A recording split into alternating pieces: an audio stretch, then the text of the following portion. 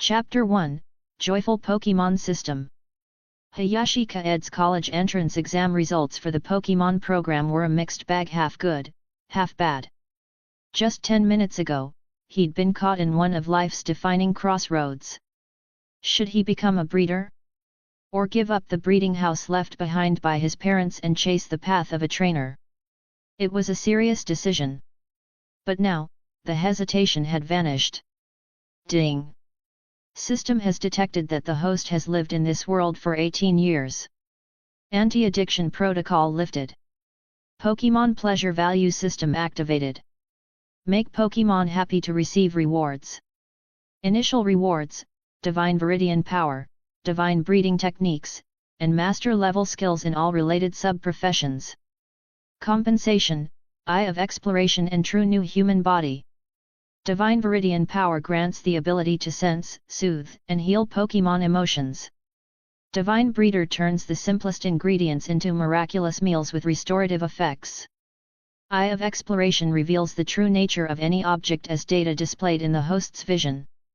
True New Human Body massively enhanced physique, reduces 99.99% of Pokémon move damage, and shares physical benefits with bonded Pokémon.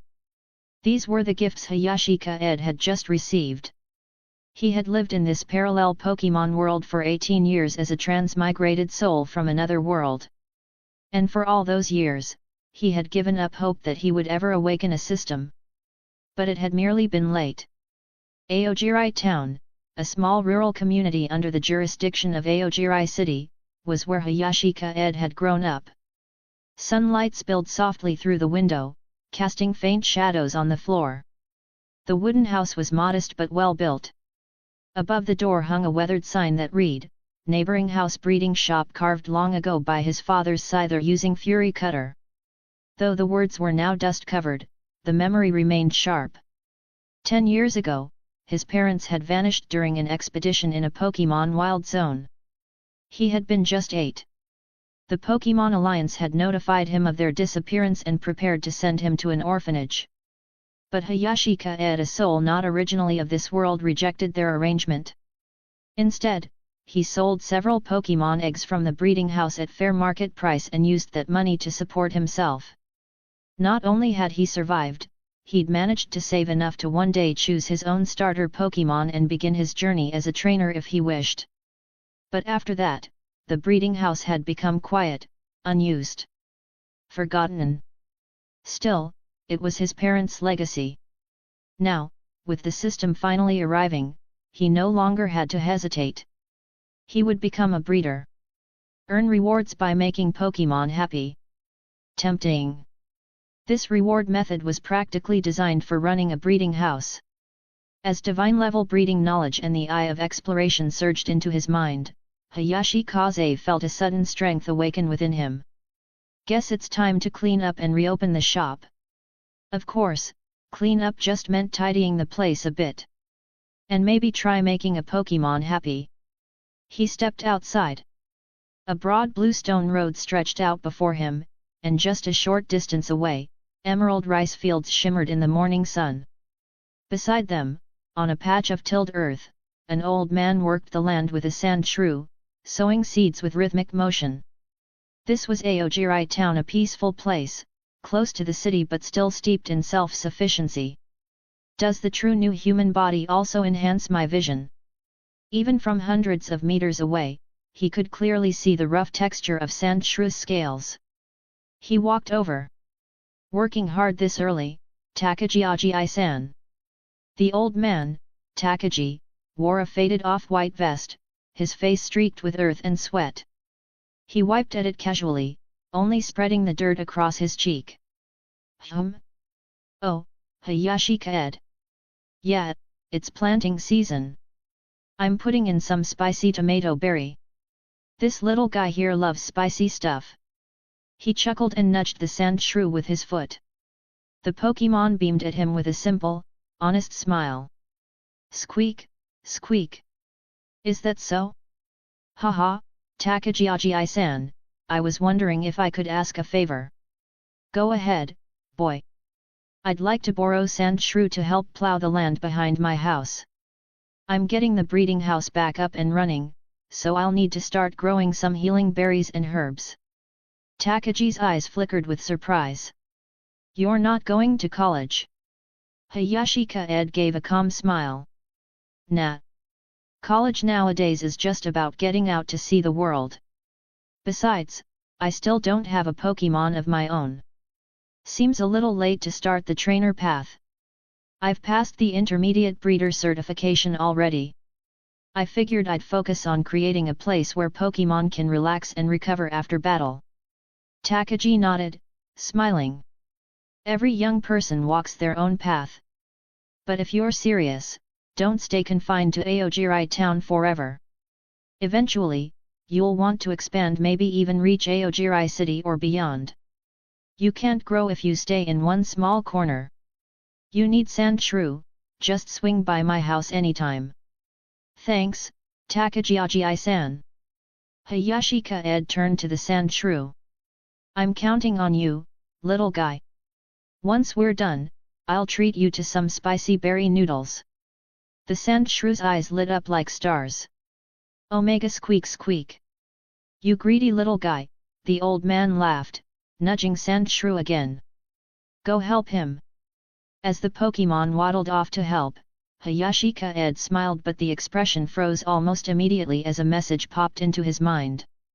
Congratulations! Sand shrew's pleasure value increased from 50% to 60%. Rewards: 5 bags of fertilizer, boosts crop growth tenfold, 1 rare candy, slightly increases a Pokémon's energy, and ground sand, enhances hardness of ground-type Pokémon. He looked at the grinning sand shrew. Wait, that counted as making a Pokémon happy? And these rewards, aren't they a bit too generous? Chapter 2, The Pleased Phoebus, Perfect Beautiful Scales. After saying goodbye to Takaji-san, Hayashi Kaede made his way to a small river and let out a practiced whistle. Before long, a phoebus surfaced, its entire body a dull brownish grey, with tattered scales that shimmered faintly in the morning light. Hayashi Kaede, already familiar with its habits, pulled out a water-type energy cube and tossed it into the river. Phoebus caught it perfectly as it sank. Congratulations to the host for increasing Phoebus's happiness value from 10% to 40%. Reward: 10 bags of fertilizer, 1 rare candy, and 1 life fruit, permanently increases a Pokémon's HP individual value. The rewards were the same as before. Hayashi Kaede didn't mind. He simply reached out and gently patted Phoebus's head. Phoebus, would you like to come home with me? He had first found this Phoebus in a muddy puddle after heavy spring rains during the equinox. Back then, he took it home and cared for it for a short time. But school kept him busy, and he had no choice but to release it into the river temporarily. Later, he discovered that Phoebus seemed able to sense his presence. Every time he came to the riverbank, it would appear, quietly following him. Now that he had decided not to go to university, there was no reason to leave it behind. Bringing Phoebus back to the breeding house felt like the natural next step. It would add a little life to the place. Plop! Phoebus paused. Its dull fish eyes blinked slowly at him, almost as if it were asking, really? They had spent enough time together that they could roughly understand each other's intentions. And now, with Hayashi Kaede's viridian power, their connection was even stronger. Of course, he said with a smile, pulling a pokeball from his belt. At the same time, he activated the Eye of Exploration. Pokémon, Phoebus. Gender, female. Ability, adaptability. Aptitude, green. Individual values: HP, 25, Attack, 13, Special Attack, 11, Defense, 14, Special Defense, 16, Speed, 10. Strength, Level 6-9. Skills: Splash, Tackle. Description: an ordinary but spiritual Phoebus. Affection, 85. Happiness, 95. Congratulations to the host for increasing Phoebus's happiness value from 40% to 95%. Reward, Aptitude Boosting Energy Cube Recipe ×1, Perfect Prism Scale, Rare Candy ×10. Hayashi Kaede raised his eyebrows, clearly impressed. Looking at Phoebus's goofy, excited eyes, he couldn't help but lightly tap its forehead. You're really easy to please. Just inviting it home had raised its happiness by over 50%. That level of happiness could only be described as overwhelming joy, thoughtless, pure satisfaction. After glancing at the aptitude cube recipe, Hayashi Kaede nodded to himself. Perfect. Both of these are just right for you. Without wasting any more time, he recalled Phoebus into the Pokeball. As for the prism scale, Hayashi Kaede didn't plan to use it just yet.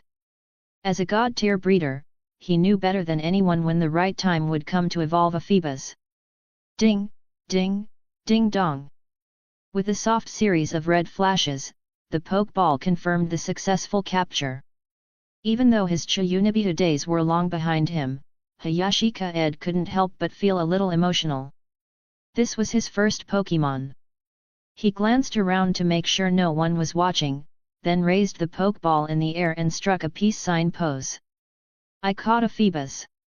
Then he snapped out of it, laughed at himself, and quickly stashed the ball away. He continued walking along the river. His goal today wasn't just to bring Phoebus home. He also needed to check the irrigation channel. Back when his parents were alive, they had diverted water from this river into a narrow canal that flowed directly into the plantation behind the breeding house. They had even dug a pond inside the plantation to store water. It was time to check on that canal. When he arrived, he let out a sigh of relief. The canal wasn't damaged. It was just dry and blocked by branches and debris. All he needed to do was head upstream and clear the blockage. But for now, he decided to return home first to the plantation. Since his parents passed away, he hadn't done much with it. Occasionally, when the peach trees bore fruit, he'd come by to pick some pecha berries. Now that he thought about it, they should be ripe around this time. Perfect for satisfying his sweet tooth. As he walked, his mind wandered. It had already been 18 years since he transmigrated into this world. He understood it well by now. It was clearly a parallel version of the Pokémon world. And it wasn't some mishmash of different series or settings, it was a pure Pokémon world. According to the history books, based on the existence of Pokémon, this world's history was divided into three major eras: ancient, modern, and contemporary. In the ancient era, Arceus created the first Pokémon Mew.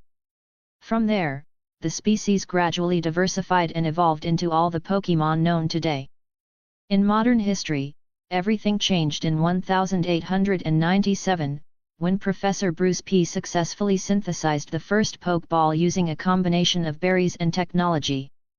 That moment marked the beginning of modern Pokémon studies. The field quickly expanded. The trainer profession gradually became the bridge between humans and Pokémon. Where Pokémon power was once tightly restricted, it now evolved into something guided and shared. In 1924, the first official alliance tournament was held. The champion was awarded great honors and wealth. After that, Pokémon battles, both local and international, spread like wildfire.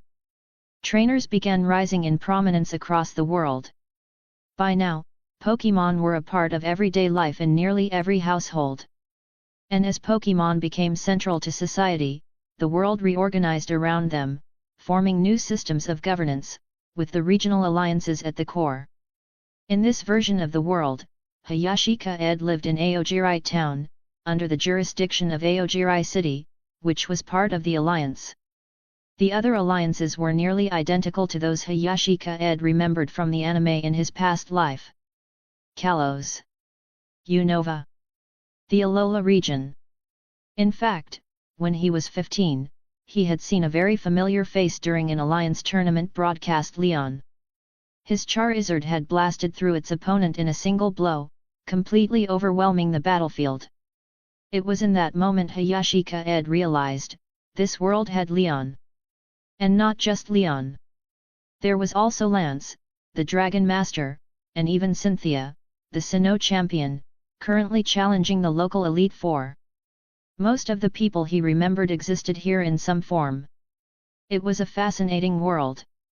When he first transmigrated, his dream was to become a Pokémon master. But things were different now. 18 years of ordinary life had dulled the fire in his heart. He preferred being a breeder. A breeder could spend more time with Pokémon, after all. Lost in thought, he soon arrived at the plantation behind his house. Years of neglect had left it overgrown. Tall grasses and weeds covered the soil, lush and chaotic. The field itself was large, about the size of a soccer pitch. When his parents were alive, every season had its own crops growing in rotation. The land had thrived. Now, only a few stubborn fruit trees remained, pecha berry trees bearing pecha berries, and oran berry trees with oran berry. The pecha berry trees were especially healthy, their branches weighed down by ripe pink berries. Just as Hayashi Kaede was about to admire the scene, a flash of greenish-blue darted across his vision. Chapter 3, A Red Aptitude Snivy with Contrary? It was just a blur, but Hayashi Kaede definitely caught a glimpse of it. He narrowed his eyes. A small, green figure darted past the edge of the berry grove and disappeared behind a tree. Was that a? He activated the Eye of Exploration. Pokémon, Snivy. Gender, female. Ability, contrary.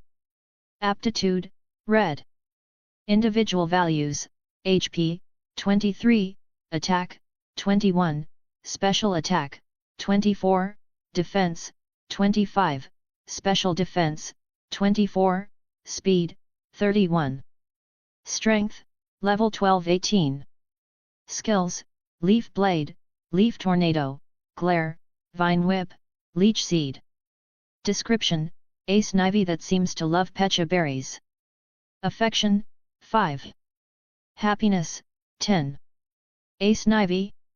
A red aptitude Snivy? And with contrary? Hayashi Kaede's eyes widened. Even though Pokémon had endless potential, most were still bound by their natural aptitude, the invisible ceiling that determined how far they could go. As the Eye of Exploration explained, those aptitudes were typically ranked: white, green, blue, purple, red, and gold. The higher the aptitude, the higher a Pokémon's potential ceiling. But of course, that didn't mean a white-level Pokémon couldn't become top tier. It just needed something special, a defining moment, exceptional training, or a powerful emotional bond. Still, this was a red aptitude Snivy with contrary. A prize among Pokémon. You stole my berries and now you're hiding? Are you a thief?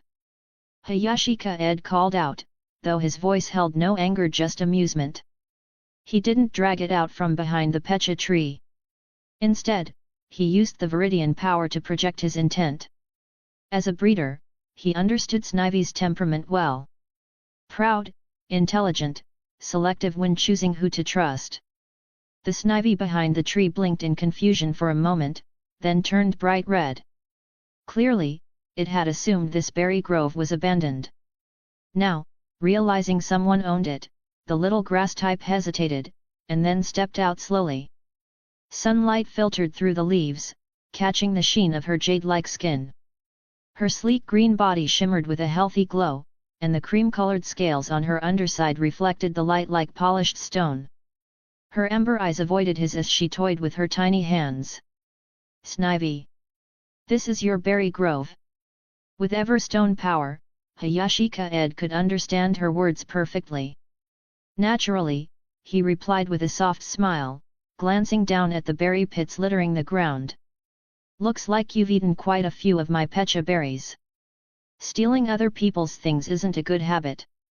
Snivy. I didn't know it belonged to someone. The Snivy fidgeted, clearly embarrassed. The pecha berries here were much tastier than the ones in the wilderness area. Snivy. I can go pick some berries outside to pay you back. Hayashi Kaede shook his head. The berries outside don't compare to the ones I've cultivated. He paused, then smiled. How about this, you help me out with cleaning up the plantation for the next few days? In return, I'll feed you. Snivy. Help out. Snivy tilted her head. Like this. Hayashi Kaede knelt down, pulled a weed from the soil, and tossed it into a pile near the fence. Just help me clear the field. Snivy. All right. The little grass type nodded, relieved. She didn't like stealing and now she had a way to make it right. Of course, Hayashi Kaede added, meals are included. Snivy's eyes lit up. This was more than ideal. Having a helper during the early restoration of the plantation was a huge bonus. Pulling weeds alone would have taken him 2 or 3 days at least. And even after replanting, the crops would need protection from Rattata, Spearow, and all sorts of other nuisances. If Snivy accepted this first labor contract, it wouldn't be hard to get her to agree to the next one. After all, as a god-tier breeder, Hayashi Kaede was confident in winning her over completely. You handle the weeding, he said, brushing off his hands. I'll go make some energy cubes for you. Snivy, leave it to me. Snivy nodded seriously and got to work. She had no idea Hayashi Kaede was already plotting how to keep her here for good. Back in the house, Hayashi Kaede set to work in the kitchen. The process was familiar: crushing, mixing, heating, solidifying. As someone who'd already reached the level of an intermediate breeder before the system ever arrived, his home was equipped with all the tools, mixers, freeze dryers, specialized molds. Within an hour, a fresh batch of energy cubes was ready. Pinkish white, with the unmistakable sweet scent of ripe pecha berries. B-rank energy cube primary ingredient, pecha berry. Crafted by Hayashi Kaede. Unique trait, a hint of yogurt has been added, enhancing flavor but reducing detoxification. Immunity to poison type moves from Overlord tier Pokémon increased by 10% for 30 minutes. Cooking effect, mild sweet and sour flavor improves taste and digestion. Hayashi Kaede raised an eyebrow. Not bad. Before the system, his energy cubes were average at best. A B-rank cube like this with both detoxifying effects and a flavor profile was something only elite breeders could produce. Was this the bonus from being a god-tier breeder? He felt even more confident now. Back at the farm, Snivy was hard at work. In just 1 hour, she had already cleared half of the field at the entrance. The plantation was vast. Aside from the central reservoir, it was surrounded by wooden fences, with the deepest section bordering the wilderness area just outside Aogirite town. A large paddy field stretched across the middle. At the far edge of the fence, a towering pine tree swayed gently in the breeze. Great job, Hayashi Kaede said, walking over with a smile. Come on, have a bite. Snivy. Snivy turned, wiping sweat from her brow. She hadn't actually expected food. She thought covering meals was just a figure of speech. But here he was offering her a fragrant pinkish cube that smelled just like the berries she loved. She sniffed the cube cautiously, then looked up at Hayashi Kaede for confirmation. He nodded. Then, without hesitation, she popped it into her mouth. Her eyes shot wide open. A wave of warmth washed over her entire body, like sunlight and spring rain combined. Her tail quivered.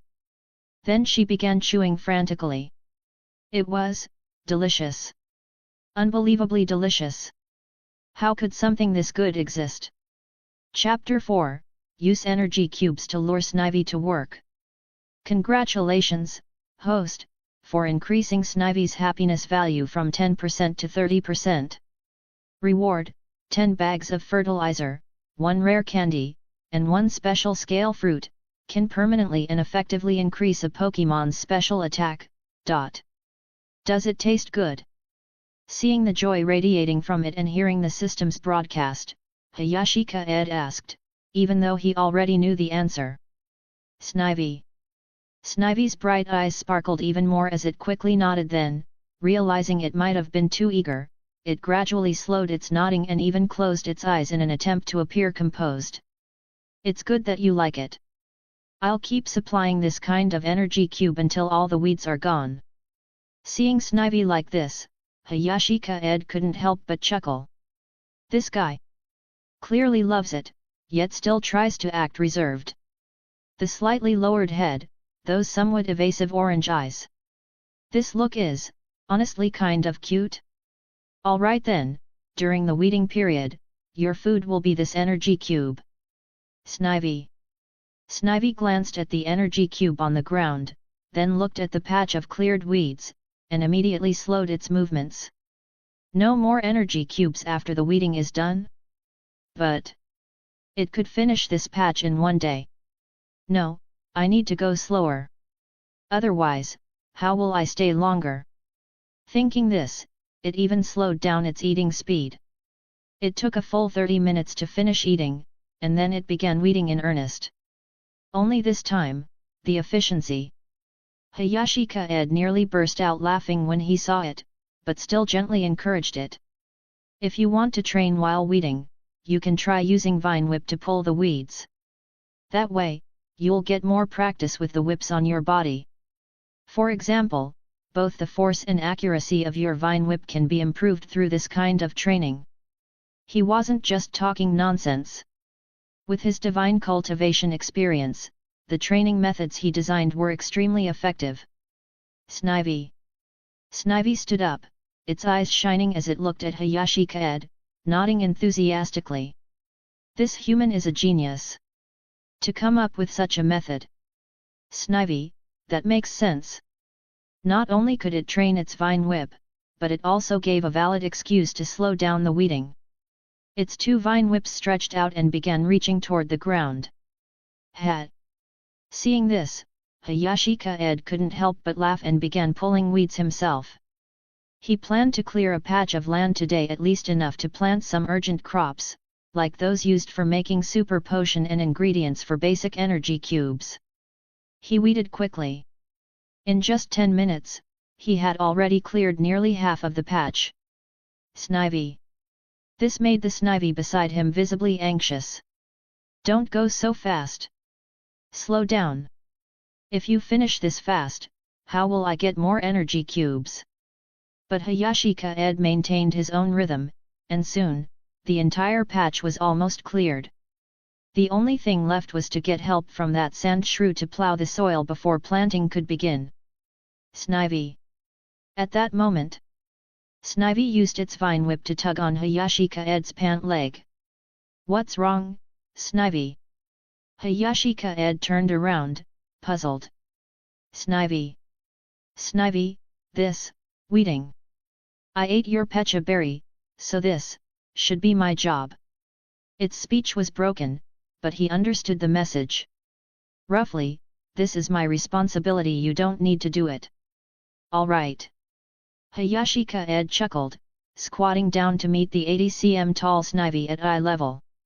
He subconsciously tried to pat its head, but Snivy swiftly dodged. He wasn't upset. Okay then, I'll leave it to you. He stood up and headed toward the reservoir. In July, the accumulated rainwater had long since dried up, leaving only cracked earth, some withered weeds, and broken branches. Once these were cleared, he could divert water and introduce Phoebus. No time like the present. He stepped into the dried-up bed and began cleaning. Since it needed to supply the entire plantation, the reservoir was large, and the cleaning process wasn't easy. Still, since this was a fresh start, Hayashi Kaede felt no fatigue. Before long, the weeds and branches were stacked neatly at the side of the path. After wrapping up the cleaning, he glanced over at Snivy, who was still slacking off, and couldn't help but laugh. Snivy, want to take a break and come out with me? He needed to find Takagiagi-san to borrow the sand shrew, and while he was at it, clean the irrigation ditch to guide the water in. 2 patches of land were enough for now to plant many things. Snivy. Snivy's vine whip paused, then quickly retracted, its expression lighting up. Snivy, okay. This work was monotonous enough, and intentionally slowing down made it worse. Come help me tie up these weeds and branches, and we'll toss them out. Snivy. Snivy naturally agreed, bundling the weeds together and following Hayashi Kaede step by step out of the field. Back on the bluestone path. Takagi-san, who had been tending to the rice paddies earlier, was no longer there. The sun was blazing. It was midday, after all, so most people avoided working at this hour. But Snivy, being a grass-type Pokémon, wore an expression of pure bliss as the sunlight soaked into its body. Hayashi Kaede took out an energy cube. Here, Snivy. Help me clear out the branches and stones in these ditches with your vine whip too. Snivy. Snivy took the energy cube in its tiny hands and hesitated for a moment. It felt like it was being bossed around again, but the smell of the energy cube was just too good. In the end, it gave in, popped the cube in its mouth, and then got to work clearing out the debris in the irrigation ditch.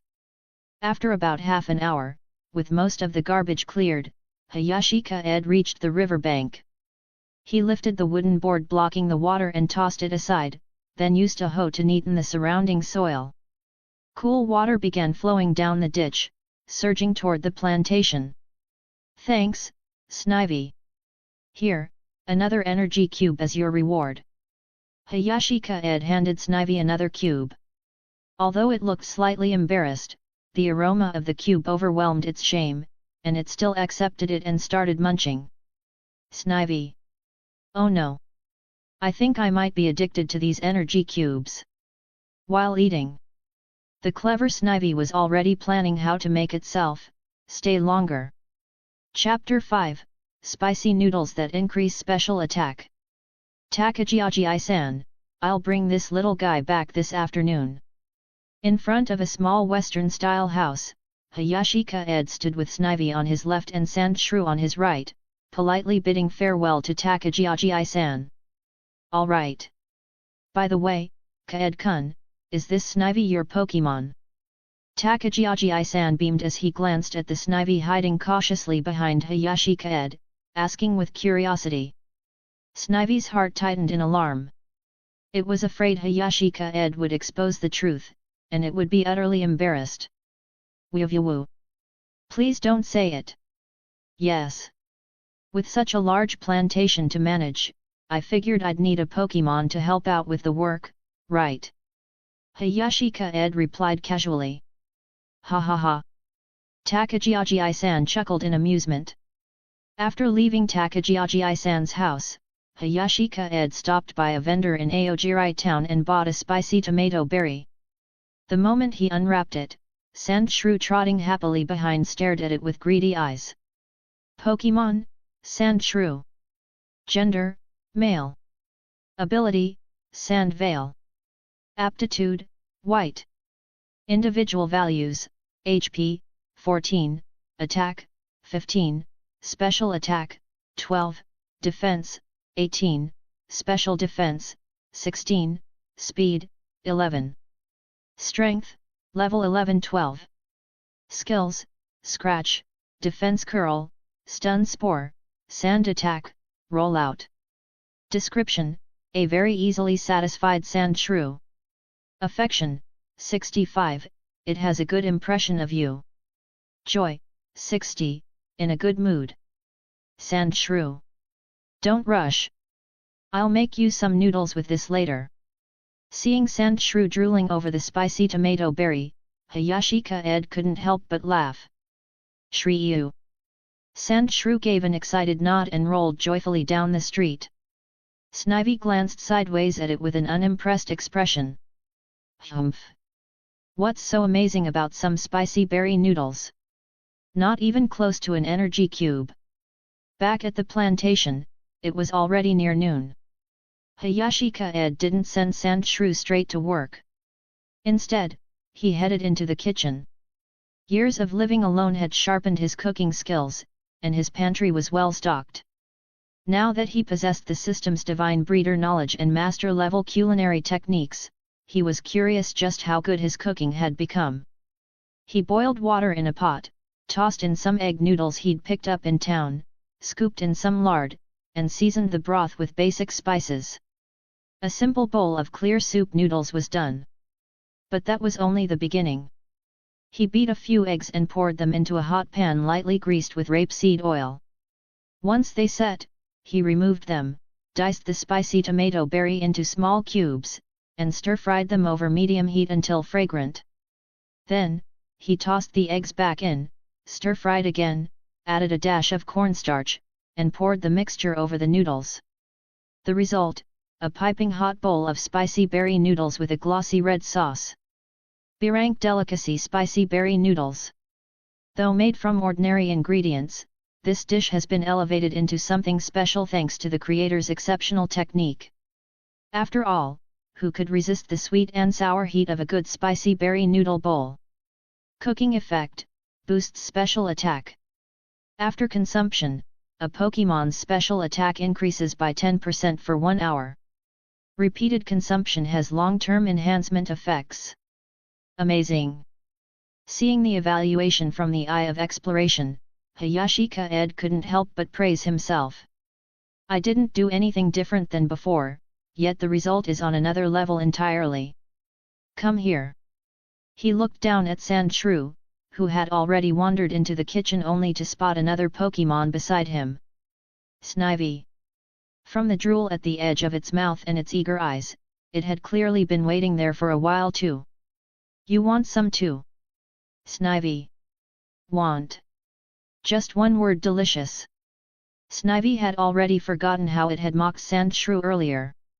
All right. Hayashi Kaede smiled. He didn't know what Snivy was thinking just moments ago, but seeing its greedy little face now made him happy. Here. He divided the 2 bowls of noodles into 3 portions and handed them to the Pokémon.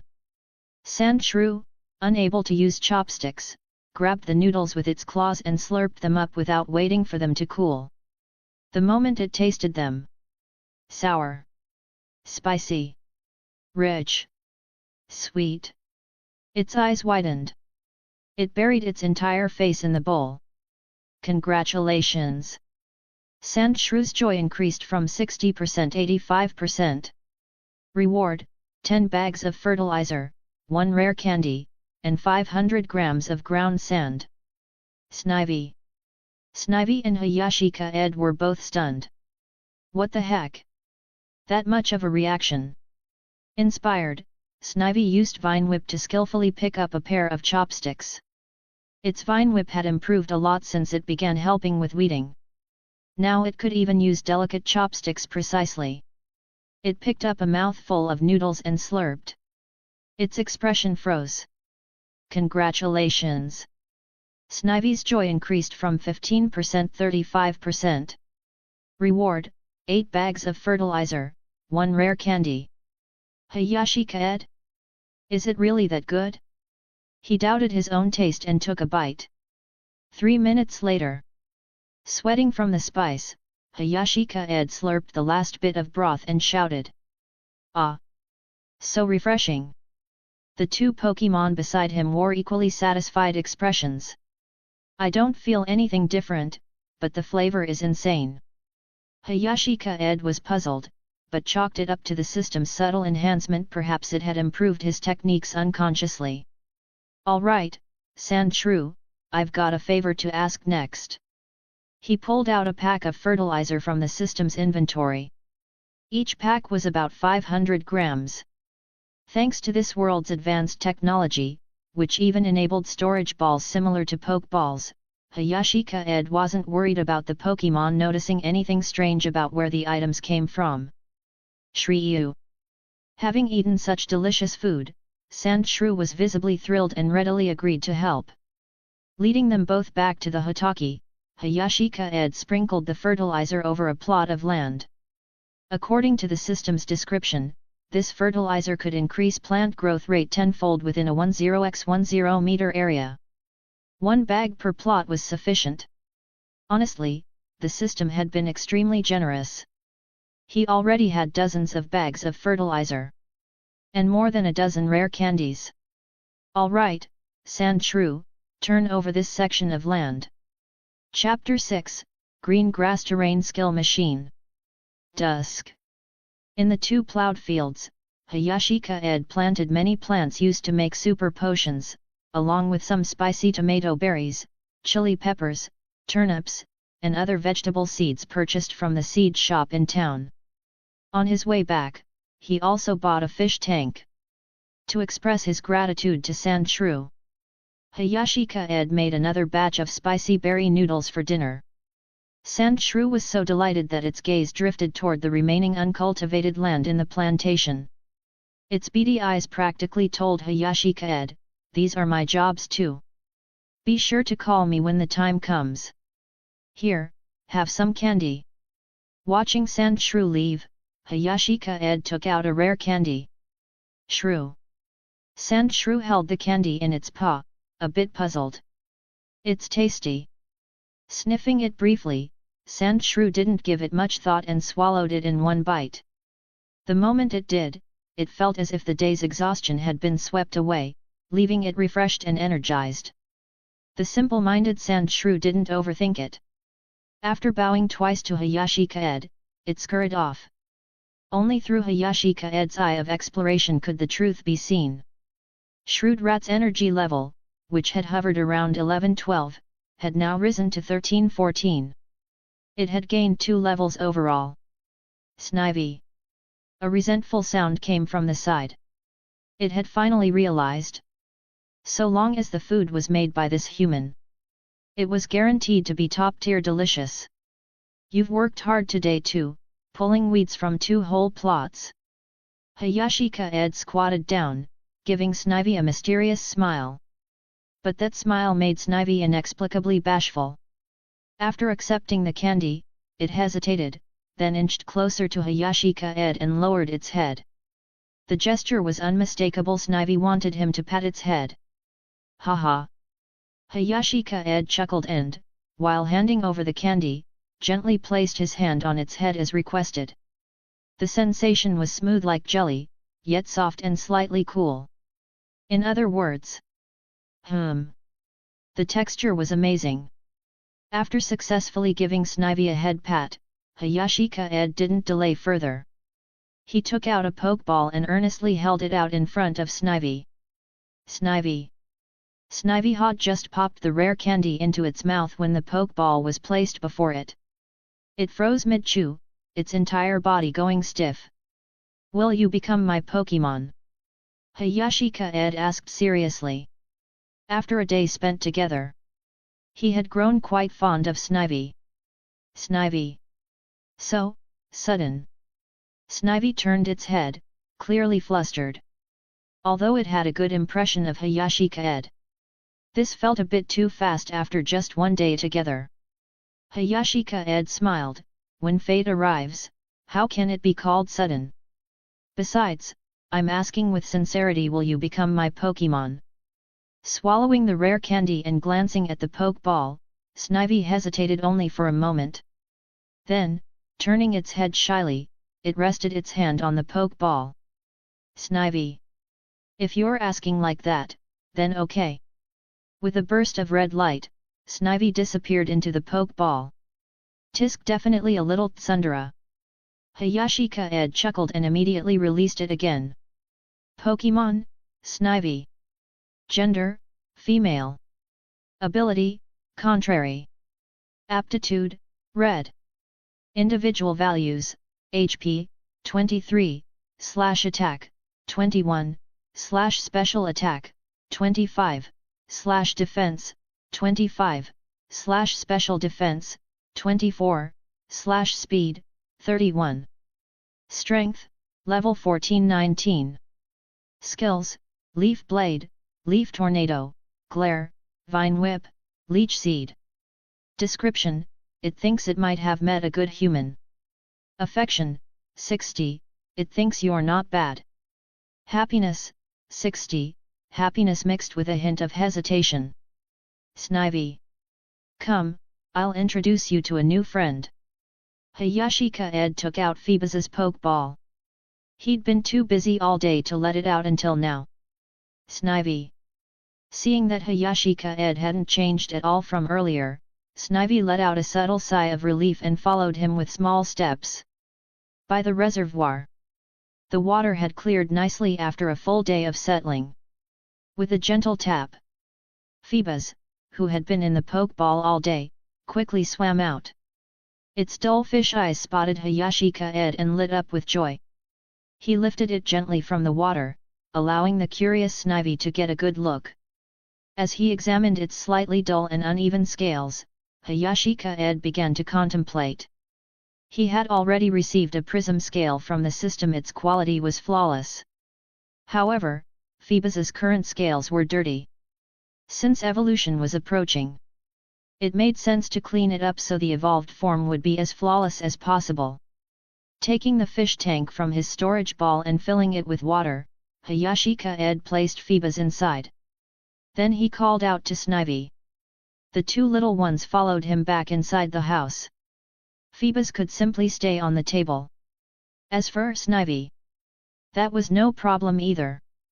Back when his mother was alive, she had built a wooden house for Scyther at home. Though the house was old, it was still quite suitable for Snivy now. Snivy. Looking at the wooden house, which was clearly a little short for its height, Snivy glanced at Hayashi Kaede in confusion. This was made a bit bigger so it would still fit after you evolve into Sir Prior. He lied with a straight face. But then he remembered. Snivy's lowest energy level in the Eye of Exploration was already 14. If it evolved at level 16, then it wouldn't be long now. Once it finished absorbing today's rare candy, he'd feed it another one. That should do it. Snivy. Snivy rolled its eyes. Did he think it was as dumb as a Magikarp? This wooden house clearly looked aged. And yet he claimed it had been built for it. Still, the inside was spacious and freshly cleaned. It clearly had been tidied just today. It actually liked it. How could that be proven? Congratulations to the host for increasing Snivy's happiness from 60% to 75%. Reward: 8 bags of fertilizer, 3 rare candies, and a grassy terrain trademark. That was proof enough. It really liked this home. Chapter 7, The Morning Jog and Encounter. Early in the morning, as the first ray of sunlight streamed into the wooden house, Hayashi Kaede had already woken up and gone to the plantation, mainly to check on the plants he had sown yesterday. In just one night, some seeds had already sprouted tender shoots, some even several centimeters tall. This made Hayashi Kaede nod repeatedly. The fertilizer given by the system is really powerful. In this world, although most plants grow faster than in his previous life, they don't grow this fast. At most, they grow 2 or 3 times faster, and the growing environment is easier to control. After all, there are unreasonable super beings like Pokémon. After watering, Hayashi Kaede returned to his room. Snivy and Phoebus were already awake. The former was standing by the window, greeting the morning sun, while the latter, like a loyal wife awaiting her husband, stared blankly at Hayashi Kaede with its fish eyes. He took out the remaining Pecha Berry energy cubes from yesterday, poured them into a small bowl, and called out to Snivy, "Come, it's time for breakfast." Snivy. Snivy responded. Although still a bit embarrassed, he had accepted his current identity. She took the bowl, placed it on the table, and elegantly picked up an energy cube to eat. Hayashi Kaede then walked over to Phoebus, crushed an energy cube, and dropped it into the water. Phoebus's scales still had some rough spots. If he were to evolve her now, although the prism scale would greatly smooth out these imperfections, it would still affect her beauty after evolution. It would be better to resolve this issue while she was still a Phoebus, rather than wait until it became difficult to fix later. This problem wasn't big. As long as he changed the water frequently and fed her energy cubes properly, it would take about half a month to smooth out these rough patches. However, a single sentence from the system shattered his expectations. Congratulations to the host for increasing Phoebus's pleasure value from 60% to 75%. Reward: 10 bags of fertilizer, 1 rare candy, and a maintenance energy cube recipe. Maybe it wouldn't take half a month? Hayashi Kaede looked at Phoebus strangely. She was happily eating the energy cubes inside, completely unaware that her increased pleasure had earned her another good item. It seems the day Phoebus turns into a swan isn't far off, he mused, no longer paying attention to her and instead walked to the door and opened the breeding house. Today's task was to collect his breeder certificate, purchase some necessary items for the breeding house, and register Snivy and Phoebus under it. The Pokémon League's law states that if a Pokémon is captured, its information must be registered within 7 days. Furthermore, a novice trainer can only capture 1 Pokémon at most. As your trainer level increases, the number of Pokémon you can capture will gradually increase. However, breeders do not have this restriction. If you have a breeding house under your name, you can capture even more Pokémon. Turning to look at the 2 Pokémon who had finished eating, Hayashi Kaede was about to recall them into their Pokeballs when a voice called from behind. Kaede. He turned his head to see a young, vibrant girl in white enter his view. She was wearing a white short-sleeved shirt and cotton sweatpants, with her short ponytail tied up. Her eyes were as clear as water, with a hint of a dazed look, and her face was somewhat round, full of youthful energy. It seemed she was out for a morning jog. Upon seeing Hayashi Kaede, the girl's eyes lit up, and she immediately turned and ran toward him. Beside her was a Squirtle with a look of utter despair, panting miserably. "Hey? Why are you back? Is it summer vacation?" Hayashi Kaede asked, a little surprised. The girl was Takagi Megami, Takagi-San's granddaughter. Like him, she studied at Aogiri City's Aogiri Pokémon High School. The difference was that Takagi Megami was currently in her 2nd year of high school, while he had already graduated. They were both from the same small town. After his parents disappeared, Takagi-San had taken good care of him, often sending seasonal food and instructing him to look after Takagi Megami at school.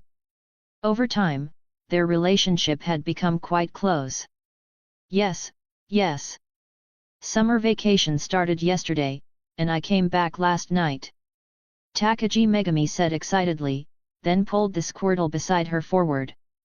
"Look, Kaede. This is the Pokémon I just caught. Squirtle, say hi." "Squirtle. Squirtle." Squirtle greeted him weakly, its forehead covered in sweat. Clearly, it harbored great resentment about being dragged out for a morning run so early. Pfft! Seeing Squirtle in that state, Hayashi Kaede couldn't help but chuckle. While starter Pokémon weren't rare in this world, they weren't very common either. Generally, only middle-class families could afford one. Hayashi Kaede knew about Takagi Megami's family situation. Her father was a training instructor at a gym, and her mother was a nurse at a Pokémon center. If they saved diligently, they could afford to buy a Squirtle for their only daughter. Not bad. Aside from a slight lack of luster in its eyes, its skin is bright, and its limbs are strong. It's a good Pokémon. By the way, have you finally passed the beginner trainer assessment? He asked. After 9 years of compulsory education, one must pass the trainer assessment to become an official trainer. The beginner trainer assessment is just theoretical knowledge, which isn't difficult for most people. Hayashi Kaede had passed it in his first year of high school. After all, if you don't even understand some basic Pokémon knowledge, why become a trainer? But as for Takagi Megami, as far as he knew, she had already taken the beginner trainer assessment 3 times. She hadn't passed once. Still, she was extremely energetic and a pure sports girl. Sometimes, Hayashi Kaede suspected that she had put all the nutrients she consumed into physical development instead of brain development. In any case, she always gave off the impression of not being very intelligent. Squirtle, following her, would probably have to endure some hardships. Hee. She scratched her head awkwardly. Then suddenly remembering something, she quickly asked, I heard you're not planning to be a trainer anymore? Why? Your liberal arts grades are so good, why not catch a Pokémon? Precisely because my liberal arts grades are good, I should be a breeder. I'm not really interested in traveling around right now, Hayashi Kaede explained, stepping aside to let her in. Oh, Takagi Megami nodded thoughtfully, but her attention was quickly drawn to Snivy, who was still finishing his energy cubes. Her eyes sparkled. Kaedenii, is this your Pokémon? It's a Snivy. Let's have a trainer battle. Hayashi Kaede? So, you didn't hear a single word I just said. Snivy. Snivy finished his last energy cube, glanced at the heavily panting Squirtle, then looked at Hayashi Kaede, as if asking, should we fight? Chapter 8, Snivy vs Squirtle. Pokémon, Squirtle. Gender, female. Ability, Torrent. Aptitude, Blue. Individual values, HP, 18, Attack, 20, Special Attack, 21, Defense, 25, Special Defense, 24, Speed, 16. Level Range, 5-8. Moves, Tackle, Tail Whip, Water Gun, Withdraw. Description, a Squirtle overflowing with resentment. It seems to be questioning whether it chose the wrong trainer. The thought of having to wake up early every day from now on nearly breaks its will. Affection, 20, you let it rest. Happiness, -15, not all Pokémon are equal. It currently envies Snivy. Looking over Squirtle's info, Hayashi Kaede's expression grew increasingly odd. Wow! This one has a lot of feelings. That's right, that's right. We're both starter Pokémon. Even though water is weak against grass, I believe that with my exquisite command, my Squirtle will at least force a draw against your Snivy, said Takagi Megami, pumping her tiny fists with confidence. Sure. Hayashi Kaede figured he should probably temper her expectations. They were both starter Pokémon, sure, but there was a world of difference between them. What a joke! Snivy had a 10-level advantage, and a type advantage too. If it still couldn't win, Hayashi Kaede would seriously have to check if something was wrong with Snivy's body. The two soon arrived at Bluestone Trail. Since the starter Pokémon's moves wouldn't cause major damage to the environment, any open space was good enough to battle in. Squirtle, this is our first match. Give it your all and show them your flair. That way, we can perform well in the Baby Cup, okay? On the way, Takagi Megami kept cheering Squirtle on. Squirtle's reaction, however, was unique. It kept glancing over at Snivy, its big, watery eyes tinged with a desperate plea. Squirtle, Squirtle. Where did you find that trainer? He seems amazing. Can you help me get one like that? Snivy. It hadn't expected Squirtle to be such a goofball. Snivy simply rolled its eyes and walked gracefully at Hayashi Kaede's side. Some things only become clear through comparison. This trainer, Hayashi Kaede, might seem a little slow on the uptake sometimes, but next to Megami, he came across as much more reliable. Thinking that, Snivy's lips curled ever so slightly upward. On Bluestone Trail, the two trainers took their positions. Ready? Takagi Megami asked earnestly. Hayashi Kaede gave a light nod. Yeah. All right. Squirtle, tackle. At her command, Squirtle's playful demeanor vanished, replaced by determination. Even with its complaints, it didn't hesitate when ordered. It immediately charged towards Snivy, head lowered, body tucked tight. Thanks to its recent running training, Squirtle actually moved pretty fast. It would have looked even better, if it had bothered to raise its head. Hayashi Kaede scratched his head. He really didn't get it. Why wouldn't it lift its head when using tackle? Snivy stood calmly, waiting. Snivy, go easy, okay? Hayashi Kaede reminded it, noticing how relaxed Snivy was. Snivy. Sure, whatever. Snivy spread its little arms, clearly unconcerned. All right then, Vine Whip. Hayashi Kaede pointed forward, a rush of anticipation rising in him. Although he'd watched countless Pokémon battles, this was his first real one. Snivy. Snivy's amber eyes gleamed as it watched Squirtle barrel forward, head still down. It honestly wanted to laugh. With a casual sidestep, Snivy let Squirtle blow past, completely unaware that it had missed its target. Two Vine Whips lashed out at its feet just as Squirtle began to slow. Squirtle tried to react, but its momentum made dodging impossible. Bang! A solid thump echoed as Squirtle's head slammed into the bluestone ground. Hayashi Kaede winced. Oof, that was a clean hit. It even sounded like the stone approved. Snivy. Snivy covered its forehead with a tiny hand. Suddenly, it understood how the two trainers and their Pokémon could match so well. Like trainer, like Pokémon. Squirtle. Takagi Megami shouted, rushing forward as Squirtle toppled. The battle's just getting started. Get up, don't give in. Squirtle, Squirtle. I'm fine, kind of, Squirtle groaned, rubbing the lump on its head. Dazed, it scanned the field, no opponent in sight. Hayashi Kaede discreetly pointed behind it. Behind you. Vine Whip incoming. Takagi Megami cried.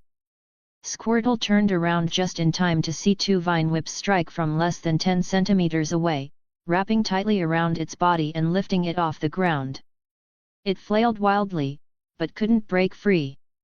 Snivy tossed it with a flick of its vines, then shot its trainer a side-eye full of exasperation. Was he seriously coaching the opponent during battle? Ahem, well. I figured she could use the experience, Hayashi Kaede muttered, coughing awkwardly. Though, judging by the way Squirtle hit the ground again and took its sweet time getting up, maybe the experience didn't land the way he intended. Squirtle still didn't get how Snivy had ended up behind it. You okay, Squirtle? Takagi Megami ran to its side, concern written all over her face. Squirtle, Squirtle. I'm totally done for, it was about to say it was fine but then suddenly flopped over dramatically. Squirtle. Megami didn't notice the act. Still feeling a little regretful, she looked over at Snivy, her eyes sparkling. What an incredible Snivy! Truly worthy of being Brother Kaede's Pokémon. Hayashi Kaede approached with Snivy by his side. Not continuing. Squirtle says she's out of stamina, Takagi Megami sighed. That made Hayashi Kaede pause. Then he chuckled softly. Brother Kaede. How did I do just now? Was it okay? Takagi Megami looked up with eager eyes, clearly fishing for praise. Not bad, Hayashi Kaede nodded thoughtfully. But next time, make sure Squirtle lifts its head when using tackle. Chapter 9, Happy Mart Baby Cup. Hayashi Kaede couldn't help but shake his head as he watched Takagi Megami walk away confidently after receiving his advice. All he'd said was that she should have Squirtle lift its head a little higher when using tackle. She'd immediately had a light bulb moment, convinced that was the reason for her loss. She took Squirtle off right away for focused training. But still, how could the reason she lost be something as simple as bad tackle form? Snivy. Even Snivy seemed unconvinced. All right, let's head to the city center. Want to go into your Pokeball? Hayashi Kaede took out a Pokeball and offered it. Snivy. Do I have to? Snivy glanced at the Pokeball with a clear look of disdain. It had zero interest in staying cooped up in that cramped space. Okay, then how about I carry you? Or do you want to ride on my shoulder? Otherwise, you won't be allowed on the bus. Under Pokémon regulations, large Pokémon weren't allowed on public transportation unless they were in direct physical contact with their trainer. Snivy. Snivy eyed him skeptically. I'm serious. Hayashi Kaede nodded with a straight face, though truthfully, he wouldn't mind holding Snivy at all. It was summer, after all. That cool, smooth skin felt amazing to the touch. Snivy. Snivy reluctantly gave a small nod. At the Pokémon League branch in Aogiri City, Hayashi Kaede stepped out holding Snivy in his arms. At first, the little Pokémon had insisted on riding on his shoulder. But it soon realized that, because of its height, it stood out too much that way, especially on a crowded bus. Feeling self-conscious, it eventually gave in and let Hayashi Kaede carry it. And honestly, it wasn't so bad. It was warm and cozy, actually, though it would have been nicer if Hayashi Kaede's hands didn't keep fidgeting. Snivy flushed at the thought, feeling awkward. The certificate had been issued quickly. The receptionist was a pretty woman who even complimented Hayashi Kaede on becoming a mid-level breeder at such a young age. She also helped him get the license to open his own breeding house. I should grab some basic supplies: bandages, super potions, and ingredients for energy cubes. With that in mind, Hayashi Kaede made his way toward Happy Mart, located just across from the League building. Happy Mart was the biggest League-affiliated department store in the city, selling both daily necessities and Pokémon goods. But just as he reached the entrance, something caught his eye. A massive banner was hanging at the front. To become a great trainer, start with battle experience. This summer, Happy Mart and the Pokémon League proudly present the Baby Cup, an exclusive tournament for new trainers.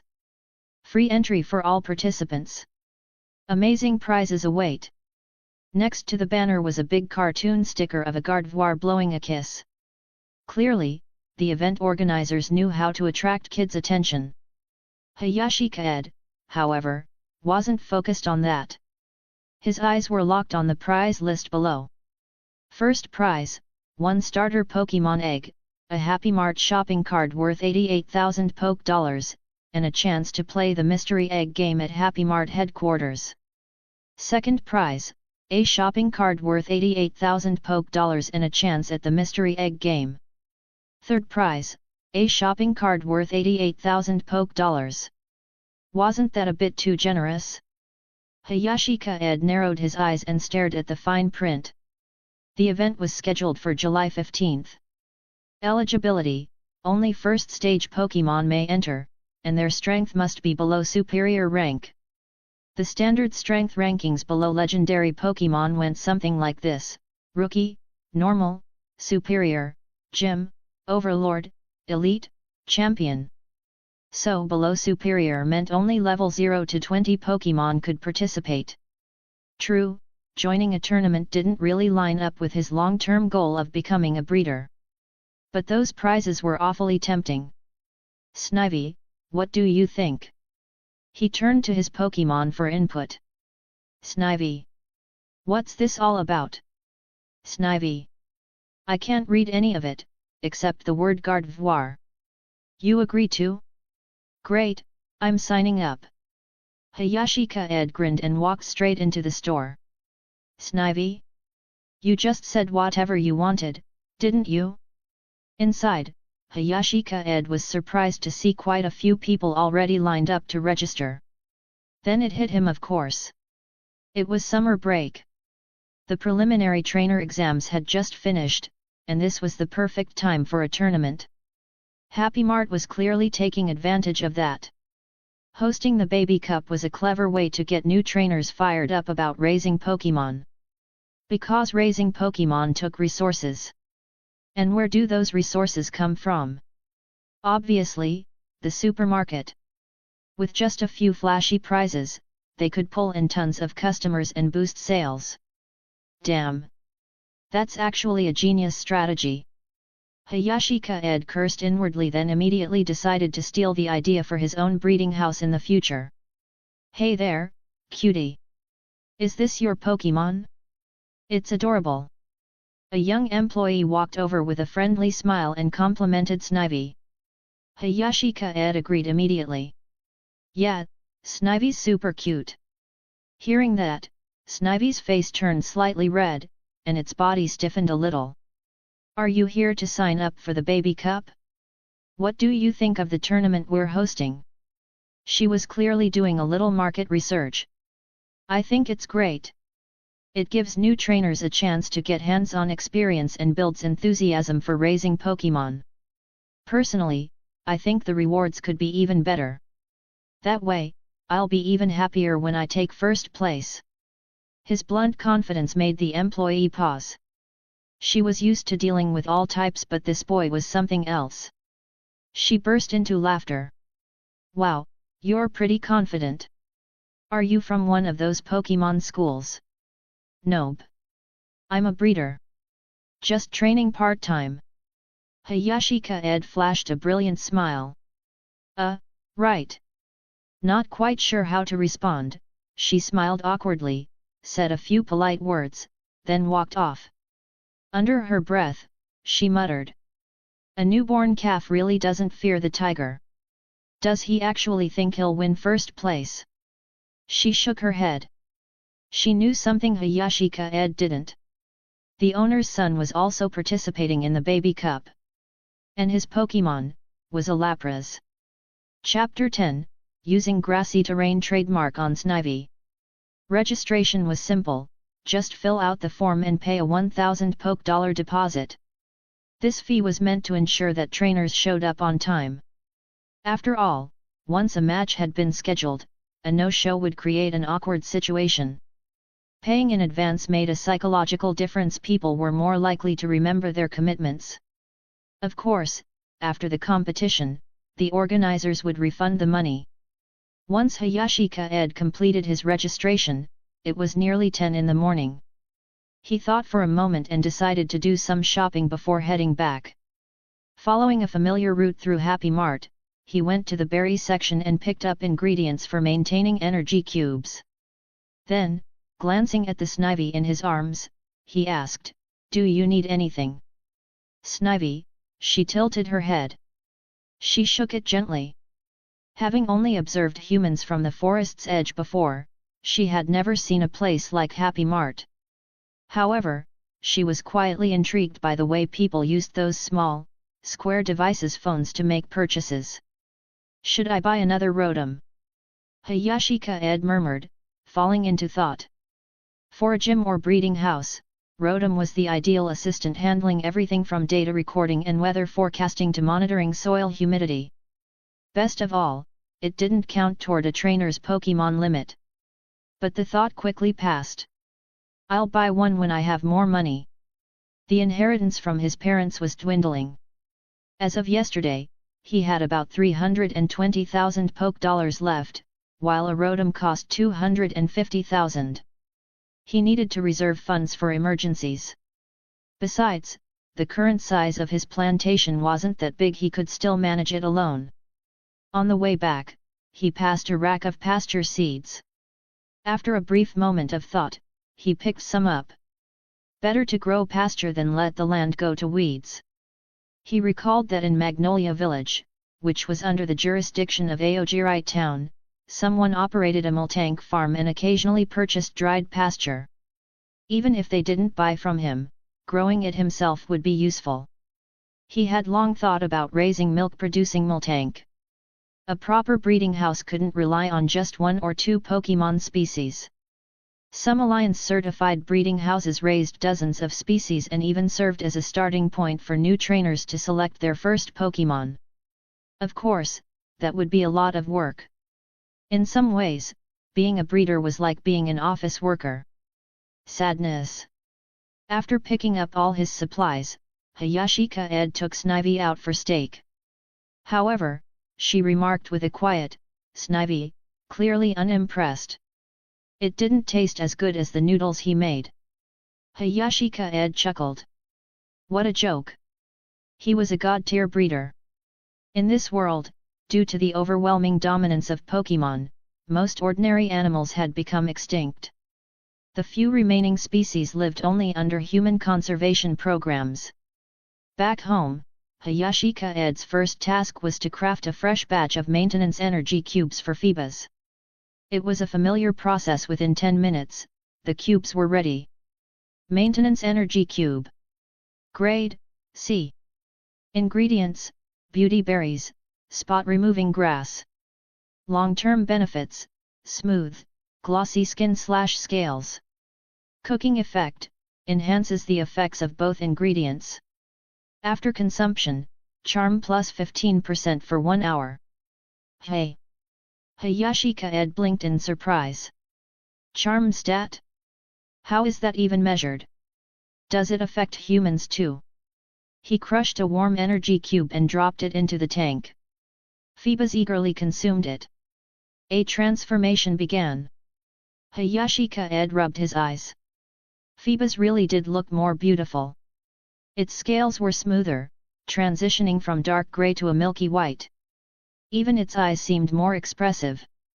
The improvement was dramatic. This effective? Hey! Snivy, want to try one? He offered another cube. She accepted it happily. The change wasn't as obvious, but she did look a bit glossier. Looks like evolution is only a few days away. Later, Hayashi Kaede removed Phoebus from the tank to inspect her condition. The once bumpy patches were visibly improving. He smiled with satisfaction. Once she evolved into melodic, he could finally slack off a little. Summer temperatures remained high. Newly planted crops needed daily watering, especially with added fertilizer, which increased the water requirement. If Hayashi Kaede had to do all that alone, he'd be stuck in the plantation every day. That's where melodic would come in ideal for irrigation. But for now, he looked at the shimmering heat waves outside and sighed before stepping out into them. Just as he feared, although the crops had been planted last night and seedlings had grown to about 10 centimeters, their leaves were already starting to wilt. Snivy trotted alongside him. Seeing the overgrown fields, she got to work pulling weeds, no pretense this time. Her speed had clearly improved. Wait, Snivy, don't pull them yet. Come here. Snivy. She paused, thinking she had been caught faking effort again, and walked over hesitantly. Snivy. I'll pull the rest super fast. Hey? No, it's not that. I'm going to teach you something useful. Excitedly, Hayashi Kaede pulled out a green disc from his system inventory. According to the system, all he had to do was press it to a grass-type Pokémon, and they would instantly learn the move. Species didn't matter. Snivy sighed in relief, only to be stunned as the knowledge of grassy terrain rushed into her mind. A moment later, she instinctively used the move. Green energy burst forth. The 2 plots she had weeded yesterday were suddenly blanketed in lush greenery again. Snivy stared at the flourishing grass in silence, her face darkening. Chapter 11, Can Squirtle help water the plantation? Fortunately, she gave it a try, and as soon as the green energy dissipated, the weeds immediately vanished. Moreover, Snivy felt like her energy could extend even further, as if it could manipulate vegetation across a wider area. She followed the energy's resonance, closed her eyes, and tried to assimilate the surrounding life force into the vibrant grassy terrain she had just created, infusing them with her own green energy. The attempt didn't take long. Within 5 or 6 seconds, even the outer weeds had merged with her grassy field. Then, at Snivy's command, every weed within a 30-meter radius was pulled cleanly from the earth. Snivy. Snivy opened her eyes and saw Hayashi Kaede's astonished expression. You learn really fast. I was just about to ask if you could assimilate the other plants into your grassy terrain, but you managed it even before I said anything. Snivy. Snivy lifted her chin with a smug, calm expression. But the prompt that echoed in Hayashi Kaede's mind from the system revealed her true feelings. Perfect. That means we can finish clearing all the weeds in the plantation much faster. After offering some more praise, Hayashi Kaede turned his attention back to the system. It had just rewarded him with some fertilizer and a rare candy. With so many rewards piling up, Hayashi Kaede had started noticing a pattern. First, increasing a Pokémon's happiness by more than 10 points at once would trigger the system's reward mechanism. Second, when he bonded with a new Pokémon for the first time, he always received a unique reward. Like the ground sand from Sand Shrew, the life fruit from Phoebus, or the special scale fruit from Snivy. The more happiness points earned at once, the greater the reward. The trademark and aptitude energy cubes he got from taming Phoebus and Snivy were especially valuable. The latter in particular, aptitude energy cubes, could enhance a Pokémon's potential. That was no small feat in the breeding world.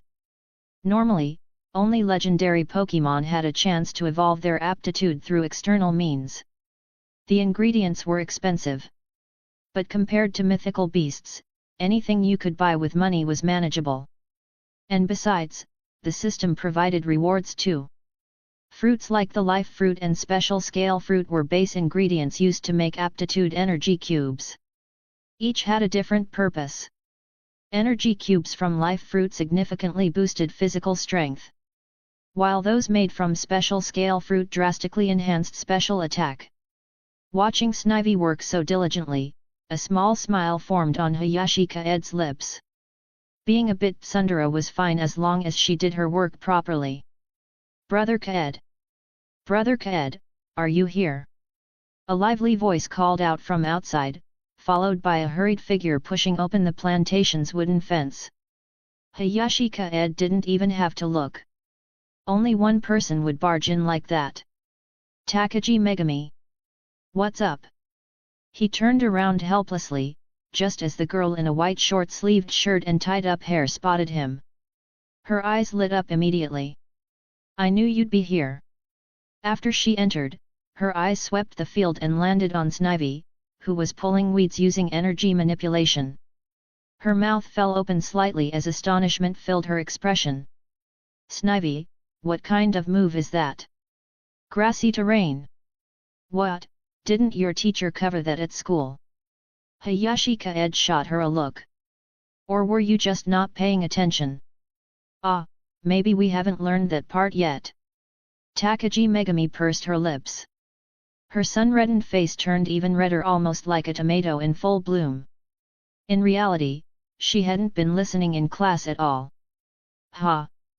Hayashi Kaede chuckled mercilessly before asking, so? What do you want? Hee, well, Brother Kaede, there's this super annoying boy in my class. He's always going against me, even during summer break. He keeps texting me every day. So I challenged him to a battle and told him if he loses, he has to stop messaging me. But then he said he'd enter the baby cup that Happy Mart is hosting, and that we should battle there instead. But the problem is, his Pokémon is a grass-type Bulbasaur. And I'm worried my Squirtle won't be able to beat him. Hayashi Kaede raised an eyebrow. So, you want Snivy to help you train your Squirtle? Yes, yes. Takagi Megami nodded vigorously. Well. He groaned. What a childish challenge.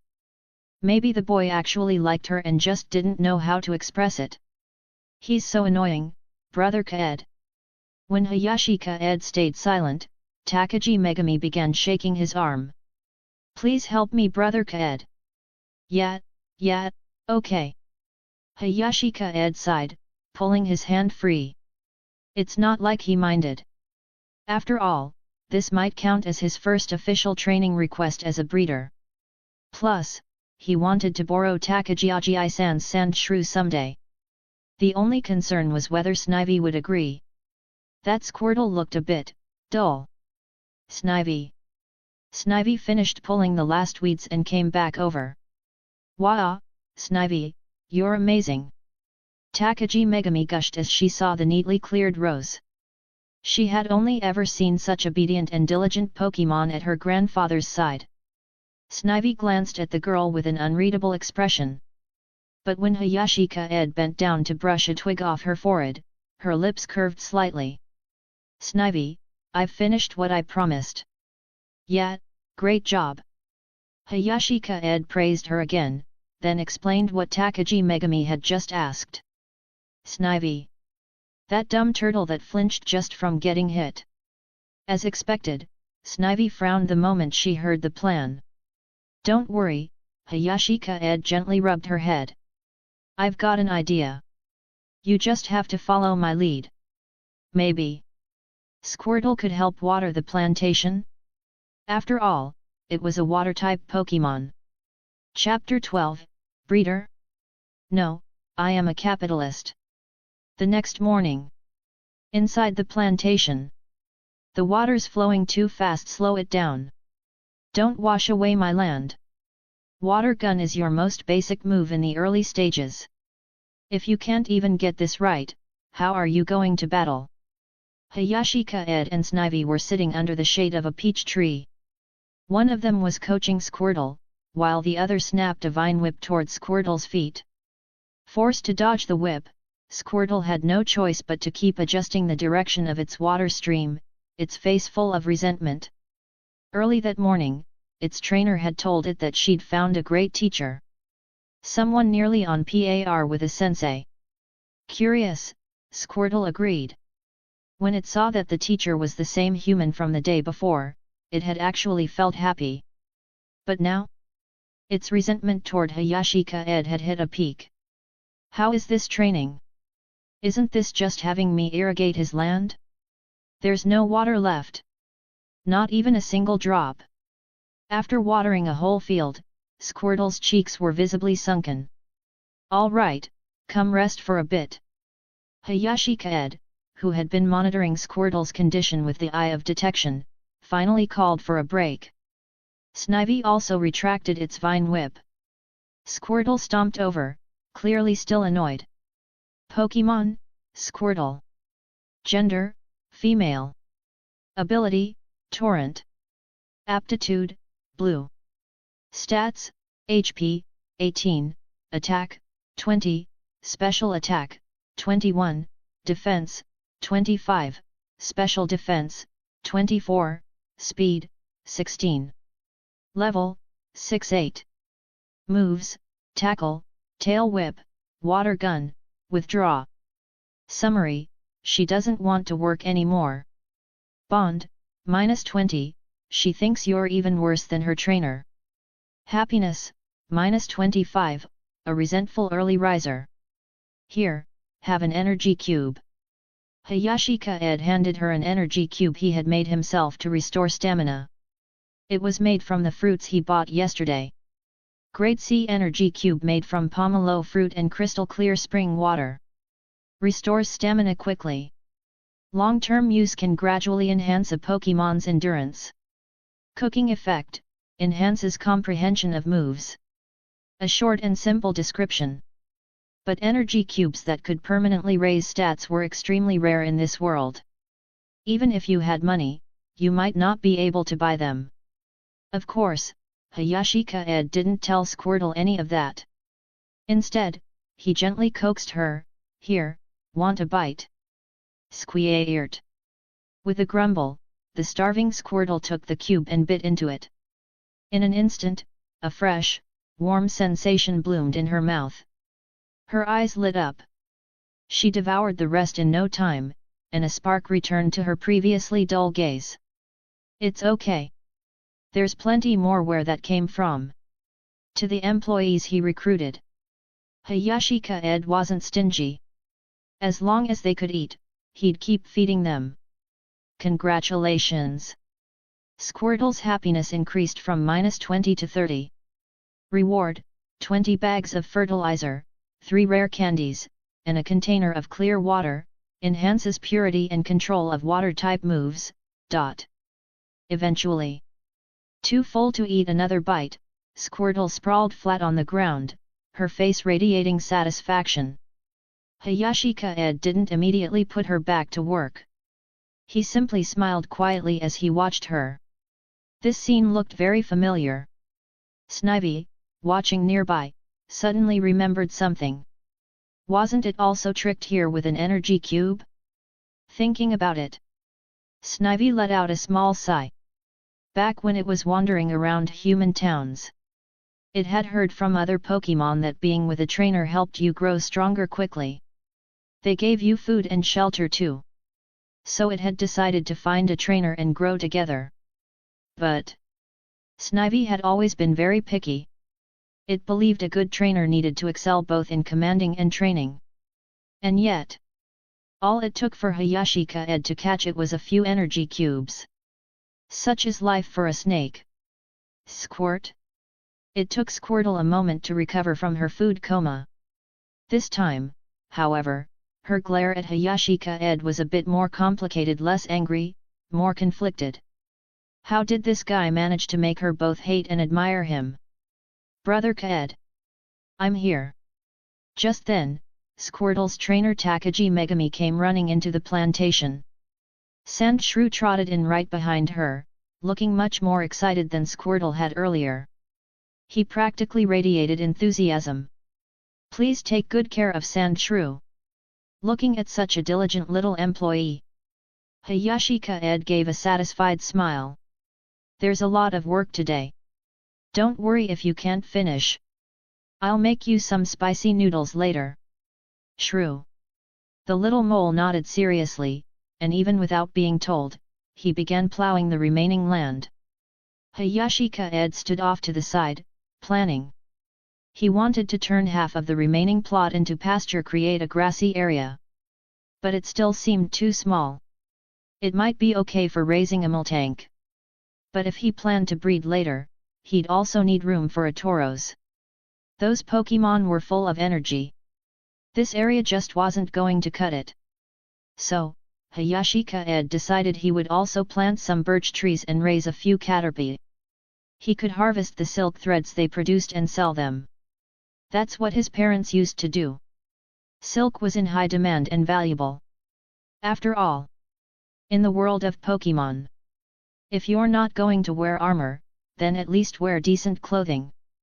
Out in the wild, it's easy to get hit by stray moves during a Pokémon battle and end up exposed. It's not a huge deal for men. But for women, also.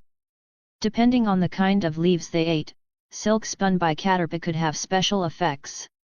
For instance, the silk made from green caterpie who ate birch leaves had a natural cooling property. It's decided then. Snivy, let's get to work. Oh, and you too, Takagi Megami, come on over. One seed, one hole. Time to fertilize and sow. Snivy and Takagi Megami had no choice but to join Hayashi Kaede on his grand pirate ship of farming dreams and start planting grass seeds. Chapter 13, Evolution, Golden Qualification Melodic. 3 days later. As the sun dipped below the horizon, casting a golden hue across the land, Hayashi Kaede stood quietly, gazing at the lush green fields before him. The pasture he had painstakingly cultivated was now dense and neatly arranged, swaying gently in the evening breeze. In another day or two, he murmured with satisfaction, we'll be ready to harvest. Squirtle was diligently using water gun to moisten the cultivated plots. Once every patch had been watered, Hayashi Kaede raised a hand. That's enough. Squirtle happily ran over, her shell wobbling comically as she moved. At just the right moment, Hayashi Kaede took out her favorite energy cube. Pokémon, Squirtle. Gender, female. Ability, Torrent. Aptitude, blue. Level, 9. Moves, Tackle, Tail Whip, Water Gun, Withdraw. Intimacy, 60, she feels positively toward you. Happiness, 60, very happy. Over the past 3 days, Hayashi Kaede hadn't given Squirtle any rare candies, yet her level remained at 9. This helped him further understand the nuances of the Eye of Insight. A Pokémon's strength would gradually increase until it reached a plateau before the next breakthrough. Snivy was the same. He had fed Snivy 2 additional rare candies during this time. After steadily absorbing their energy, Snivy's strength had risen to between levels 17 and 19, and her overall energy density had improved. However, she still hadn't evolved. Apparently, in the real world, evolution wasn't tied strictly to level thresholds like 16. Other factors seemed to be at play. Snivy. With watering complete, Snivy released her grassy terrain, accelerating the growth of every plant in the field. Thanks to these 2 Pokémon, in just 3 days, their plantation had already shown signs of thriving. The first batch of vegetables was nearly ripe. The spicy tomatoes were now over a meter tall, with branches so heavily laden that even Hayashi Kaede was astonished. Each tree bore dozens of fruits and was still flowering. He had planted 30 such trees. At this rate, they could yield hundreds of kilograms per harvest. The eggplants and beans were just as promising, vibrant, lush, and near full bloom. In 2 more days, we'll have a full harvest, he said, eyes full of anticipation. And with the system-provided fertilizer and the careful care of 2 hard-working Pokémon, he couldn't help but wonder. Would the food cooked from these vegetables gain a bonus to their effects? All right, Squirtle. You've completed your first assignment. Starting tomorrow, you won't need to water anymore. Happily chewing her energy cube, Squirtle suddenly froze. She felt like she'd just been fired. What? She stared at Hayashi Kaede in disbelief, tears welling in her eyes. Ever since she began working here, she'd felt her body grow stronger and her moves become smoother. She loved it. She looked forward to it every day. And now, she was being dismissed? Hey, calm down, Hayashi Kaede laughed, giving her a light flick on the forehead. You're not being fired. We're just moving on to the second phase of training. You'll still get energy cubes every day. He pulled out a rare candy. Here, have this. Over the past few days, Hayashi Kaede had come to understand how rare candy worked. It boosted the energy density of a Pokémon's body. Ideally, 1 candy every 3 days was optimal. This gave the Pokémon time to absorb and stabilize the growth. With better aptitude, that time could be shortened. However, he suspected the effect would lessen as a Pokémon approached the elite stage. At that point, their energy would be near its natural limit. Squirtle. After swallowing the candy, Squirtle let out a deeply contented sigh, completely missing the rush of new energy surging through her. All right, you can head home for today. Come back tomorrow. Realizing she hadn't actually been dismissed, Squirtle picked up her energy cube with a wag of her tail and cheerfully trotted off. Hayashi Kaede lingered in the field for a moment. Once Snivy finished channeling the grassy terrain effect across the plants, he led her to the breeding house. Plop! A graceful splash echoed as Phoebus stirred in the tank, her movements lively the moment she saw him. It was obvious. Whenever Phoebus saw Hayashi Kaede, her spirits lifted noticeably. Thanks to her, he'd earned a trove of rare candies and fertilizer over the past few days. But more importantly, Phoebus herself had started to change. Recently, she had taken to pressing her face to the tank's glass, peering at her reflection. Her once uneven, ragged scales had smoothed out. Her dull, glassy eyes now gleamed with a quiet light. She was beginning to look beautiful. It was time. Ready to evolve. Hayashi Kaede reached out with his aura, the special power that let him communicate with Pokémon through feelings and memory. Phoebus. 2 cheerful bubbles surfaced in reply, full of anticipation. Got it. He smiled, gently lifting the tank and carrying it back to the plantation. Carefully, he poured the water and Phoebus into a wide, clean pond. Phoebus. Phoebus looked around in alarm. This water was too big. Was she being released? Relax. Hayashi Kaede knelt beside the pond and dropped in a maintenance energy cube. I'm not tossing you into a river this time. I just want you to help me guard the plantation and maybe water a little. He soothed her through aura again, and Phoebus gradually calmed down. Then Hayashi Kaede took out a perfect grade prism scale. Perfect level, combined with your current beauty stat, this should give your aptitude a big boost. With complete trust in him, Phoebus allowed herself to be lifted again. Gently, he pressed the scale to her side, over one of her healed scars. Like completing a sacred ritual. A radiant white light engulfed her body. In that moment, her stubby, battered form elongated gracefully. In seconds, she had transformed into a creature over 7 meters long. As the light faded, Hayashi Kaede found himself speechless. She was breathtaking. Her long, slender form shimmered with soft, milky white hues. 2 flowing pink whiskers trailed from her head like silken ribbons. A pair of elegant neck fins draped gently down. Her wide, fan-like tail gleamed with iridescent blues and gentle reds. In the world of Pokémon, there was no creature more beautiful than Melodic. And now, she was right in front of him. Pokémon, Melodic. Gender, female. Ability, Marvel Scale. Aptitude, Gold. Level, 23-28. Moves, Water Gun, Water Pulse, Tackle, Disarming Voice, Aqua Ring, Twister, Dragon Tail, Recover. Intimacy, 97, she trusts you unconditionally. Happiness, 70, in an excellent mood. Chapter 14, Perform Leaf Tornado. Advanced Version. Golden Aptitude. Phoebus had only been of green aptitude before. Hayashi Kaede had expected a jump in potential, but not such a massive one. It had evolved straight into golden aptitude. Melodic. Congratulations! Phoebus' happiness has increased from 70% to 98%.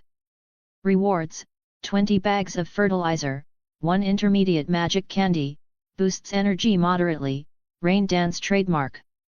At that moment, Melodic emerged from the lingering glow of evolution, gazing at its reflection in the water in disbelief. Its thoughts had never been clearer. Evolved? Every Phoebus knows it can evolve into Melodic. But they also know how slim the chances are. Most Phoebus spend their lives as they are ugly, misunderstood, unloved. Only a rare few evolve through accidents, miracles, or sheer devotion. It was like a koi leaping over the dragon gate. Phoebus had never dared to dream it would become a Melodic. It thought Hayashi Kaede's words back in the fish tank were just to cheer it up. Melodic. Evolved. Yes, you evolved. Thanks to his Viridian power, Hayashi Kaede could now fully understand its words. Melodic. So happy. Apparently, it was a little too happy. Melodic wrapped its elegant tail around Hayashi Kaede and hoisted him into the air with glee. The sudden weightlessness and snake-like squeeze made him shout out in discomfort. Then, Melodic dove, swimming through the reservoir with Hayashi Kaede still in its grip. All right, Melodic, put me down. Hayashi Kaede said, laughing helplessly as he held on with both hands. He understood Melodic's excitement, but if this kept up, he was going to be soaking wet. You! Melodic let out a soft cry and, realizing what it had done, gently set him back on the bank. You're too big for the fish tank now. You can stay here for the time being, help watch over the plants and water them when you get the chance. Melodic. Melodic nodded seriously. Ever since evolving, its mind felt sharper. Understanding Hayashi Kaede's instructions came naturally now. Then I'll leave it to you, Hayashi Kaede said with a grin. Snivy. Nearby, Snivy watched the whole thing unfold, unable to hide the awe on its face. It knew Pokémon could evolve. But this kind of transformation from awkward to radiant was simply life-changing. Could I evolve soon too? Recently, Snivy had felt energy stirring within it, sometimes restless, sometimes calm. Maybe. Don't worry. You'll get there soon. Hayashi Kaede seemed to read its thoughts and stroked its head with a gentle smile. Still, he felt a tinge of melancholy. It's evolving too fast. I haven't hugged it enough yet. July 12th, 2 days until the baby cup. With Melodic now living in the reservoir, Hayashi Kaede no longer had to wake early and stay up late supervising Squirtle's watering routine. After teaching Melodic rain dance, it mastered the move almost instantly thanks to its golden aptitude. It could now condense airborne moisture and gently irrigate the plantation. So, Squirtle was dismissed from duty. Now that it could summon rain, the silly turtle could finally enjoy retirement. A pity, though. If only Squirtle's arms were longer, she could have been used to cut grass in a few days. On the Bluestone Trail, Hayashi Kaede walked alongside Snivy, who brimmed with fighting spirit. The plantation was stable for now, and he had a new plan. Get ready for the baby cup. 2 days of intense training would have to be enough. He pulled out an energy cube made from pomelo fruit and handed it to Snivy. This kind was specially designed to enhance move comprehension, perfect for Snivy at this stage. You've gotten good with vine whip and grassy terrain. I also see signs that you've picked up Leaf Tornado and Leaf Blade. Leafy Tornado is great for range, and Leaf Blade works well up close. Let's see how well you've mastered both. Snivy. Snivy blinked. It hadn't shown either move yet. How did he know? Of course, he's my trainer. He sees through everything. The corners of its mouth curled up proudly. Back in the wild, these were the 2 moves it practiced the most. It would show him what it could really do. Eyes sharp, Snivy bounded toward an open clearing by the trail. A green light gathered at the tip of its leafy tail, which swirled gracefully. A cyclone quickly formed, taller than a person, leaves spinning wildly inside, rustling in the air. The edge of the whirlwind dug into the ground, scattering ground sand and revealing the yellowish earth beneath. Great! Now let's try adding 1 leaf tornado inside another. Just as Snivy was about to release the whirlwind, Hayashi Kaede's voice chimed in. Leaf Tornado uses wind to drive spinning leaves, wrapping and cutting the opponent. Faster wind equals stronger cutting power. If you embed 1 Leaf Tornado inside another and sync them perfectly, the result is double the power. Even more, you can layer it multiple times. A weaker version of Leaf Storm, in essence. Hayashi Kaede had seen the spinning blades and remembered this advanced tactic. Snivy was briefly stunned, then its eyes lit up with understanding. It focused and channeled more grass energy into the whirlwind. Another smaller vortex began forming within. But the moment the 2 cyclones overlapped, they spun out of sync, clashing violently. The whole thing spiraled out of control like a wild toros, veering straight toward a nearby rice field. Crap, that's someone else's field. Panic flashed across Snivy's face. Then Hayashi Kaede's calm voice came through. Don't panic. The vortex slows when it destabilizes. Focus. Match their speeds and frequencies. Snivy took a deep breath and regained control, gently sinking the winds again. No mistakes. Not when the trainer is watching. The cyclones aligned. The spiraling blades became focused and sharp once more. Finally, Snivy hurled the double-stacked leaf tornado at a nearby boulder. Crash! When the whirlwind faded, deep gouges each over 10 centimeters lined the surface of the rock. Snivy! I did it! Snivy exhaled deeply, then grinned in triumph. This version of leaf tornado was at least twice as strong. Nice! Hayashi Kaede nodded in approval. He'd thought the move might be too much for Snivy on the first try and was ready to jump in to help. But Snivy had pulled it off. The first time is always the hardest.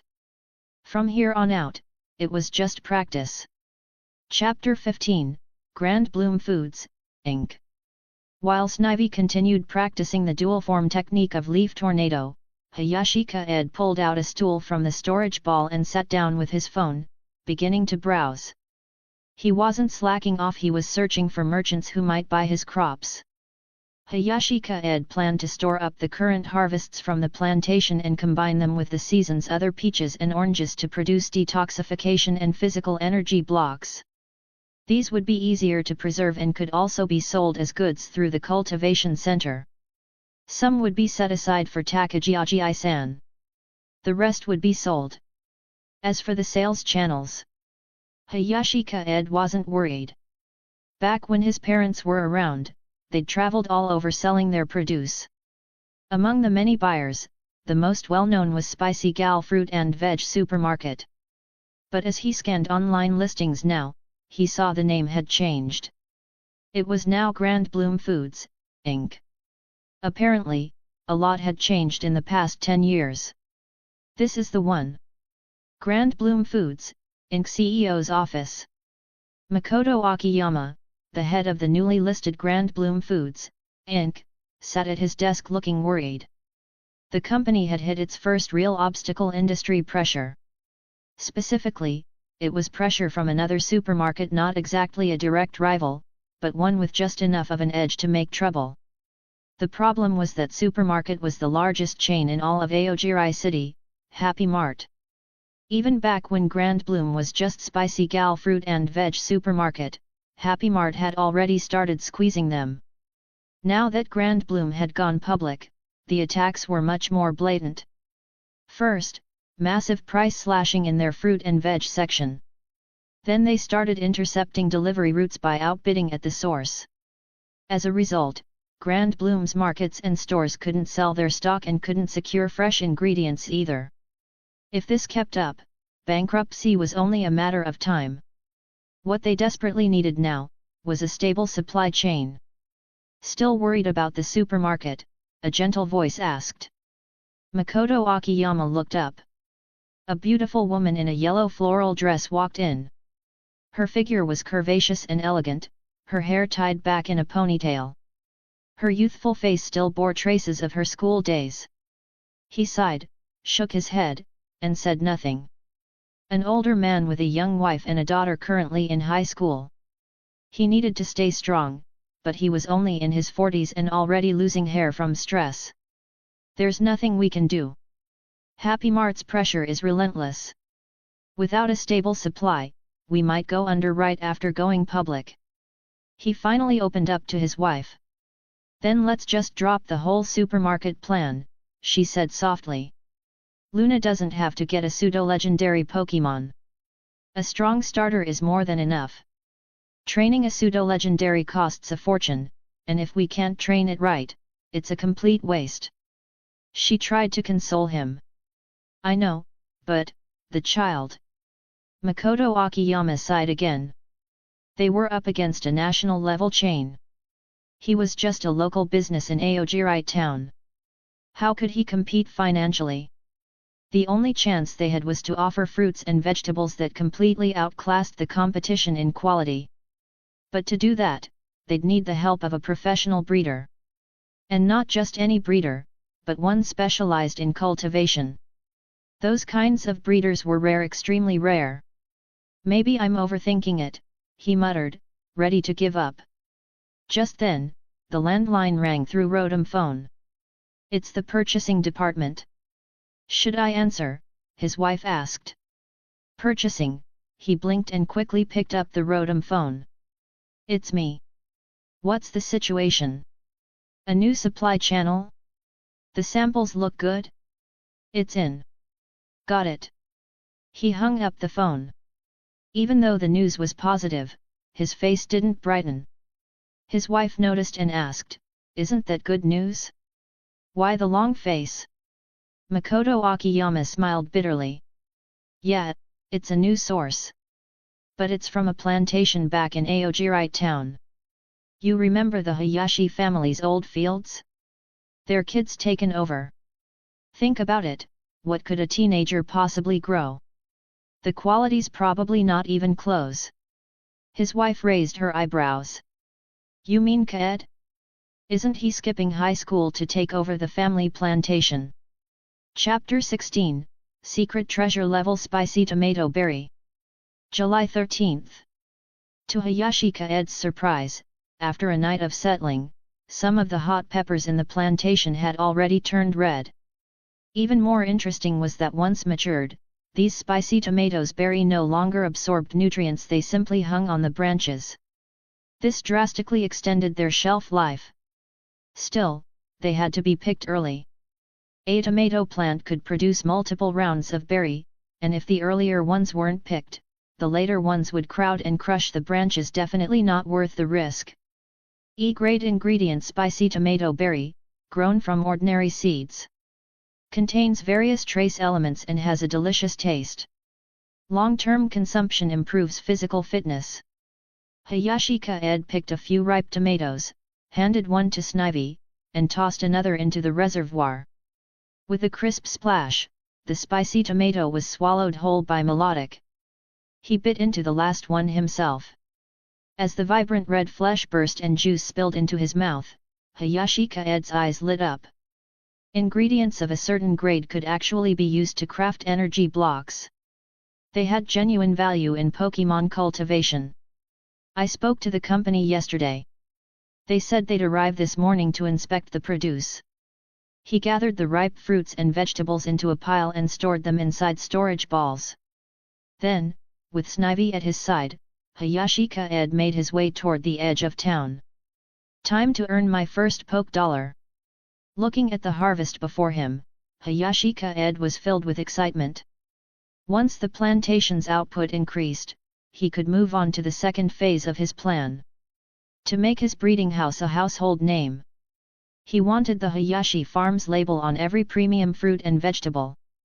But first, he needed to finalize a stable partnership with the supplier. Ding-a-ling. The sudden ringtone snapped Hayashi Kaede out of his thoughts. Noticing the caller ID, he brightened and answered quickly. "You're at the town entrance? I'll be right there." At the town entrance? If the plantation marked the border of town connecting to the wilderness area, then the town entrance was its only road to Aura City. A short half-hour bus ride would take you there. By the time Hayashi Kaede arrived, a van was already parked near the crossroads. He approached it cautiously and knocked on the window. But when the buyer stepped out of the vehicle, Hayashi Kaede froze. "Wasn't that Uncle Akiyama from when I was a kid?" After 7 or 8 years apart, even Makoto Akiyama needed a second to recognize the tall young man before him. "Kaede." Hayashi Kaede smiled. "Yes, Uncle Akiyama, it's me." Back in the day, Makoto Akiyama often drove this van to collect produce. Naturally, Kaede remembered him. "Wow! You've grown tall and quite handsome too." At that moment, a slim woman stepped out from the passenger seat. When she saw Kaede, she lit up with surprise, stood on tiptoe, and gently patted his head. Hayashi Kaede stood about 1.78 meters tall, with a clean, handsome face instantly striking, and even more captivating the longer you looked. He greeted her politely, "Hello, Aunt Yin Miao." This was Akiyama's wife, Huang Yin Miao. She had held him in her arms when he was just a toddler. Their families had been close friends back when Kaede's parents were alive. It only made sense to treat them as elders. "Is this your Pokémon? This little one's Snivy, right?" Makoto Akiyama crouched down to ask politely. "Snivy." Snivy stepped forward proudly, nodding. "Wow, quite sensible." Makoto Akiyama was visibly impressed. Obedient Pokémon weren't uncommon at early stages, but Pokémon with this level of emotional intelligence? Much rarer. "All right, let's get to business. Kaede, why didn't you go to university and chose to be a breeder instead?" His wife, Aunt Yin Miao, interjected gently. "I didn't have a Pokémon before the college entrance exam, so I couldn't take the trainer battle exam. After that, I decided on becoming a breeder." Aunt Akiyama frowned slightly. "But you could have studied breeding at university." "That's true. But I'm already a god-level cultivator. What would I learn there? Teach the professors? No need. Really, no need. The main reason is, I want to keep my parents' plantation alive." Hayashi Kaede smiled and pulled a spicy tomato berry from a storage ball. "Anyway, let's talk business. Uncle Akiyama, take a look at these." Hey? Such a bright color? And no insect damage at all." Once business was mentioned, Makoto Akiyama's demeanor turned serious. But after a closer look, astonishment crept into his expression. In his entire career, he'd rarely seen vegetables with such flawless form and color. "You grew this?" "Yep. Thanks to this little one here, Snivy's grassitarian has a strange effect on plant growth." Hayashi Kaede didn't hesitate to give the credit to his Pokémon. This isn't something a basic starter Pokémon should be able to grow with grassy terrain alone. Seems like you're no less talented than your father. Makoto Akiyama said with genuine admiration, then bit into the spicy tomato. In that moment he froze. The tomato burst with spice, tinged with sour and sweet notes. The flavor wasn't just good, it was energizing. This wasn't just food. It was nourishment. It had power. He devoured the rest in just a few bites and asked urgently. Are all your spicy tomatoes berry like this? Or is this one just special? They're all like this. Look, here's the full harvest eggplants, tomatoes, turnips, all similar quality. Kaede handed over another storage ball. Makoto Akiyama examined it. And then he wiped his eyes. His joy was beyond words.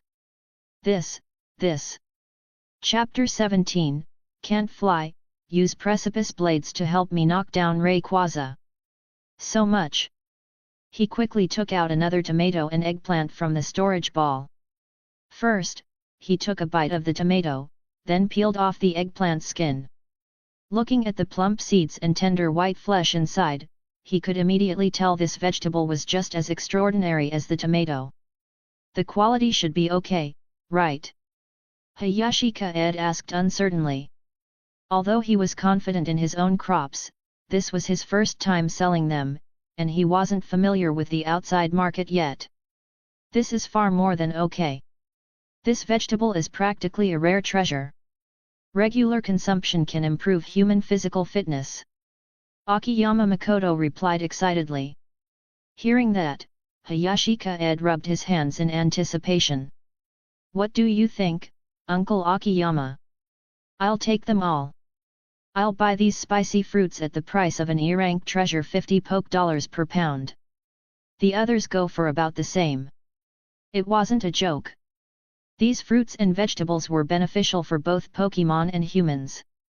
As long as the pricing was well controlled and the products marketed correctly, they'd sell out without issue. Plus, scarcity creates value.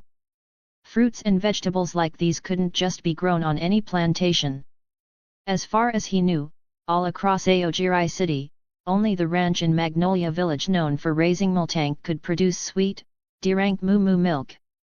It was virtually impossible for other plantations to meet official grading standards. In other words, if Happy Mart wanted to monopolize such produce, they'd have to buy exclusively from Hayashi Kaede. Thinking of this, Akiyama Makoto spoke quickly. Kaede, the quality of your produce is excellent. Uncle would like to work with you long term. Could I get exclusive distribution rights? Hayashi Kaede looked hesitant. Don't worry, Uncle's willing to pay for it or even offer shares, whatever it takes.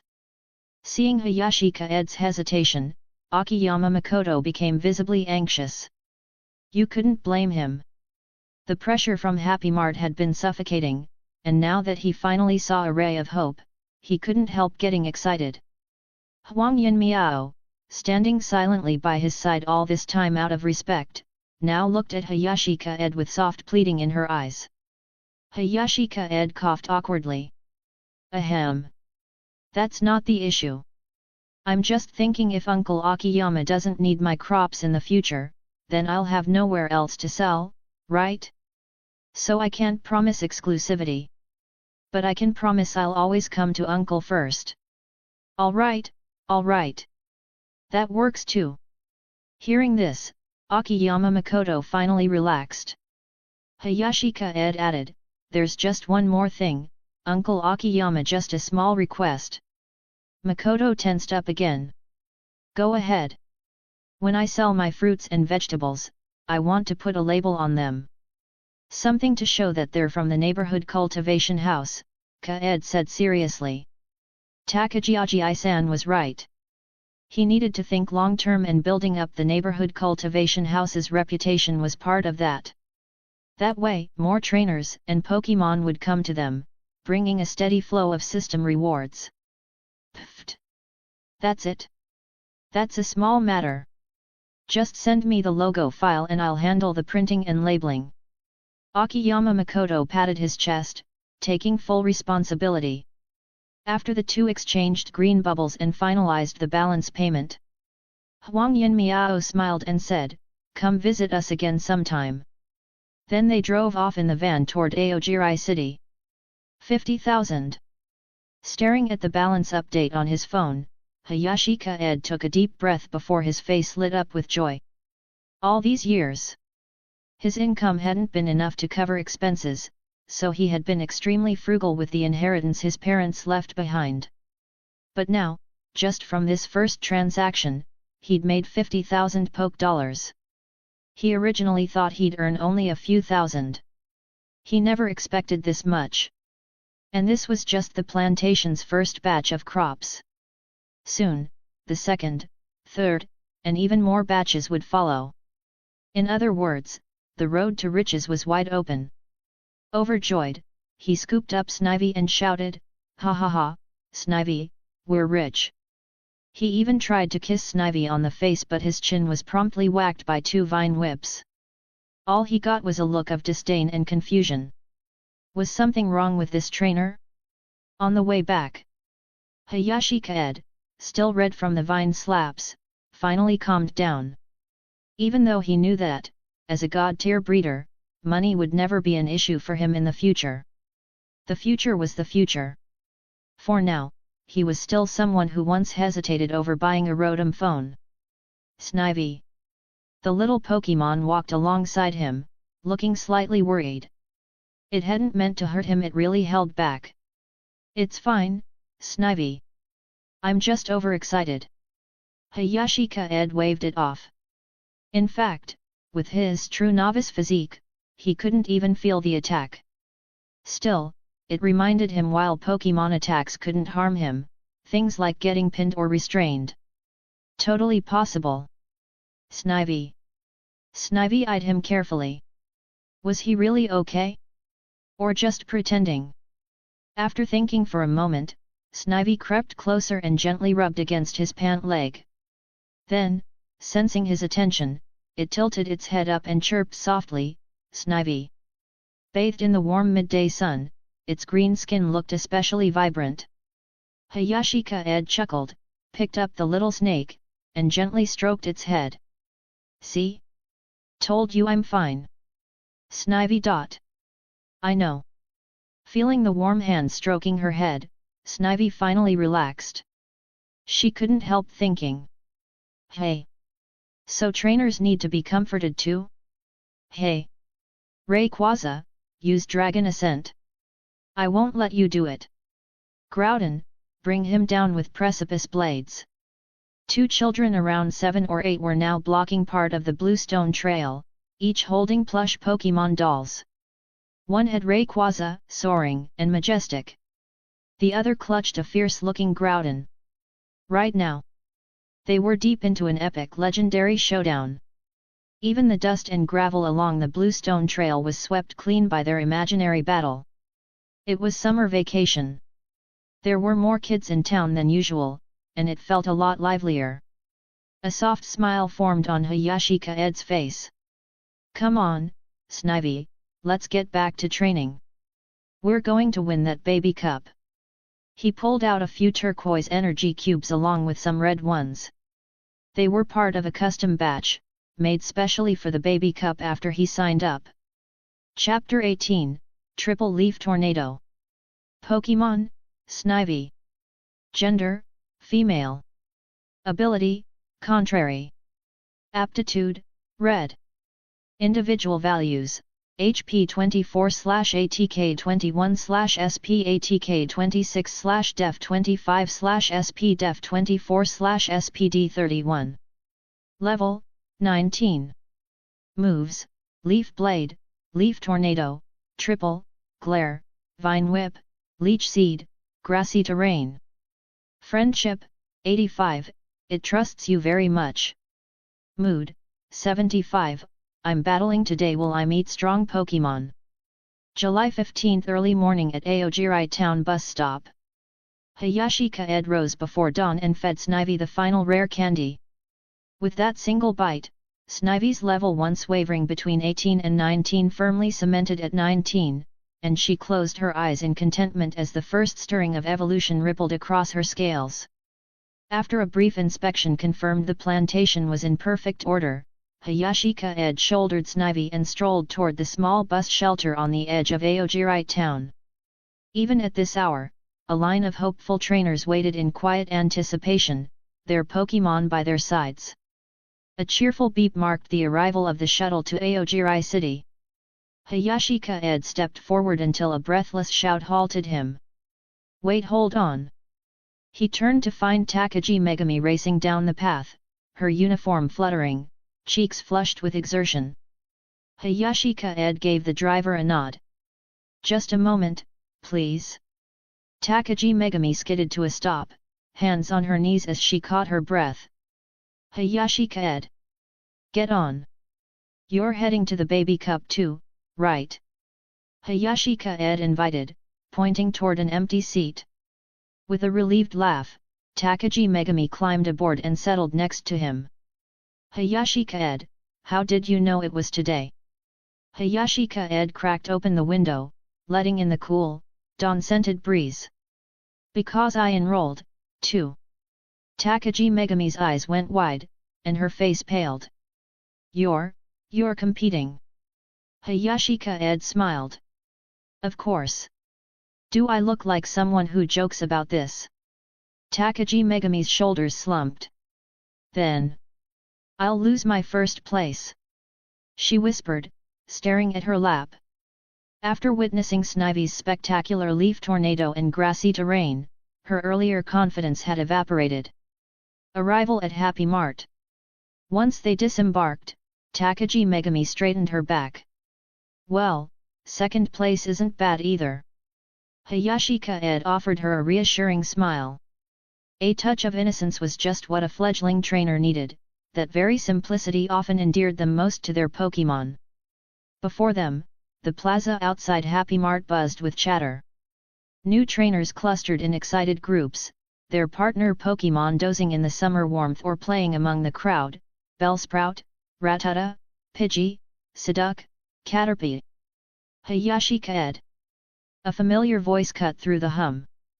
Hayashi Kaede turned to see Ere Haruki striding forward, denim overalls, basketball sneakers, and all. "Ere Haruki," Hayashi Kaede greeted. Ere Haruki laughed. "You're here too? I thought you were staying home to manage the plantation." Hayashi Kaede shook his head. "The prize money's too good to pass up." Ere Haruki glanced at Snivy. "Your Snivy looks amazing. And my Torchic, he's about to evolve, don't you think?" Pokémon, Torchic. Gender, male. Ability, Blaze. Aptitude, Blue. Individual values: HP 15/ATK21/SP ATK24/Def 17/SP Def 19/SPD 24. Level, 17. Moves: Ember, Peck, Quick Attack, Flame Charge, Sand Attack. Friendship, 15, I kinda remember you. Mood, 50, when does the Torchic Bakery open? Ere Haruki puffed up with pride and then sighed. "I thought I had first place nailed until I heard Happy Mart's owner gave his kid a peak level Lapras." Hayashi Kaede raised an eyebrow. "Lapras is overkill for this tournament." Ere Haruki chuckled. "Tell me about it." Hayashi Kaede glanced at Snivy, whose eyes sparked with determination. Over the past days, he'd fed her special energy blocks made from prism scales and life fruits. She'd mastered the double leaf tornado and even experimented with the triple leaf tornado, though it still needed refinement. Kaede squared his shoulders. "Ready to show everyone what we can do." Snivy nodded, her vines quivering in excitement. Ere Haruki grinned and turned to check his match schedule, while Takagi Megami watched with renewed confidence. Together, they moved into the cheering crowd, sunrise at their backs, and the promise of their first battle before them. Chapter 19, Let Snivy do the advertising? The brief reunion ended. Hayashi Kaede and Ere Haruki fell into silence. Takagi Megami, meanwhile, was locked in a heated argument with another boy, Nakamura Sora, the one who'd been harassing her with messages every day. Kaede's eyes narrowed when he spotted Sora's bright yellow hair. It gave him a bad feeling. He strode forward, Snivy's scaled coils rustling at his feet. Takagi Megami, give up. Your Squirtle can't beat my Bulbasaur. Nakamura Sora tossed his golden bangs aside, convinced he looked impressive. They'd already sparred once. He knew Squirtle's water gun was too feeble to pierce Bulbasaur's sturdy vines. A direct clash would be even worse, only a Metapod could survive that impact. Takagi Megami's eyes blazed. Nakamura Sora, the battle hasn't even started. You don't know who will win. Sora's grin deepened. Since you're so sure, let's bet. If you lose, you'll be my girlfriend. You. Megami's voice shook with rage. No matter how foolish he was, she would never agree. Her mind raced, but she found herself speechless. If you're in heat, go rub against a tree. Don't parade it in public. Sora sneered, his tone dripping contempt. Before Megami could summon a reply, Hayashi Kaede stepped in. He placed a firm hand on her shoulder and met Sora's glare without flinching. I heard everything, Kaede said, voice low but carrying. This isn't pursuit, it's harassment. Leave her alone. Hayashi Kaede. It's him. Megami's relief shone in her eyes, as though a guardian angel had appeared. She'd been bullied before, but Kaede had always defended her and won. Nakamura Sora faltered, his bravado draining away. His face flushed as he stammered, "Who are you?" "Silly bird." Kaede offered no further explanation. He turned to Megami. "You don't need to waste time on him. Delete his contact and block him in the class group." "Got it." Megami nodded eagerly, like a chick pecking at rice. Since childhood, Kaede's calm, grown-up presence had guided her through every scrape.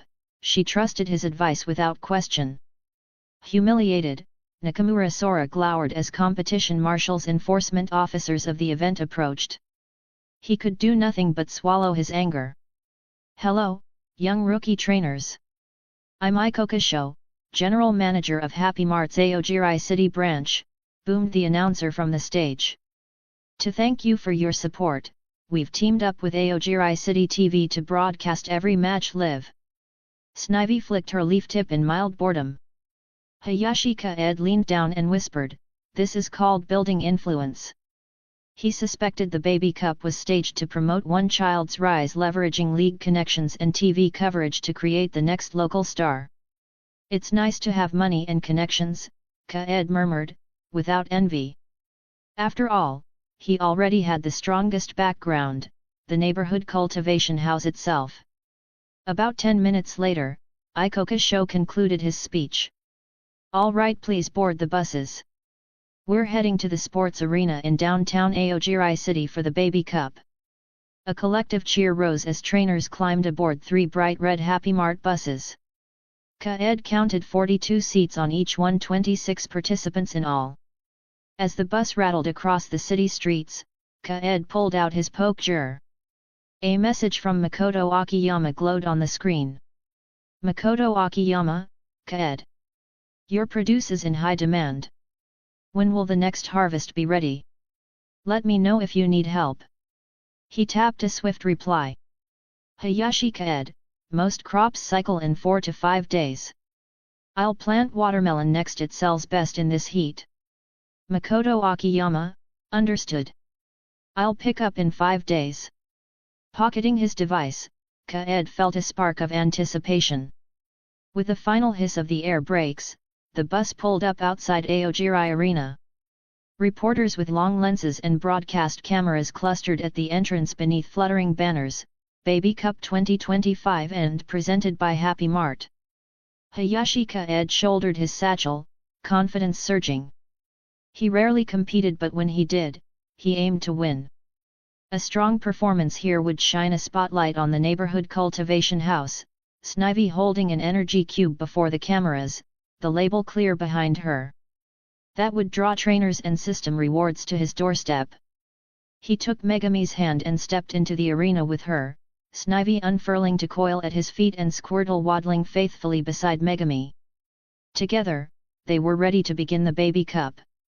Chapter 20, It's Actually Lapras. Aogiri Arena. A sharply dressed man in a suit and tie stood astride a Aegis lash, microphone in hand. Hello to everyone here and to those watching on TV. Welcome to the first Aogiri City Baby Cup competition, CO sponsored by Happy Mart Department Store. I'm Ken Satoshi, your commentator for this year's Baby Cup. For all the new trainers about to embark on their journeys, Pokémon battles are absolutely unavoidable. Hayashi Kaede tuned out the rest. It was the standard preamble. Tournament rules. The Baby Cup uses an elimination and promotion system. The circular grass arena, large enough for gym-level battles, is divided into 9 lime-painted grids, numbered 1 through 9.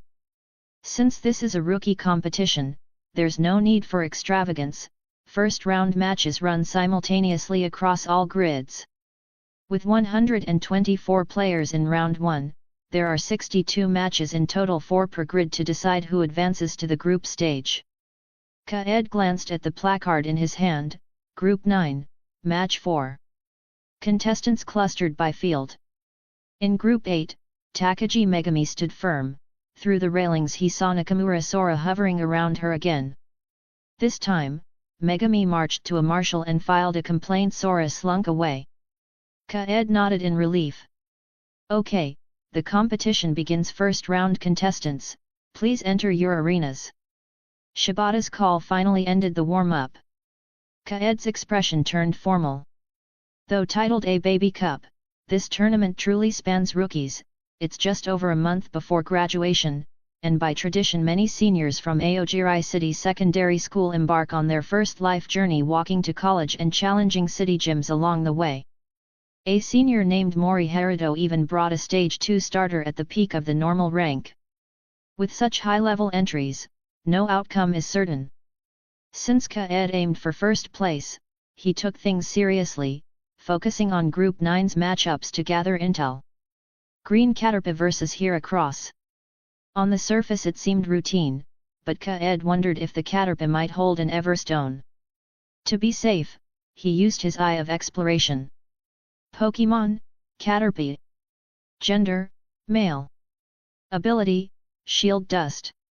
Aptitude, White. Level, 7.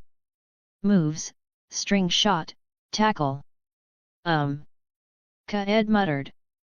It was just an ordinary green Caterpie. He patted Snivy in his arms. He checked Heracross level 6, no surprises. Snivy's eyes flickered with disappointment. These bug-type bouts were too tame. Don't worry, Kaede comforted her. There must be some expert among so many trainers. He scanned the other fields. Group 9 had lowest level by average. Those that are better are at level 11-12, like Nidoran and Bulbasaur matches. Arena 3 featured Ere Haruki, who is already one of the best. Across the arena, a Torchic knocked down a level 12 Spearow with Ember, which is the only one match of that caliber on that arena. By probability, only 4 or 5 contestants brought Pokémon at level 16. The rest felt underpowered. Even Shibata stumbled, his commentary awkward until Spearow's battle briefly sparked excitement. Okay, let's look at Arena 1, Flying-type Spearow vs Fire-type Torchic. You can see the Torchic's spark attack is powerful. Spearow can't dodge them all. That trainer clearly means business. As a last resort, Spearow uses quick attack. Alas, it failed and fell to Torchic Ember. Back to Group 9, Caterpie and Heracross have their silk threads entangled. Let's see how their trainers break the deadlock. Go, Caterpie! Stand up, Heracross! Narrator. After a 1-minute stalemate, Caterpie's trainer commanded Caterpie to use Poison Sting to snip a gap, then bit through the thread. Caterpie delivered the final blow. Spectators behind them were speechless. Second round. Group 9, Spearow, level 9, vs Rattata, level 10, Spearow wins. Third round. Group 9, Piku, Level 13, versus Gulpin, Level 11, Pico wins, thanks to mid-battle evolution. Just as Kaede and Snivy grew bored, their attention snapped to Field 7. There, a short, stout boy in casual clothes lounged, a bag of potato chips in hand, looking more like a spectator than a challenger. His opponent, a girl commanding a level 15 Onyx. When their Pokémon appeared, Shibata swooped down on Aegislash and began his passionate commentary. "Oh my god, Onyx, with such a huge body and shiny scales, clearly well bred. In the baby cup, Onyx's presence is oppressive. But what will her trainer send out next? OMG, it's Lapras. Lapras." Kaede leaned forward finally, a match worthy of attention. Chapter 21, Lesson Learned from Suffering. Look at the match in Arena 7, Onyx vs Lapras. It's a bit one-sided, but definitely worth watching. Yet, who'd pay for this otherwise? Shame it's in Arena 7, but you can still see clearly from here. A cluster of spectators behind the trainers' benches leaned forward, eyes fixed on Arena 7. Hayashi Kaede's mouth twitched. Shibata's commentary made the outcome painfully obvious. First Onyx would shine, then Lapras would crush it. Such contrast guaranteed Lapras would steal the show. Snivy, long bored, suddenly brightened in Kaede's arms. Among all the Pokémon here, even the fire pheasant, only this Lapras radiated genuine power. "Don't worry," Kaede murmured, stroking Snivy's head. "We'll meet that Rockhoof soon enough." He summoned his eye of investigation. Pokémon, Lapras. Gender, male. Ability, Water Absorb. Aptitude, Purple. Level, 19. Stats, HP 29, ATK 20, Def 19, SP Def 21, SPD 18. Moves, Roar, Water Gun, Sing, White Mist, Life Dew, Ice Shard, Ice Beam.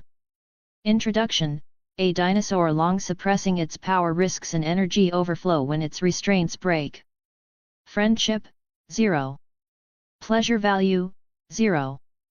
Purple aptitude and exceptional HP. Lapras was on the brink of an elite breakthrough. Suppressing so much energy could be painful and even cap its growth ceiling. If Snivy had evolved naturally before this match, she might have withdrawn to spare herself that distress. Lapras's trainer clearly lacked that awareness. The match began. The boy Lapras's trainer simply ordered, "Water Gun." A powerful torrent exploded from Lapras's jaws, filling the confined arena with raw force. Onyx's massive form had nowhere to dodge. "Coil and expose only the flanks," Onyx's trainer shouted. But Lapras, finally free to vent its pent-up energy, unleashed wave after wave of unrelenting blasts. Onyx staggered, its concentration broken. Its trainer cried, "Onyx, rock slide." Jagged boulders hurtled forward, but Lapras shrugged them off like raindrops and unleashed another water gun, felling Onyx with a single, crushing blast. "Oh my god!" Lapras took it down in one move, Shibata Kyoji exclaimed. Its trainer didn't even flinch. He must have predicted this outcome. A roar of astonishment swept the stands.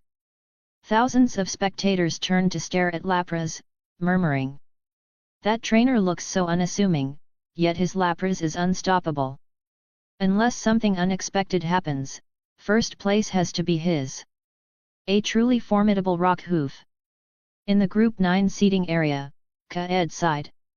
"Lapras's strength rivals yours, Snivy, and it's about to break free." Snivy's eyes gleamed. The more formidable the opponent, the more she awakened to battle.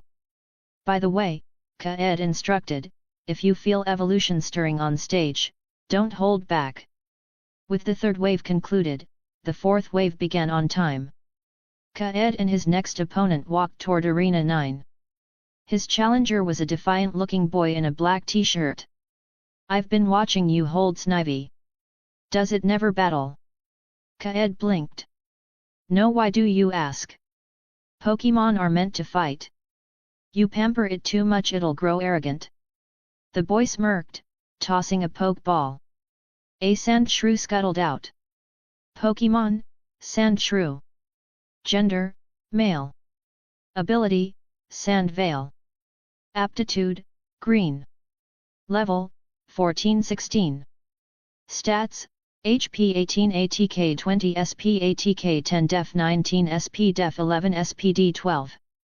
Moves, Scratch, Defense Curl, Poison Sting, Sand Attack, Rollout, Fury Cutter. Introduction, its scales loosen when soaked, requires prompt treatment. Friendship, 0. Pleasure value, 25, how can I overcome water? I've won 9 matches with this Sandshrew. You'll witness my 10th straight victory, he declared proudly. To conquer its water weakness, I made it run in the rain and swim daily. Kaede was speechless. Overcoming a water type's weakness that way had nothing to do with his grass type strategy, and he didn't believe in such punitive methods. He stepped forward, raised his Pokeball and prepared to prove that true strength comes from trust, not suffering. Chapter 22, if you have any questions, please go to the neighboring breeding house. Perched atop Aegislash's back, commentator Ken Satoshi let out a long sigh of relief. This job really is too stressful. He honestly didn't know how to explain what had just happened. All he could do was start highlighting the advantages of riding Pokémon and try to salvage things with over-the-top commentary. Otherwise, how was he supposed to praise the trainer? Compliment him for eating potato chips on the battlefield? Yeah, right. If Ken Satoshi hadn't been short on money recently, he definitely wouldn't want to be doing this gig. Now that this round is over, I haven't seen many promising new trainers. He floated across the 9 arenas, waiting for the 4th match to begin. There's a Squirtle and a Bulbasaur at Arena 8. He glided over to commentate, let's check out Arena 8. It's rare to see both trainers using starter Pokémon. This is a duel between Squirtle and Bulbasaur. Down below. Tanaka Satoshi's face froze the moment he saw the somewhat unusual Squirtle his opponent had released. But he couldn't pinpoint what was different. Thinking about how he'd just been scolded by the referees in the contestant seats, his expression darkened. It was all because of that guy who showed up beside Takagi Megami, the one she called Brother Kaede. If it weren't for him, why would Takagi Megami reject him? He spat, I told you, your Squirtle can't beat my Bulbasaur. Humph. Takagi Megami ignored him. A faint smile formed on her delicate face, and her lips curled upward. Sure enough, Brother Kaede was right. There's no need to pay attention to people like this. As for whether she would win or not. As soon as the signal for the match sounded, she gave a command, Squirtle, show them the results of your special training water gun. Tanaka Satoshi scoffed, there's no way that water gun from your Squirtle is going to hit me. What the? Before he could finish laughing. A precise, high-pressure water gun had already struck Bulbasaur head-on. The speed and accuracy of the blast made Bulbasaur cry out in pain, Bulba, Bulba. At the same time, it turned to look at Squirtle with a shocked expression. Just days ago, Squirtle's water gun hadn't felt like anything. Why did it hurt so much now? Nice. Squirtle, fire again. Takagi Megami was thrilled by the results. Quick dodge it. Tanaka Satoshi quickly tried to respond. But for Bulbasaur, who had already taken a hit, dodging a water gun trained through countless repetitions with Snivy was now out of the question. Watching from above, Ken Satoshi couldn't help but admire the performance. Whoa, this Squirtle is impressive. The way it controls water gun is almost perfect. One thing puzzled him, though. But, it doesn't look like that girl trained it to this level herself. Her surprise seemed genuine, like she had no idea Squirtle could even fight like this. Forget it. Let's check out the other arenas. He shook his head, dropped the thought, and had Aegislash fly toward Group 9. Damn it, Sandshrew, use combo. The crew cut trainer eyed the Snivy in front of him with visible frustration and disbelief. So far, he had made Sandshrew use 3 moves: Rollout, Poison Sting, and Combo Slash. But none of them had any effect on the opponent's Snivy. Rollout and Poison Sting had been effortlessly dodged. Combo Slash had been parried cleanly with the Leaf Blade. It was like the Snivy wasn't even treating Sandshrew as a real threat, just a whetstone to sharpen its skills. Is this really okay? Seeing Snivy start to show signs of comprehension, Hayashi Kaede transferred the energy of Everlasting to it. Snivy. Snivy nodded. Casually, Hayashi Kaede said, then use Vine Whip. Even as Sandshrew's body was still mid-roll, it suddenly extended and launched into the air, momentum carrying it upward, claws glowing with a cold white light. But in the next instant, 2 green vines cracked through the air like whips, striking Sandshrew midair and hurling it back. The force was so great it sent Sandshrew flying over 10 meters. That was Snivy's Vine Whip. Its speed stat was already maxed out. And paired with the skill proficiency gained through weed pulling, it could unleash a powerful, lightning-fast Vine Whip in the blink of an eye. The crew cut trainer had been grinning when he saw that Snivy hadn't dodged Sandshrew's combo attack. But now, watching his high hope combo completely shut down, his eyes widened. What the hell? That's impossible. Sandshrew, after taking just 1 hit, was already struggling to get back up. The trainer's eyes widened even more. He knew his Sandshrew best. It might not hit hard, but its defense and stamina were top tier. And yet, he asked in disbelief, how is your Snivy this strong? Hayashi Kaede paused for a moment. If you want answers, go to Aogiri town. There's a breeding house nearby. That's where you'll find the secret behind Snivy's strength. Snivy. Snivy turned and looked at Hayashi Kaede with its bright amber eyes, confused. What does this have to do with me again? Be good and do some advertising, Hayashi Kaede murmured through the power of aura. Snivy. Clearly, Snivy had no idea it had just been roped into a marketing plan by its trainer. Got it. Thanks for the advice. The crew cut trainer gave a sincere nod and left with Sandshrew. He felt he'd learned a lot from the battle. Especially after seeing Hayashi Kaede's calm and composed expression from start to finish. He now understood something. As a trainer, you need to keep your cool even when facing overwhelming odds. This Snivy. Ken Satoshi looked down at Hayashi Kaede with surprise. As a gym-level trainer, his insight was far sharper than that of the average spectator. The power behind Snivy's Vine Whip just now wasn't something an ordinary grass-type Pokémon could unleash. Moreover, judging by Snivy and its trainer's behavior, their trust in each other was unmistakable. Tisk tisk tisk. With that thought, he couldn't help but glance toward the player area at Arena 1, where the Lapras trainer sat. He thought to himself, with all this hype, I wonder if the match will actually be stolen in the end. A strange feeling stirred in Ken Satoshi's heart. No one else knew. Aside from him and the owner of Happy Mart. This tournament had been rigged. This so-called behind-the-scenes manipulation. It meant he could control who faced whom after the group stages. He had to figure out a way to make sure Hayashi Kaede got a clean match against that Lapras trainer. Chapter 23, Win the Group Stage. After the first round of battles, the second round followed shortly, with only a 5-minute break in between. But for Snivy, who had only used 2 moves, the energy spent was almost negligible. The second round felt uneventful. The opponent was the trainer with the Spearow. The moment he saw he was up against Hayashi Kaede, his face dropped. Even though the type matchup was in his favor, he had no confidence that his Spearow could dodge Snivy's Vine Whip. In fact, it wasn't just him, every other contestant in Group 9 looked dejected. They had already witnessed Hayashi Kaede's strength in the first round. None of them held much hope of making it out of the group stage. Just as Hayashi Kaede expected. Spearow tried to dodge from the start, but it couldn't evade Snivy's Vine Whip and was soon struck down. If this were a wild battle, Snivy probably wouldn't be able to catch up with a flying Spearow. But in an enclosed indoor arena like this, there was nowhere to run. Then came the third round. The opponent's Pokémon was a Pikachu.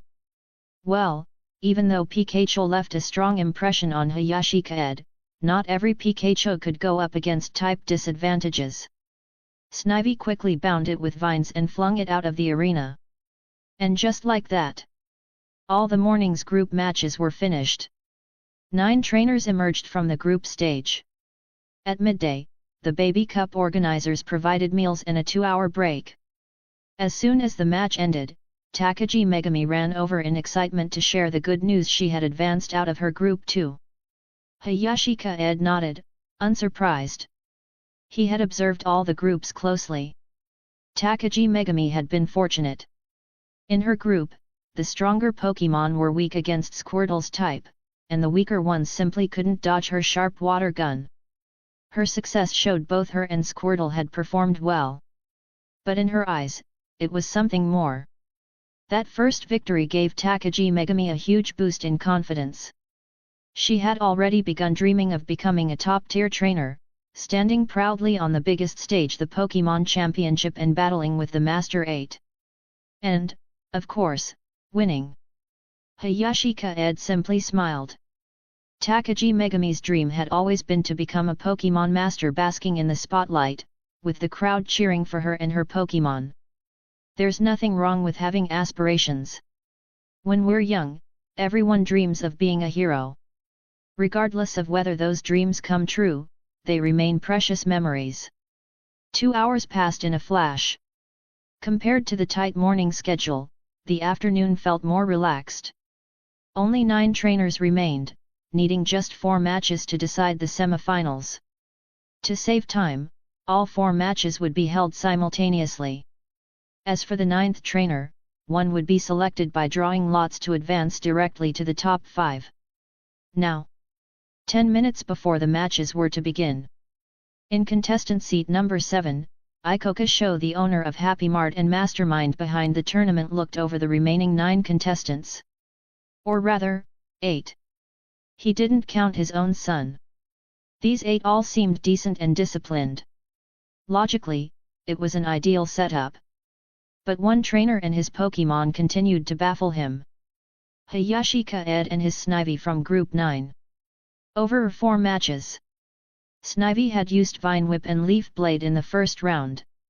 But in the others, it won using Vine Whip alone.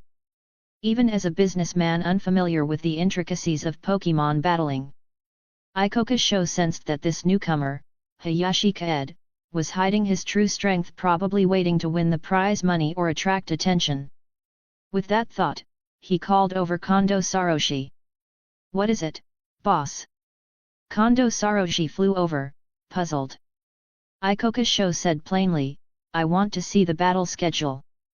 "Hey!" Kondo Saroshi pulled it out and blinked. "The schedule's already arranged the way you wanted it. There are still 10 minutes till the matches start. There's one contestant I'm worried about." Ikoka Sho frowned, eyes scanning the list. "Where is Hayashi Kaede on this?" Kondo Satoshi replied, "Oh, him? Looks like he drew a bye this round. Didn't you say we could just assign random pairings for the early rounds, then have Lapras finish the last one in a single blow?" Ikoka Sho shook his head. "No, this Snivy hasn't revealed its full strength. I'm not sure yet. Swap it. Pair him against Ere Haruki." Takahashi looked stunned. "The one with the Torchic?" "Exactly. Fire counters grass. Let's see if we can force out Snivy's full power." "Ugh, alright." Kondo Saroshi's thoughts were filled with helplessness. So much for hiding Hayashi Kaede till the finals. He was about to fly up to adjust the matchups. But Ikoka Sho stopped him again and smiled slyly. "Brother Kondo Saroshi, you and I are the only ones who know about this arrangement. If we pull this off, I'll double your pay." Kondo Saroshi blinked, a little stunned, but chuckled, "How generous." "Of course." Ikoka Sho smiled and nodded. As he watched Kondo Saroji fly off to the control center, his grin faded. He didn't know much about Pokémon battling. But he knew how to handle business. Only interest-based relationships were truly solid. Unfortunately, this era belonged to Pokémon trainers. So, he had no choice but to pave the way for his children. 5 minutes before the next match, all 9 remaining trainers gathered to draw lots. Eri Haruki, carrying his Torchic, glanced at his slip, then looked up at Hayashi Kaede. Looks like we're matched up. He had spent the morning in Arena number 1 and hadn't seen Hayashi Kaede's battles. So he hadn't expected. Hayashi Kaede, who hadn't even chosen his starter during the entrance exams, now had a Pokémon strong enough to make it out of the Baby Cup group stage. Looks that way. Hayashi Kaede shrugged, not thinking too much of it. Eri Haruki sighed and walked over. Man, your luck sucks. But don't worry, I'll take it easy on you. Chapter 24, Changes in the Plan. Whatever you want. Hayashi Kaede didn't bother explaining. People have different perspectives. And to change someone's perception, facts are the only answer. Ha ha ha. I gotta buy. Next to Hayashi Kaede, Takagi Megami burst out laughing while holding up a slip of white paper. He couldn't help but praise her luck silently. What incredible luck! Or rather fool's luck. The next round is starting. Please head to your assigned battlefields according to the number you drew. As Ken Satoshi's voice echoed from above through the loudspeaker, Hayashi Kaede led Snivy to the newly combined Arena 1 and 2. Accompanying him was, of course, Eri Haruki, who brought his Torchic. The moment he stepped onto the battlefield, Eri Haruki's expression turned serious. Although he'd casually said earlier in the contestants area that he'd go easy on Hayashi Kaede, the truth was, he was taking this battle more seriously than ever. Others might not know Hayashi Kaede, but he did. He was the top scorer in liberal arts, and frequently placed first in simulated Pokémon battles. His tactics were often ingenious and surprising. So many accolades had once belonged to Hayashi Kaede as a student. And now, he'd made it out of the group stage in the Baby Cup. That alone proved Snivy's strength couldn't be underestimated. To face a trainer like this, you had to underestimate them strategically but take them seriously tactically. The match begins. As the referee called it, Eri Haruki immediately ordered, Torchic, use quick attack and follow up with Ember. Chi-chi. The Torchic dashed forward on its short legs with blinding speed. At that moment, empowered by quick attack, it was no slower than a sprinter in Hayashi Kaede's previous life. And even while moving at that speed, it could still aim and spit flames accurately. This made Hayashi Kaede raise an eyebrow. Because in the previous group battles, he hadn't seen Torchic use this combination at all. Clearly, Eri Haruki had been holding back. But why reveal it now, right at the start? Ember burst out like scattered pellets from a toy water gun, raining densely towards Snivy. But Hayashi Kaede calmly commanded, evade the first wave of Ember. Then close in and use Leaf Blade. Even with quick attack, they were still across 2 fields. For a gym-level Pokémon, this would have been just a few steps. But for 2 small Pokémon, each barely a meter tall, that distance still took time to close. Snivy easily avoided the first wave of flames. It immediately grasped what its trainer meant. Quick attack, charges at the opponent with lightning speed, causing damage. Even though Torchic used quick attack and Ember in perfect sync, turning the usual single shot into a spray of scattered flames, it had a fatal flaw. The attack could only be launched from a predictable angle. So as long as Snivy didn't run head-on into it, the flames would spread further and lose accuracy. Sure enough, as Snivy changed direction and began to advance, Torchic's embers grew more scattered. In the end, it stopped using them altogether. And that's when Snivy leapt. It spun gracefully 180 degrees in the air, its clover-shaped tail glowing white, and struck down like a flash of light onto Torchic. Bang! Both Pokémon were knocked back. Snivy, only grazed by the impact, quickly recovered. Torchic, however, was sent sprawling. Hayashi Kaede hadn't expected Snivy to read his intent so clearly even without invoking Evergreen's power. But the battle wasn't over. Don't let up, Vine Whip! 2 green vines sprang from Snivy's back, lashing directly at Torchic. Get up, Torchic! Ere Haruki shouted. He was shocked Hayashi Kaede had already cracked his combo. Seeing the vines about to ensnare his Pokémon, he yelled even louder, Torchic! As if Ere Haruki's voice carried some mysterious power, Torchic finally struggled to its feet. But by then, the vines had reached it, wrapping around its legs, lifting it upside down into the air, and whipping it repeatedly. Torchic! Ere Haruki's voice grew increasingly desperate. But Ken Satoshi in the sky had already declared the outcome. Torchic is unable to battle. The victory goes to Snivy. This was just the baby cup. No need to continue until a Pokémon was completely knocked out. This was more than enough to decide a winner. Unless, of course, there was a miracle evolution. But the Torchic, gently laid down by Snivy, showed no signs of moving. Well done! Hayashi Kaede smiled as Snivy trotted over. Snivy! Snivy's mouth curved in a satisfied smirk. It had wanted to praise Hayashi Kaede's command, but the words stuck in its throat. Ere Haruki, having recalled his Torchic, came over with a wry smile. As expected, you're still ridiculously strong. I always felt you could take first place if you wanted, but you're just not aiming for it. Hayashi Kaede shrugged. Come by sometime. It's the neighbor's cultivation house in Aogiri town. Students get a 20% discount. Sure, if I get the chance. Ere Haruki waved and left the field with Torchic. He had to get his Pokémon treated and remember this name. In the audience stands, watching Snivy defeat even a fire type with ease, Ikeda Sho's expression turned grim. To host this baby cup, he'd called in favors and spent immense time, energy, and money. He couldn't afford any unexpected variables. And now, a variable had appeared. He absolutely could not allow it to continue. No, he muttered coldly. I have to speak with him. Chapter 25, Given a bite twice, and the difference in ideas between father and son. What do you mean? When the match starts, let Snivy pretend to be knocked out immediately by Lapras. The quarterfinals had concluded. Only 5 competitors remained in the entire tournament. During the break, Ikoka Sho, who had been standing outside promoting his Happy Mart store, approached Hayashi Kaede with a wide grin. He waved him over to a quiet spot beneath the stands. Kaede frowned. What now?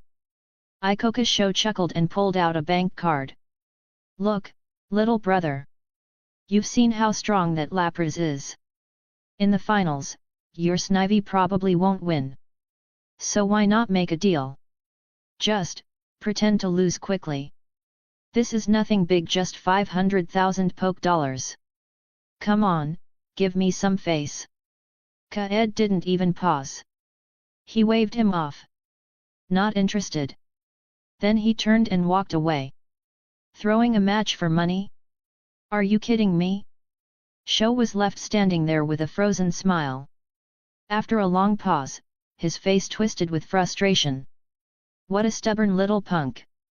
Doesn't know how to take a hint, hey. He paced a few steps, then took out his phone and called his son. Yeah, Dad, came the lazy reply as a round boy sipping soda strolled over. Seeing his son, Ikoka Sho's face softened.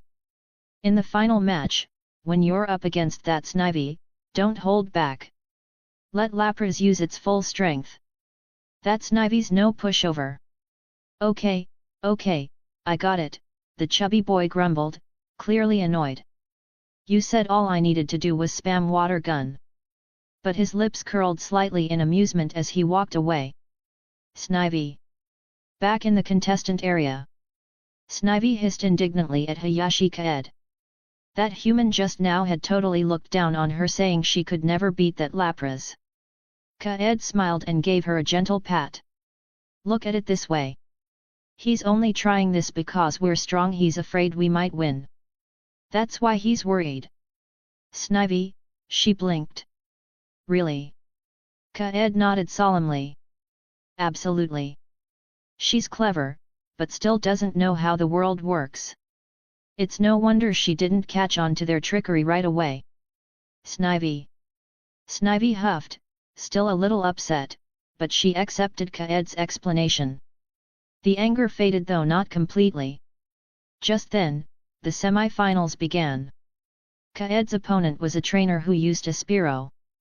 Strangely enough, Takagi Megami got another bye. Suspicious. Kaede even looked toward Ken Satoshi in the sky. He remembered seeing him called away earlier and couldn't help but wonder if something shady was going on. But it didn't matter. Against a level 15 Spearow, Snivy handled it easily. And finally, around 4 p.m., the finals were officially set to begin. The winner would take the Baby Cup Championship. 3 minutes before the match, a plump boy munching on potato chips walked up to Kaede and squinted at him. Hey! Kaede looked at him, a little puzzled. Something wrong? If he remembered correctly, this was the trainer of the Lapras. My dad said you're pretty good, Ikoka Tetsuya said curiously. We'll find out soon enough. You good to go? Kaede responded casually. After the earlier encounter with Ikoka Sho, Kaede didn't have a good impression of this kid. But Tetsuya didn't seem to notice Kaede's coldness. You must be strong. Otherwise, my dad wouldn't have told Lapras to not hold back. Honestly, I hate suppressing Lapras's power like this. Kaede raised an eyebrow. Oh? Why? Sho offered him a greasy potato chip. Kaede looked at the slobbered fingers and politely declined. Sho munched as he explained. My dad wants me to be a trainer. But I heard from some breeder that suppressing Lapras's energy transformation can raise its potential or something. I think he's been tricked. A sigh escaped him. Honestly, do I look like a trainer? Kaede looked him over. Tetsuya was about 1.7 meters tall, but pushing nearly 200 kilograms.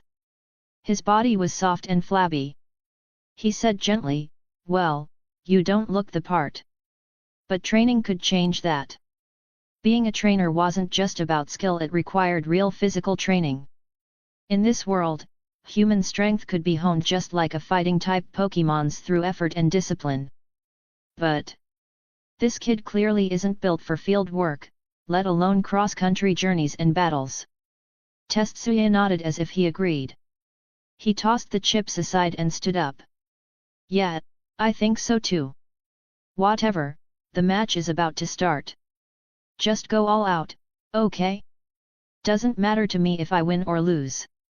And with that, he casually headed to the battlefield. Kaede watched him go.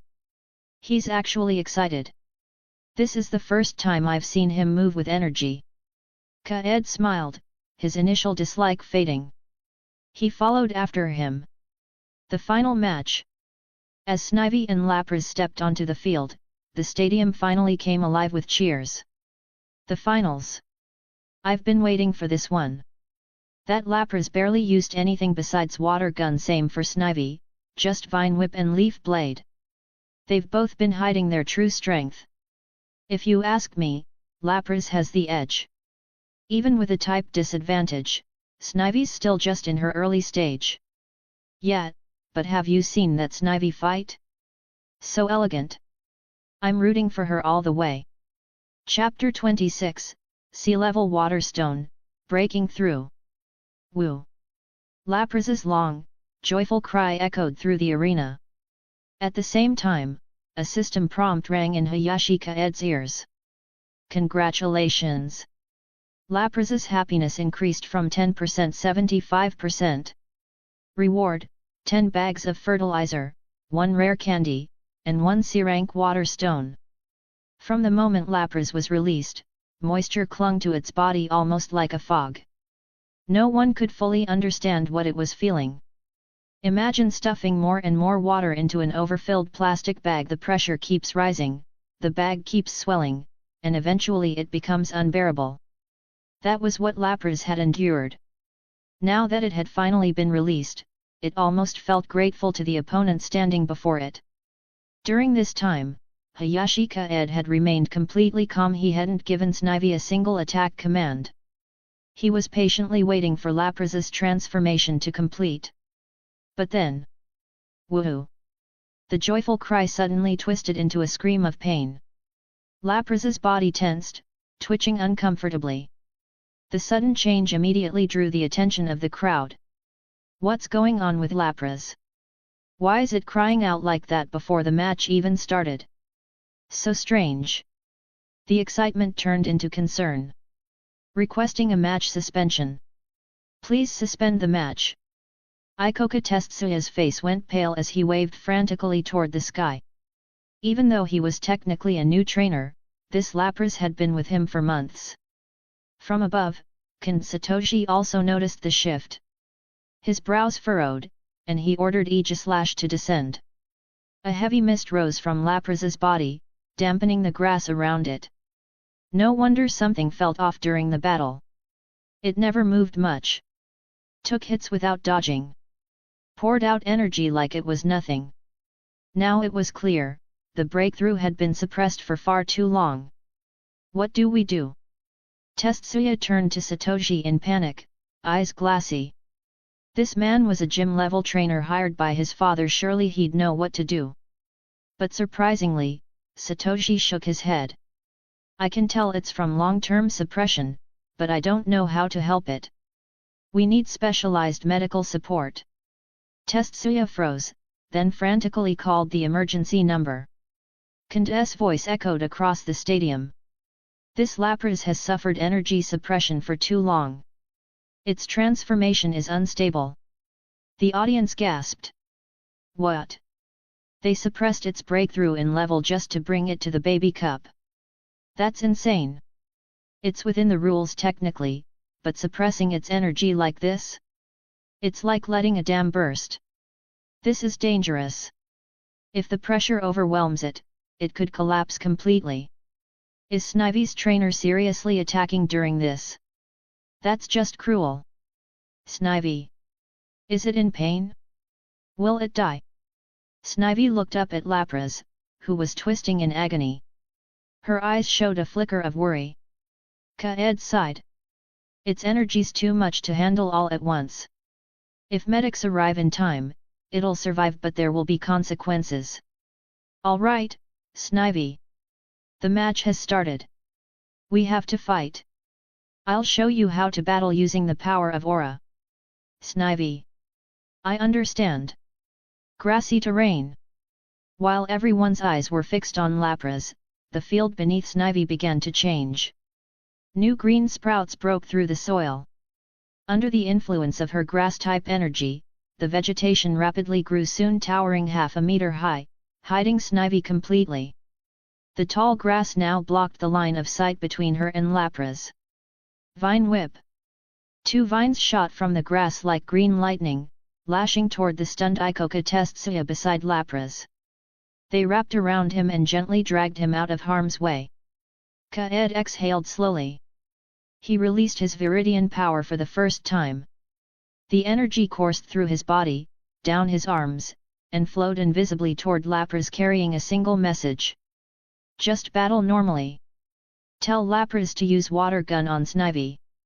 The message reached not just Lapras, but Tetsuya as well. Startled, Tetsuya looked around in confusion, trying to locate the source of the voice. But without thinking, he shouted instinctively. Water gun! In the dense grass, Snivy darted through shadows. With each appearance, a water gun followed, blasting the spot she had just left. No way! Ken Satoshi's eyes widened. Yes, releasing energy with attacks could help Lapras purge the excess. But doing it this way, repeatedly firing water gun like this, was like punching a hole in a swollen water balloon. The pressure would only increase around the wound. The damage could be internal. It could burst from the inside out. Without specialized guidance, it should have been dangerous. But what happened next shocked everyone. Lapra's anguished cries began to ease. Its expression softened. Though it continued firing wildly, not a single blast hit Snivy. Leaf Tornado. Leech Seed. Kaede gave new orders. Twin whirlwinds formed in the air, blades of spinning green energy closing in on Lapras from both sides. Lapras instinctively fired another water gun. One leaf tornado was scattered instantly. But the second one struck cleanly, cutting into Lapras's side and embedding the leech seed inside. Lapras suddenly froze. Its expression shifted again. The pain was gone, replaced with a strange kind of relief. As if the burden had been lifted. Chapter 27, S-level ocean crystals, at least a high level or above breeder. What a surprise! I thought Snivy's trainer was being reckless, but now it looks like he's helping Lapras vent its energy. The eyes of several audience members, especially those familiar with Pokémon development, suddenly lit up. What a brilliant tactic! That young man, he took advantage of Lapras's confusion and pain. First, he had Snivy cast grassy terrain, obscuring its line of sight. Then he let it provoke Lapras to use water gun again and again. That way, the energy overflowed safely. He reduced the internal damage. Incredible! That trainer must be at least an advanced level breeder. Someone nearby was stunned. Wait, what? He's just a high school student. You're saying he's an advanced breeder? The man next to him shook his head. You heard me wrong. I said at least advanced, maybe even more. He never once gave direct instructions to Snivy. That means the bond between them is already at the level of tacit understanding, maybe even telepathy. Gasps spread throughout the stands. And then a broadcast echoed through the arena. Success! Lapras's breakthrough is complete. The entire crowd let out a collective sigh of relief. Then, that Snivy is insane. How can a Snivy be that strong? Snivy! Snivy! Let's go, Snivy! Cheers erupted across the stadium. At the same time, a system prompt rang in Hayashi Kaede's mind. Congratulations! Snivy's happiness increased from 60% 80%. Reward: 5 bags of fertilizer, 1 rare candy, and 1 special scale fruit. Pokémon: Lapras. Gender: male. Ability: water absorb. Aptitude: purple. Level: 22-25. Status: energy successfully dispersed. Transformation complete. Congratulations! Lapras's happiness increased from -40% 90%. Reward: 10 bags of fertilizer, 1 rare candy, and 1 S-rank ocean crystal. A crystal once stored in the legendary Ocean Temple, imbued with the sea's power and highly beneficial to water-type Pokémon. Woo! Kaede listened to the crowd cheering in unison, a little helpless. He had orchestrated the entire thing, and yet all the praise was going to Snivy, who looked like the one doing the surgery. Kind of makes me jealous of my own Pokémon. Still, hearing that he'd received an ocean crystal and a special scale fruit, his mood lifted again. I worked hard for this. I deserve it. He already knew where the crystal would go, beneath the reservoir, for Melodic's use. The spike in Snivy's happiness made him mutter with a chuckle. Just as I thought. A Snivy who loves battle, and loves attention. Woo! With its energy now stable, Lapras gave a joyful cry. Ikoka stood frozen behind it. Just moments ago, Lapras had been in a near-death state, and now, not only was it okay, it had fully stabilized and completed its breakthrough. He blinked. Lapras! Woo-woo! Lapras swam eagerly in the grass, clearly better than ever. Hey! Waaya! Tetsuya burst into tears and threw himself at Lapras. I was so scared. I thought something awful was going to happen. The sight startled Snivy, who was still hidden in the tall grass. Snivy. Kaede looked down and saw her frustration. She was in the middle of a fight and had to stop. Now she's stuck waiting while they hug it out, no wonder she's antsy. Just give them a minute. They're rebuilding trust. Snivy stayed quiet but flicked her tail, clearly still annoyed. Her energy is unstable now. She's right on the edge of evolution. She closed her eyes, took a deep breath, and focused. If she was going to evolve, she wanted it to be under perfect conditions. About a minute passed. A soft voice from above reminded everyone that the match was still underway. Ikoka Tetsuya quickly stood up and looked across the field at Hayashi Kaede still calmly waiting. Gratitude mixed with embarrassment filled his eyes. After thinking for a moment, he stepped forward and declared, "I forfeit this match." The stadium went silent. Then came murmurs. He gave up? Yeah, it makes sense. That boy saved his Lapras. I misjudged him. I thought the little fat kid was hiding Lapras's power and would sweep the finals. Still, it's the right call. The gap between Snivy and a newly breakthrough Lapras is just too wide. Wait, Snivy's trainer rejected the forfeit? Why? Though Kaede looked calm, he was a little surprised. After all, Tetsuya's father had invested a lot in this match. If he accepted the forfeit, half that effort would go to waste. Then again, maybe there was something to gain from this. The crowd now viewed Ikoka Tetsuya positively for conceding. Maybe that could work in Kaede's favor. He spoke softly, his words amplified by the stadium speakers.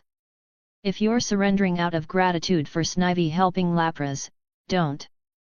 My Snivy needs this kind of high-pressure battle to grow stronger. Snivy. The grassy terrain glowed brighter, and two orange-yellow eyes burned with intensity within the brush. Woo!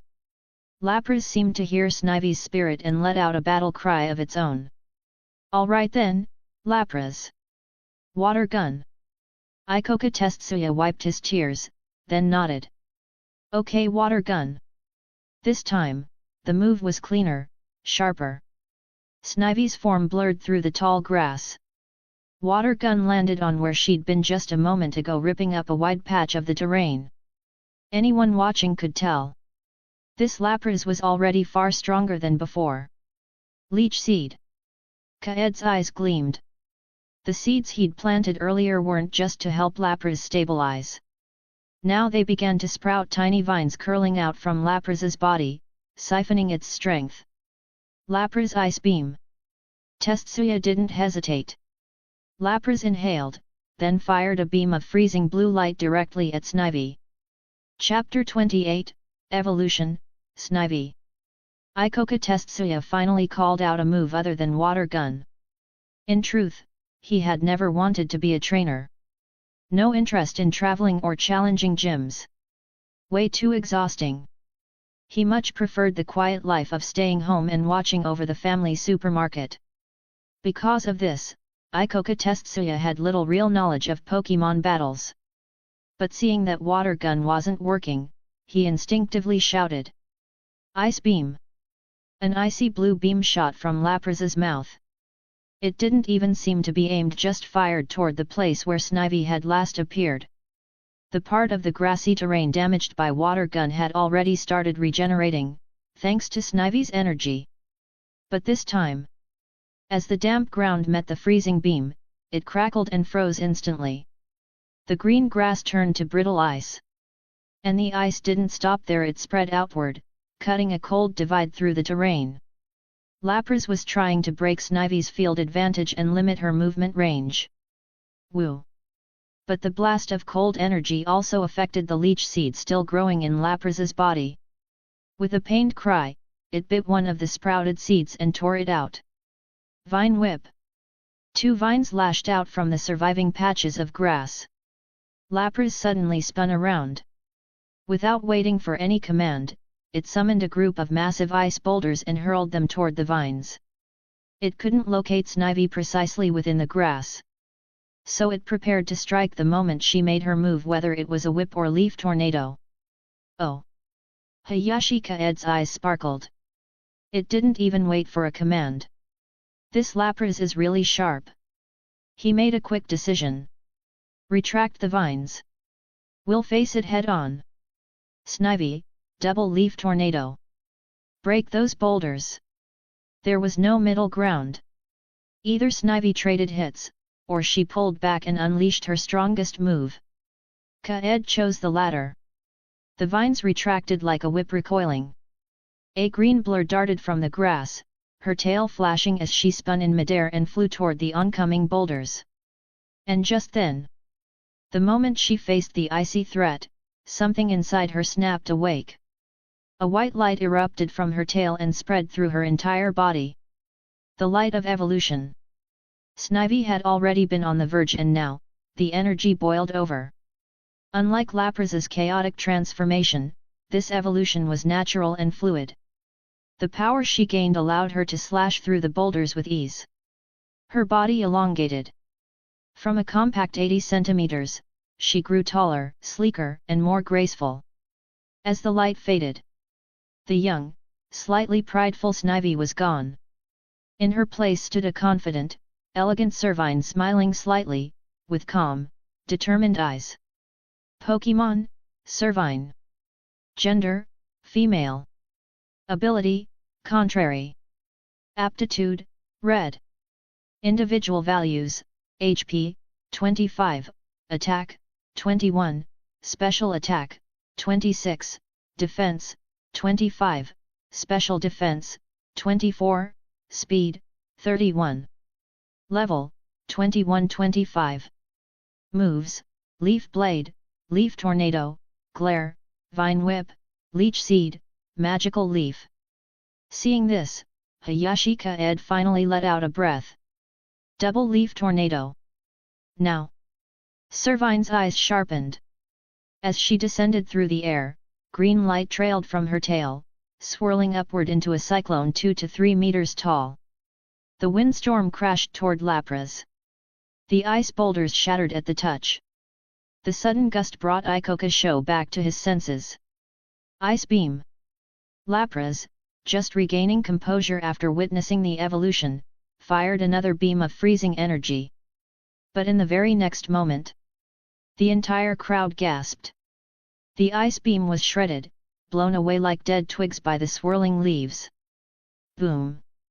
The whirlwind struck Lapras head on. A dull roar echoed through the stadium. When the wind settled, Lapras stumbled. Several red marks lined its body. Even after its breakthrough, it was knocked out in a single blow.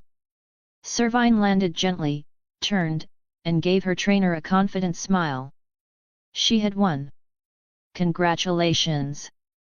Servine's happiness increased from 80% to 95%. Reward: 3 bags of intermediate fertilizer, 1 intermediate rare candy, and 1 characteristic development energy cube. A reversal. What an unbelievable reversal! I thought for sure Lapras, after breaking through, would dominate this match, but someone even stronger was waiting. Lapras was pressing in, tracking her position, giving everything it had, but that still wasn't enough. Snivy evolved under that pressure, and ended the battle in a single move. What kind of baby cup match is this? That leaf tornado was ridiculous. Standing atop his Aegis lash, Ken Satoshi's voice rang with passion. There had been too many reversals to count. At first, Lapras had been injured, and it looked like the match was over. But Hayashi Kaede helped it stabilize and even pushed it to evolve. Then just when it seemed Ikoka Tetsuya would take the win, Snivy evolved and delivered a crushing counterattack. And through it all, Kaede had remained composed. He showed slight emotion here and there, but even when Lapras was being treated, and again during Snivy's evolution, he stayed calm. He knew both things would succeed. What impressed Satoshi even more? Kaede had treated Lapras without getting close. He'd managed it from dozens of meters away. What kind of breeder does that? That takes training, real training. Satoshi finally addressed the crowd. As you saw when Lapras was injured earlier, it was Hayashi Kaede who stabilized it. That proves he's not just a top-notch trainer, but also a breeder. So who wants to know where he's from? The audience, still buzzing from the twists in the battle, responded without hesitation. We do. He's a breeder too? That young? There are breeders like him in Aogiri town. Hurry, someone find out which family he's from. Chapter 29, The Tail Flame Across the Sky, Egg Puzzle. Hayashi Kaede looked curiously at Satoshi hovering in the sky. He hadn't expected the tournament commentator to suddenly descend and speak to him. He had thought he'd have to wait until after the match was over and the reporters came around before he'd get a chance to promote his family's breeding house. As Satoshi flew down, Hayashi Kaede cleared his throat, already thinking of how to spin his story. Satoshi spoke first. Contestant Hayashi Kaede, as the champion of this year's Baby Cup, you identified and resolved Lapra's condition with remarkable speed during the match. Are you a breeder? If so, could you tell us which breeding house you work with? Yes, Hayashi Kaede replied confidently. I've been learning about breeding from my parents since I was a child 12 years now. I can tell what's wrong with a Pokémon just by looking at it. As for which breeding house? It's just a small shop in Aogiri town called Neighbor's Breeding House. He turned to the servine at his side and picked it up proudly. See this guy? Its skin is smooth and bright, and its energy control is top-notch. This servine was raised on energy blocks from our very own shop. We sell both maintenance and stamina energy cubes 100% genuine.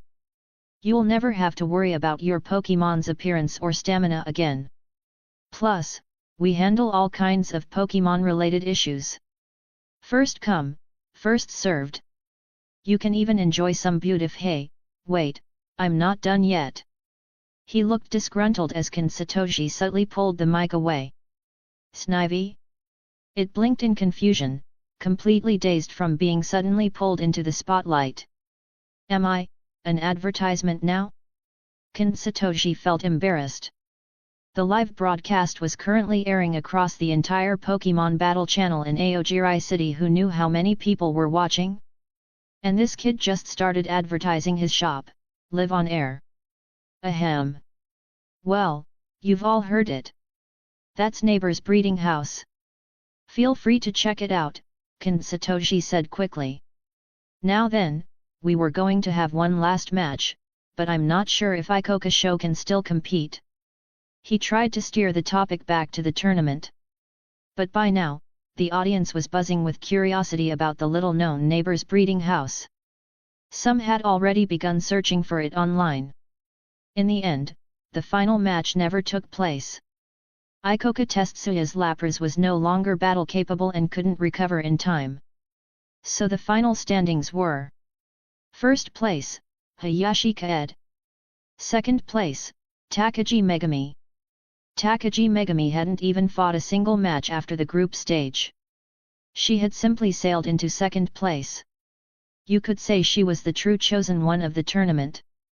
After the event ended, a swarm of reporters surrounded Hayashi Kaede, asking for basic info: what school he attended, what his breeding level was. He answered everything sincerely and used every opportunity to plug Neighbor's Breeding House again. Then came the awards ceremony. Organizer Ikoka handed over the prizes to Hayashi Kaede with a conflicted expression. There was no doubt the Baby Cup had been a huge success. The broadcast numbers were high, and the audience enthusiasm had reached new peaks. But in the end, the one who took the glory wasn't the person he had planned on. Still, he had to admit, if not for Hayashi Kaede, the entire Baby Cup might have ended in disaster. And more importantly, such a talented young trainer and breeder wasn't someone to be carelessly offended. So in the end, he smiled sincerely as he handed over the rewards. First prize, a choice of one of 3 starter Pokémon eggs, a Poke $88,000 shopping card for Happy Mart, and 1 chance to participate in the egg guessing challenge at Happy Mart headquarters. The first item delivered was the Poke $88,000 shopping card. As for the starter eggs, they hadn't arrived yet. Hayashi Kaede would be notified to pick one within the next week. The final prize was the Egg Guessing Challenge, held at Happy Mart headquarters. It was a special event split into two styles, Open Guess and Secret Guess. In the Open Guess, 30 Pokémon eggs were placed in front of contestants. If you correctly guessed more than 28 species, you won and could choose one of the guessed eggs to take home. The secret guess was harder, the eggs were covered in black cloth. Contestants had to touch the eggs and determine the species by feel texture, temperature, and so on.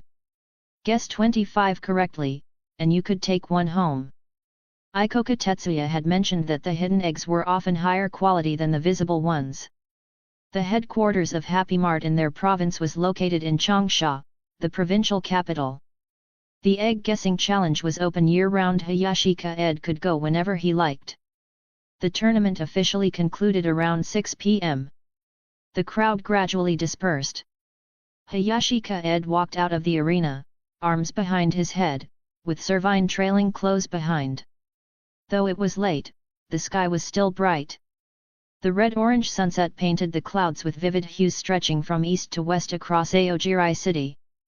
It looked like the contrail of a missile slicing across the sky. So much money! Behind him, Takagi Megami stared gleefully at her shopping cart, her grin practically splitting her face. Hayashi Kaede couldn't help but chuckle. He knew her family wasn't well off. Buying Squirtle had already put a strain on them. They wouldn't be able to spend freely on its care or training. But now, this shopping cart would help cover the costs of its early growth. Heading home already? He asked. Hey? What about you, Brother Kaede? Aren't you heading back too? I've still got to pick up a few things from Happy Mart. I'll probably miss the last bus, so I'll just take a taxi home.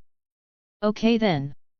Takagi Megami nodded happily and didn't ask what he was buying. She was in a hurry to get home. She couldn't wait to show off to her parents and especially to Takagi Agi-san that she'd placed second in the Baby Cup and earned a $1 shopping cart big enough to support her and Squirtle for quite a while. Victory! Hayashi Kaede glanced up at the fading trail left by a tail flame in the sky. He paused briefly, then turned and began walking toward Happy Mart. That glowing trail in the sky carried a lingering trace of Dragonite's aura that tugged faintly at his viridian force. Chapter 30, Dragonite Messenger. Is this Hayashi Kaede, the man who just won first place in the Baby Cup? Inside Happy Mart, under the warm glow of incandescent lights, a young woman in a red store uniform looked at Hayashi Kaede with curiosity. Hayashi Kaede glanced at her, wondering if someone had recognized him so soon after the tournament had ended. Was it because he was just that handsome? The next moment, however, the young woman's gaze shifted to the Servine at his side, her eyes lighting up. Sure enough, it is a Servine. So cool and beautiful. Hayashi Kaede? I lost to a Pokémon, he thought. He was exhausted.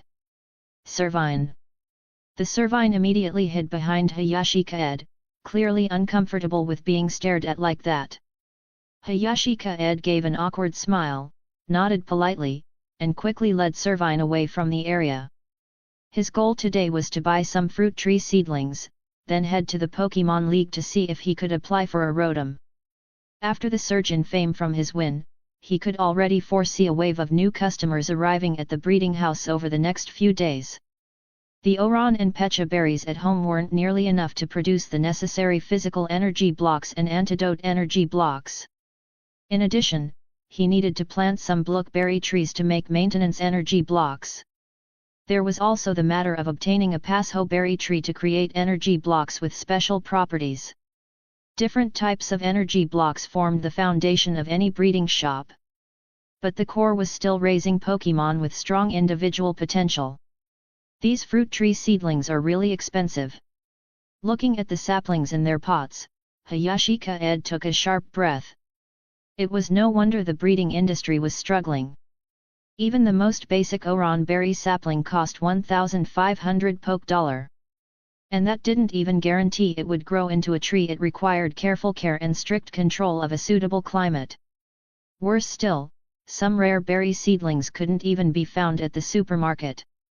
In the end, Hayashi Kaede purchased 15 oran berry saplings and 15 blueberry saplings.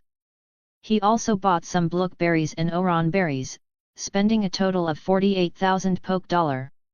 That meant more than half of his 88,000 poke dollar shopping cart was gone.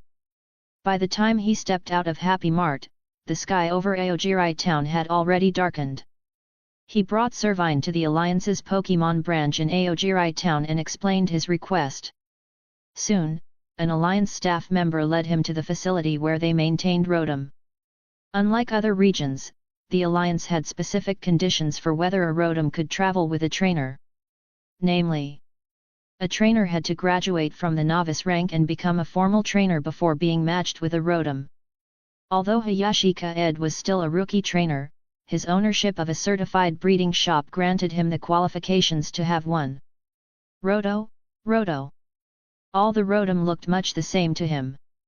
He chose a friendly red Rotom that floated over to greet him, paid 250,000 poke dollar, and placed it into a poke ball. Then he left the city on foot.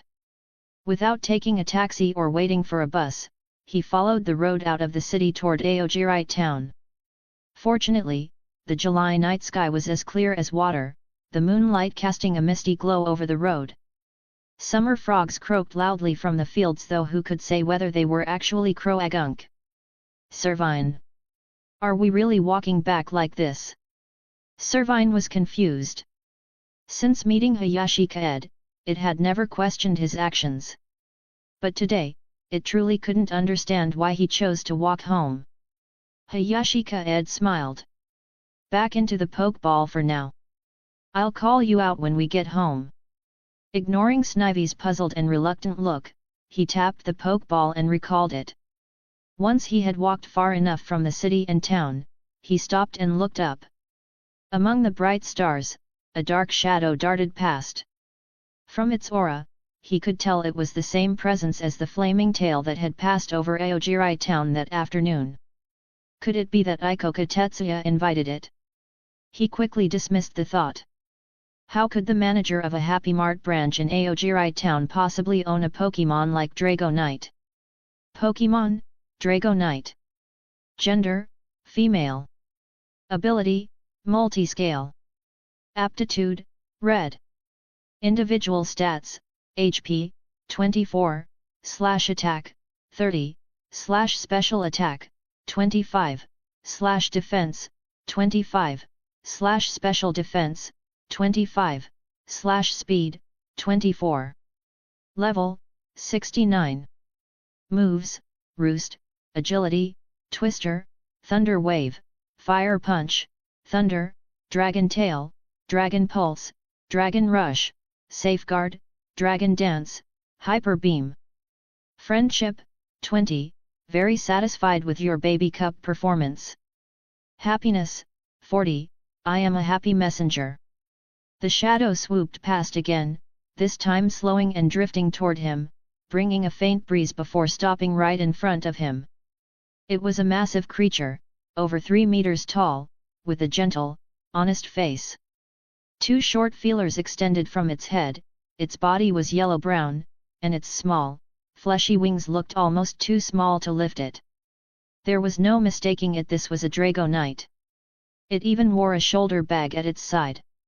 Oh! Hello, human. Hayashi Kaede blinked, then answered, hello.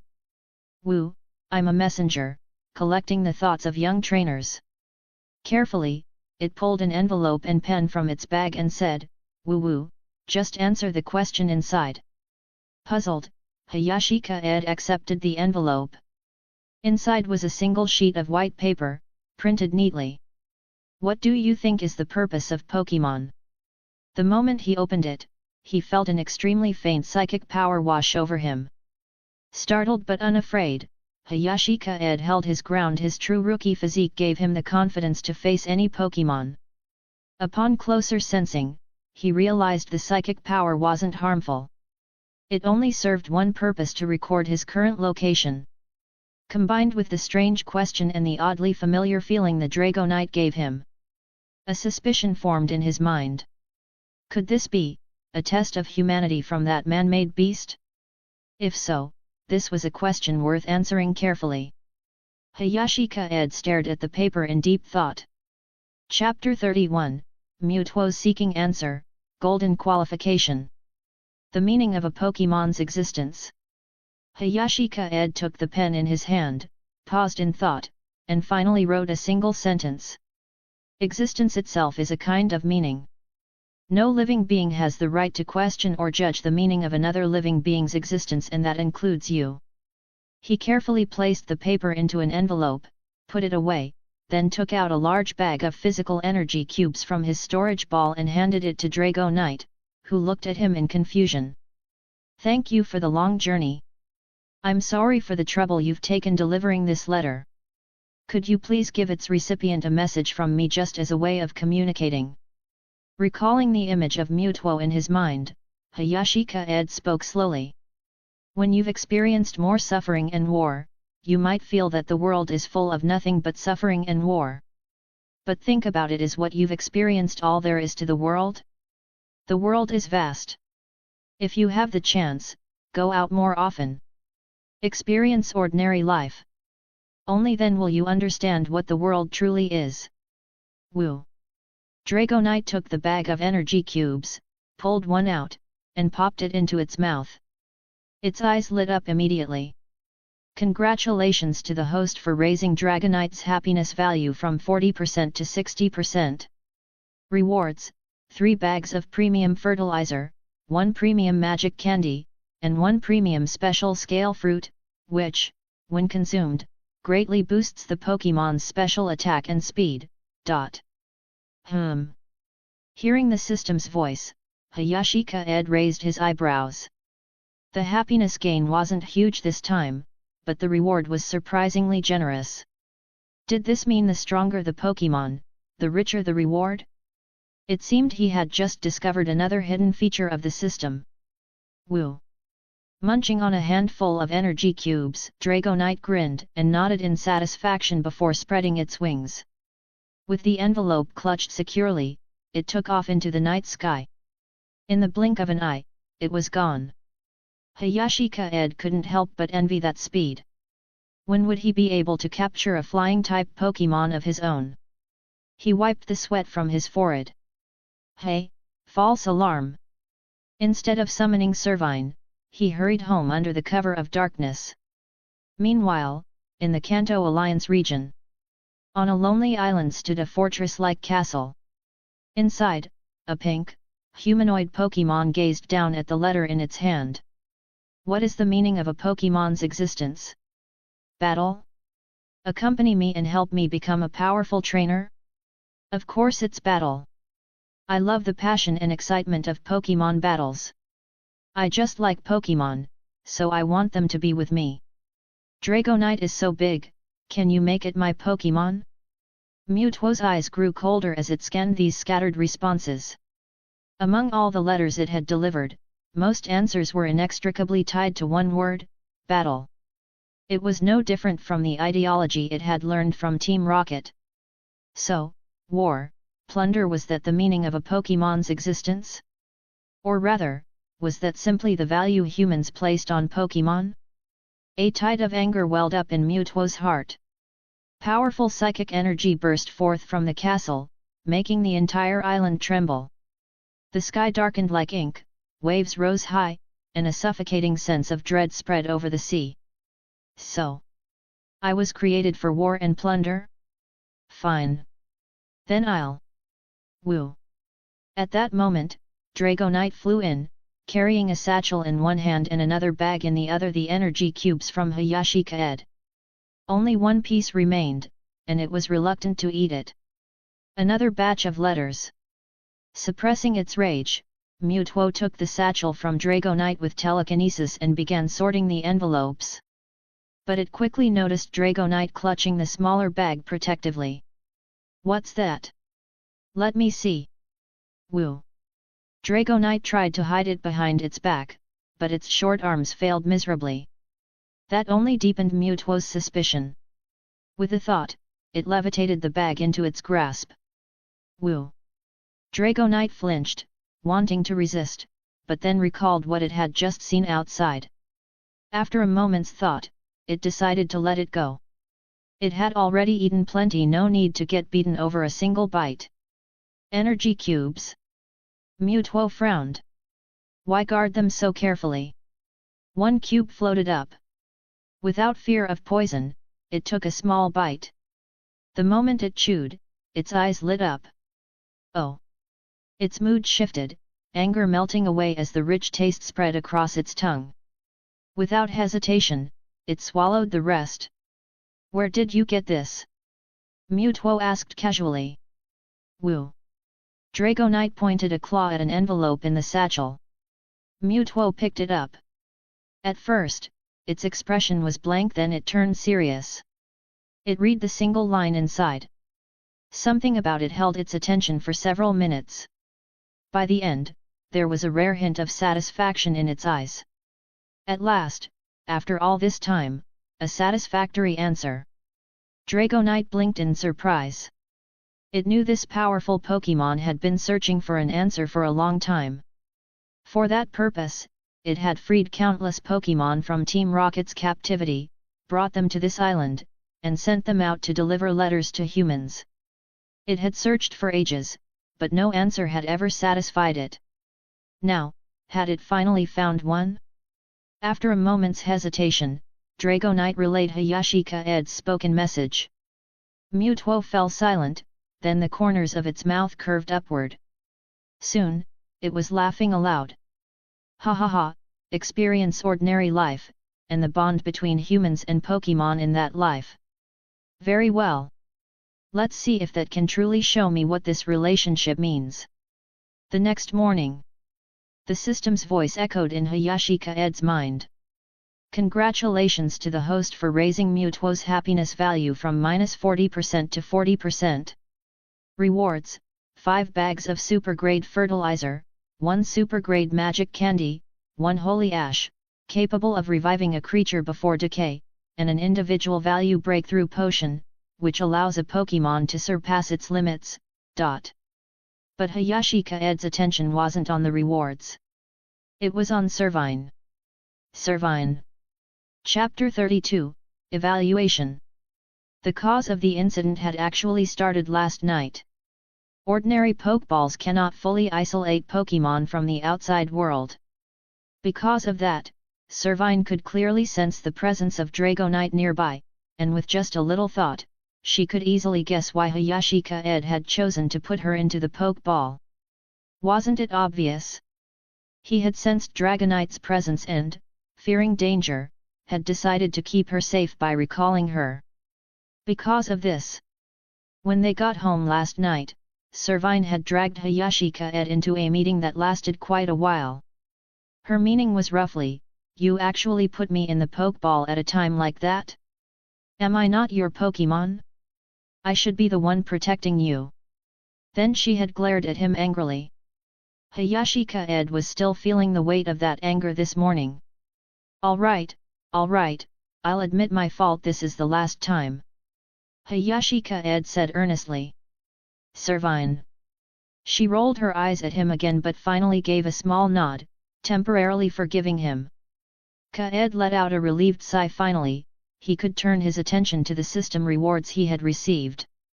Holy Ash plus an individual value breakthrough potion? He swallowed hard. He'd thought Mutuo might react to his actions, but he hadn't expected such a big reaction, big enough to gift him something this heaven-defying. He sighed inwardly. If only I could enjoy this every day. Deciding not to waste time, he took out the individual value breakthrough potion. A glass bottle filled with a milky white liquid materialized in his palm. Pulling out the cork, a faintly hypnotic fragrance drifted into the air. Here, Servine, this is your reward. Something tasty. Servine. She eyed the bottle suspiciously, half convinced this was just a bribe. Still, trusting Hayashi Kaede, she drank it down in one gulp. Delicious. As good as that candy. The liquid slid down her throat, and she immediately felt her entire body strengthening.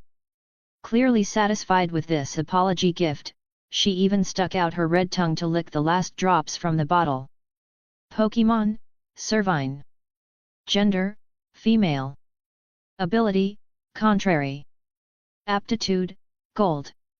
Individual stats, HP, 25 plus 2, /attack, 21 plus 1, /special attack, 26 plus 2, /defense, 25 plus 1, /special defense, 24 plus 2, /speed, 31 plus 3. Level, 23-26. Seeing the data revealed by the Eye of Exploration, Hayashi Kaede nodded in approval. She had truly broken past the limits of ordinary Pokémon. Her speed had reached 31 plus 3, and even her level had gone up.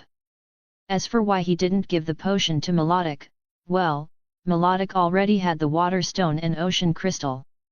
When it came to his Pokémon, he believed in treating them equally, never favoring one over another. Lodo Rotom reporting, someone's waiting outside the door. The cheerful voice of Rotom drifted in from outside, interrupting his thoughts. So soon? Kaede glanced at the clock, a little surprised. Sure, yesterday's performance had been quite the sensation, but for people to come calling this early? It was only 6 o'clock. The shuttle bus to Aogiri City had just departed. Yes, Master.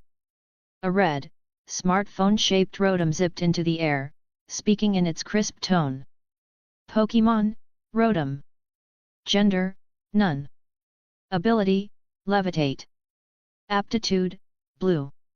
This was the Rotom Hayashi Kaede had bought yesterday. When linked to his phone, it could pull up any online information without restriction, and it could also emerge from the device to possess various electronics, briefly changing its typing. For example, in a refrigerator, it would become electric/ice and chill automatically. In a washing machine, it would become electric/water and wash clothes on its own. Master, your performance in the Baby Cup yesterday was truly dazzling. Many short video creators have already posted clips to social media. Would you like to see them? Show me, Kaede replied as he headed downstairs to wash up. One of the main reasons he'd chosen this Rotom was how proactive it was. It could handle social situations almost as well as a person. Yes, Master. Rotom projected the video directly from the phone. On screen, Hayashi Kaede could be seen directing Servine to release the energy stored within Lapras step by step. What the? He checked the upload time and the number of likes and froze. The video had been posted last night, but it already had over 100,000 likes and tens of thousands of comments. Judging from the typical like-to-view ratio, that meant at least 1 million people had watched it. Open the comments. Opening now. A flood of messages appeared. Bunkazukai, holy crap! Awesome! Moko Shosky, this has to be fake, absolutely fake. I've read plenty of books, but I've never seen such a young, high-level trainer. Gur, idiot above confirmed, this is an official broadcast from Aogiri City's TV station. How could it be fake? Trainer, what incredible technique! The precision in releasing Lapras's energy and healing Pokémon injuries is unmatched. And that Servine's aptitude is top tier. Midori CG, please, Pokémon League send me a Servine. I need to know if this is real. AKA Hiroshi, I was curious why this video had such highly rated comments. Now I see you really played amazingly. Charizard, my god, Charizard is the best. I've always wanted to see a big red Charizard in my life, please give me a chance. After reading through them, Kaede exhaled in relief. Most comments were positive, only a handful were the usual thoughtless naysayers.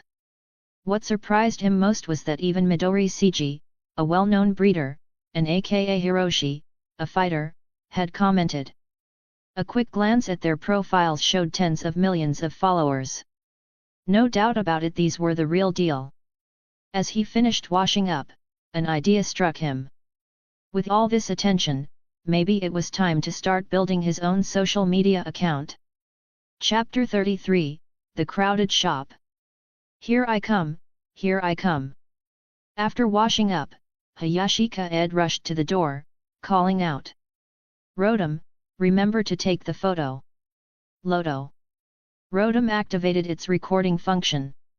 Its current task, assigned by Hayashi Kaede, was to film and edit videos in preparation for developing his social media account. As soon as he opened the door, Hayashi Kaede froze in surprise. There were already dozens of people gathered outside. It was only 6 o'clock in the morning. Some people sat right at the doorstep, while others rested along the blue stone path. Among them, a few were holding selfie sticks, speaking animatedly to their cameras. Here we are, folks. The breeding house in Aojirai town is finally open. Let's head in and see what's so special about this little shop. A young man sitting on the steps at the entrance saw the door finally open and immediately moved to step inside. Wait, wait! Hayashi Kaede blocked the way, then quickly hung a wooden sign on the door. Each person is limited to purchasing 3 of each type of energy cube per day. It was a necessary precaution. Looking at the crowd outside, Hayashi Kaede suspected that if he didn't impose a limit, the energy cubes he'd prepared the night before would be gone in minutes. What he really wanted was for as many Pokémon as possible to try the cubes he made. After all, every time he encountered a new Pokémon, he would receive a special reward. Hey! Boss, you just opened your shop and already set this rule?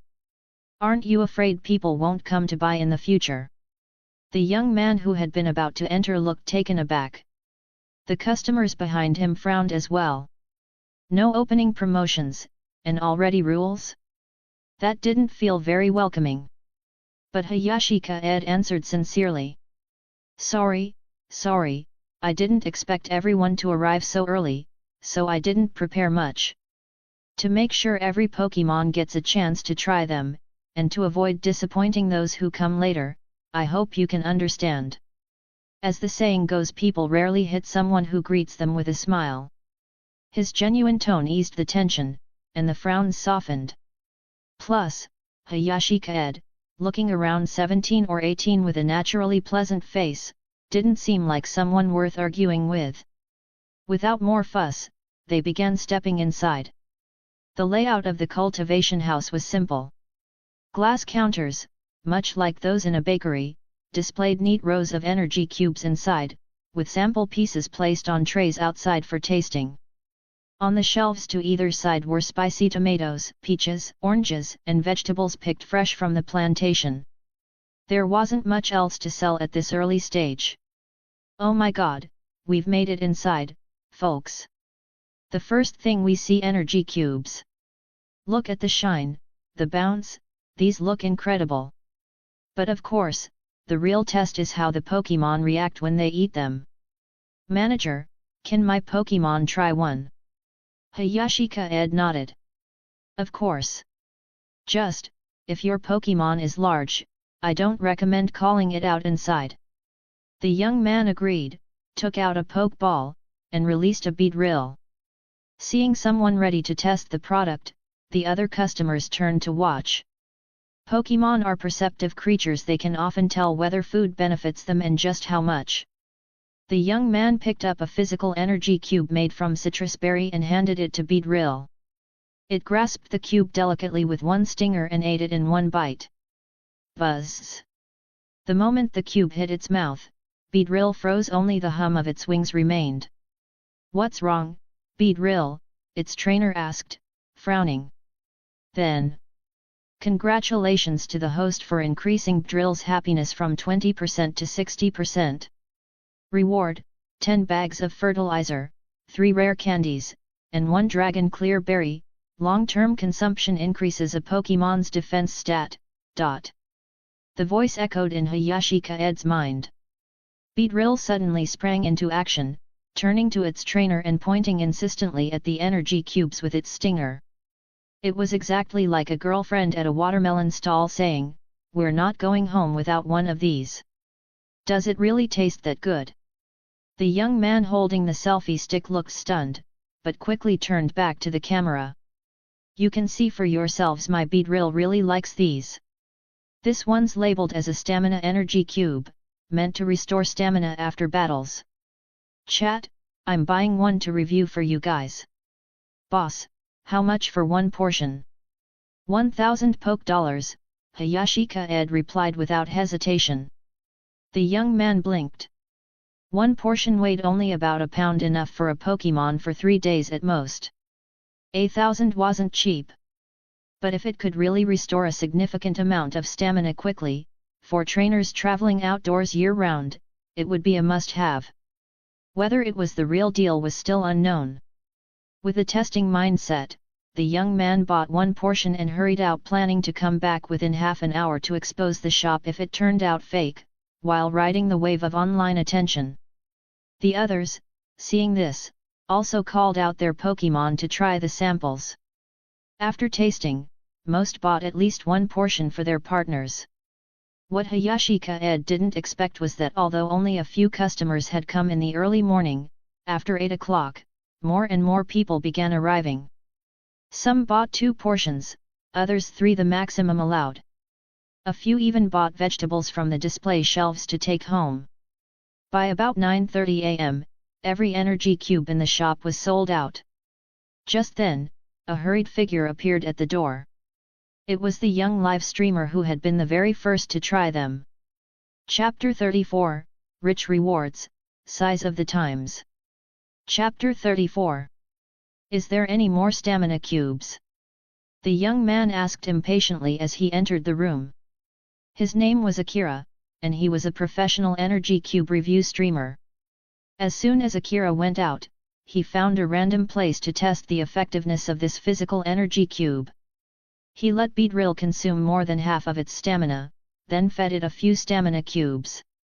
In less than 3 minutes, its stamina was almost fully restored. What did that mean? The D-level physical energy cubes he had purchased from the Pokémon League never had this kind of effect. Not to mention, those cubes sold for 3,000 poke dollar each in the Alliance. And yet, the cubes sold in this small shop tasted better and didn't seem to cause the same kind of drug resistance as ordinary energy cubes. This was the result after he had both Beedrill and his second Pokémon, Snorlax, try them for over an hour.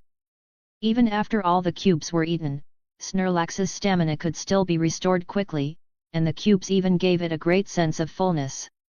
God have mercy! After discovering this second effect of the cube, Akira could hardly contain his joy. He had been struggling to afford feeding Snorlax for half a year now. His savings were gone. The car he had wanted to buy gone. Was this energy cube good? How could he not know? Sorry, we've sold out of energy cubes for today. You'll have to wait until tomorrow. Seeing customers still trickling in, Hayashi Kaede turned the sign around to the side that read, "Limit purchase to 3 per day." On the back, in clear letters, "Sold out." Direct and clear. Are you kidding me? Sold out in 2 hours. Akira stared at the empty glass counter in disbelief. I'm really sorry, it's the first day and I wasn't prepared. That's all I could make today. How about I give you some spicy tomato berry instead? Recognizing him as the streamer from earlier, Hayashi Kaede filled a plastic bag with a few spicy tomato berry and handed them over. Akira. He wasn't even sure how he ended up taking the bag.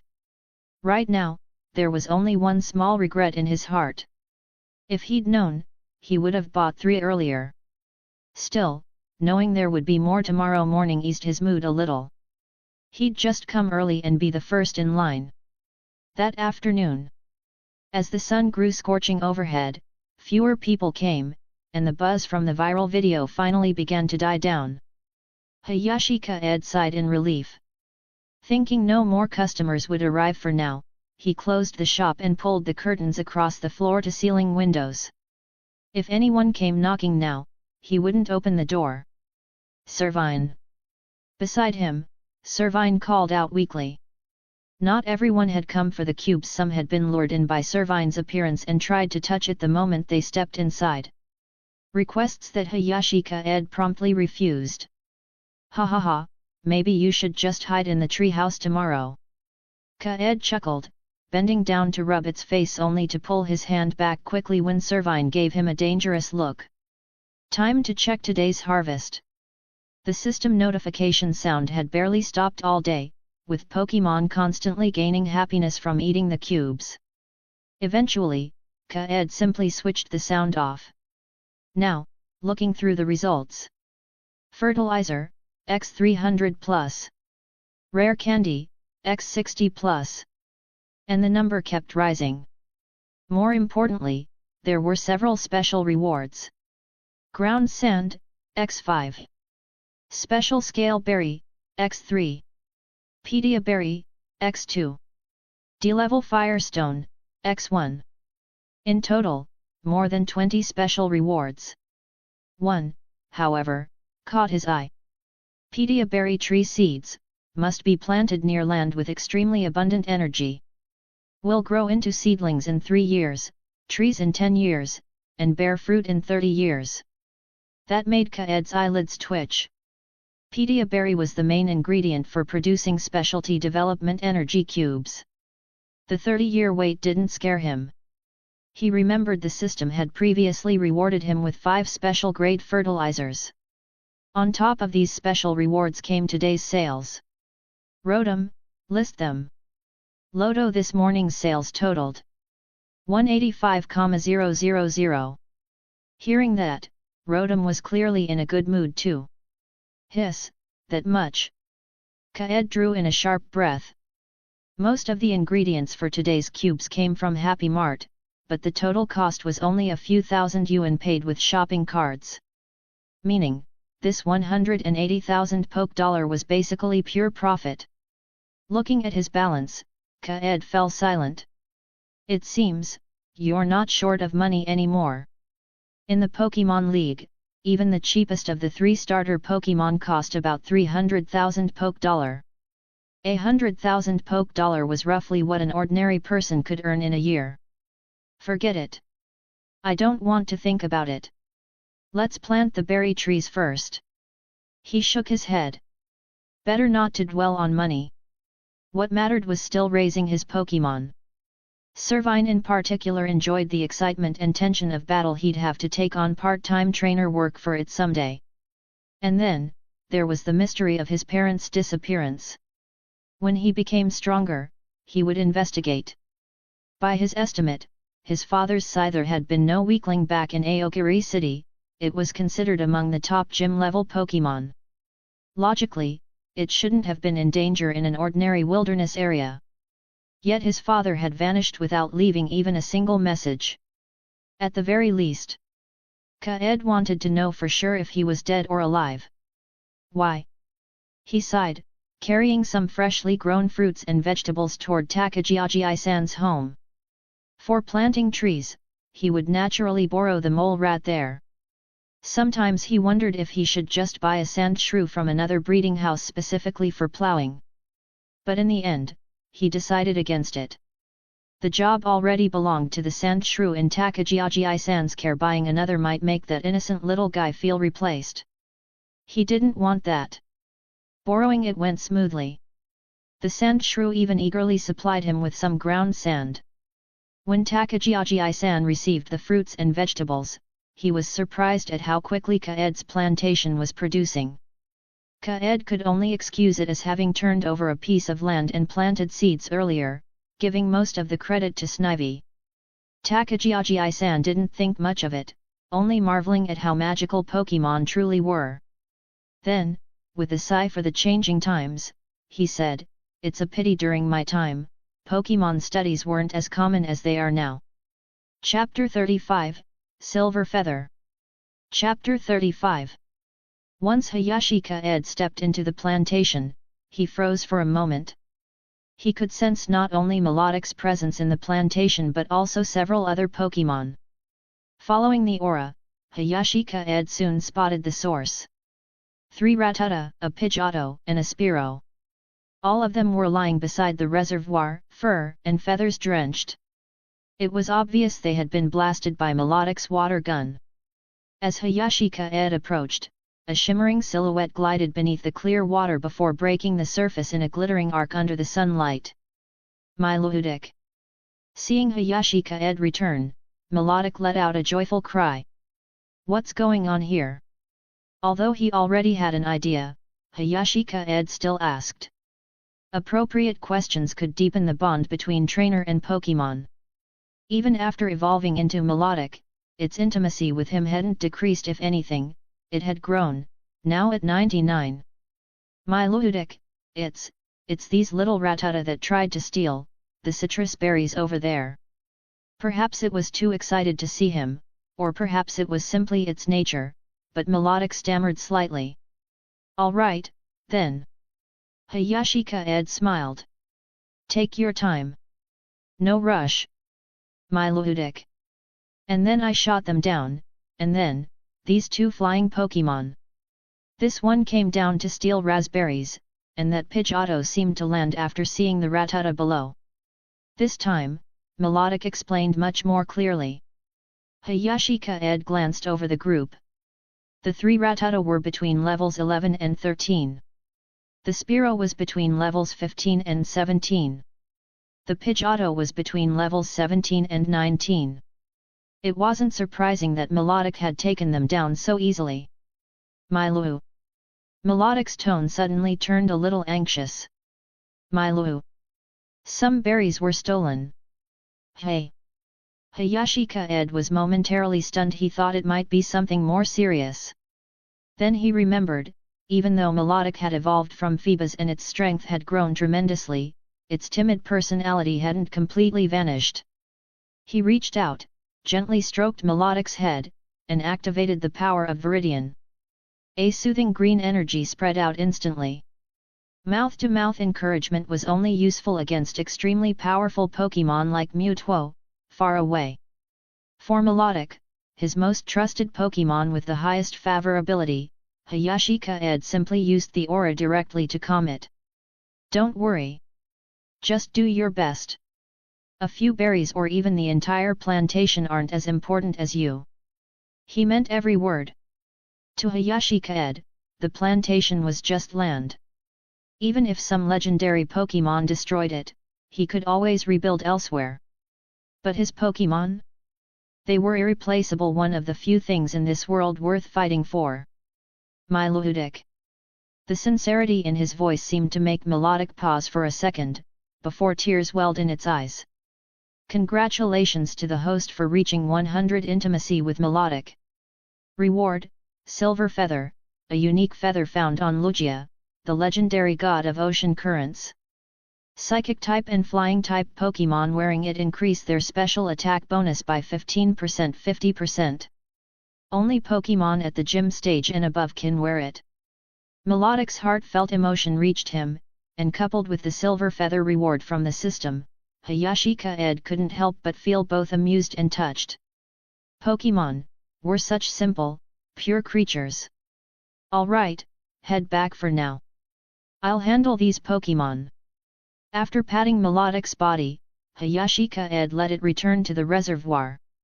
He turned his gaze to the defeated intruders. The three Rattata were completely unconscious. The Spearow and Pidgeotto, though conscious, had injured wings and were drenched from repeated water gun blasts. It seemed they had tried to escape mid-battle, only to be swiftly shot down by Melodic and eventually gave up trying. After a moment's thought, Hayashi Kaede took out 3 Pokeballs, captured the Rattata first, then turned to the 2 flying types. Spearow. The short-tempered Spearow, still angry from being blasted, flapped its wings as if preparing to strike. Before it could act, Hayashi Kaede simply pinched its wings. No matter how it struggled, it couldn't move. This left Servine watching from behind completely stunned. My trainer, caught a Spearow alive?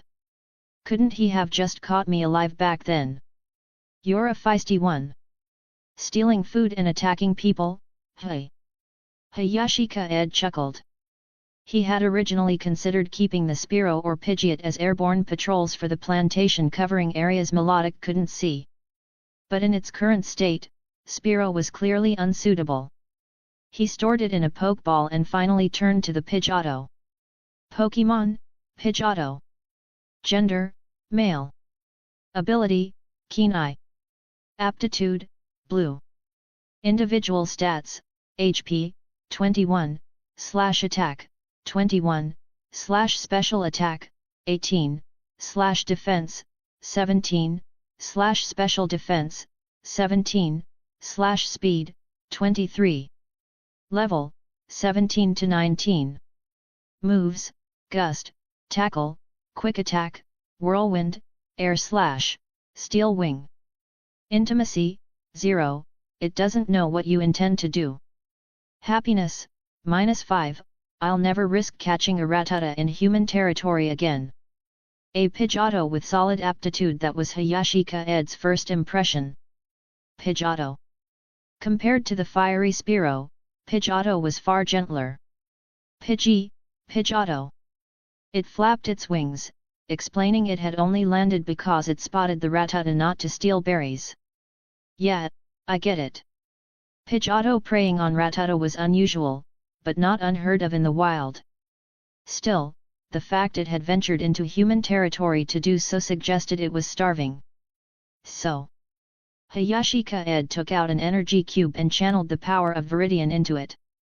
Pidgeotto, how about living with me? I'll provide food and shelter.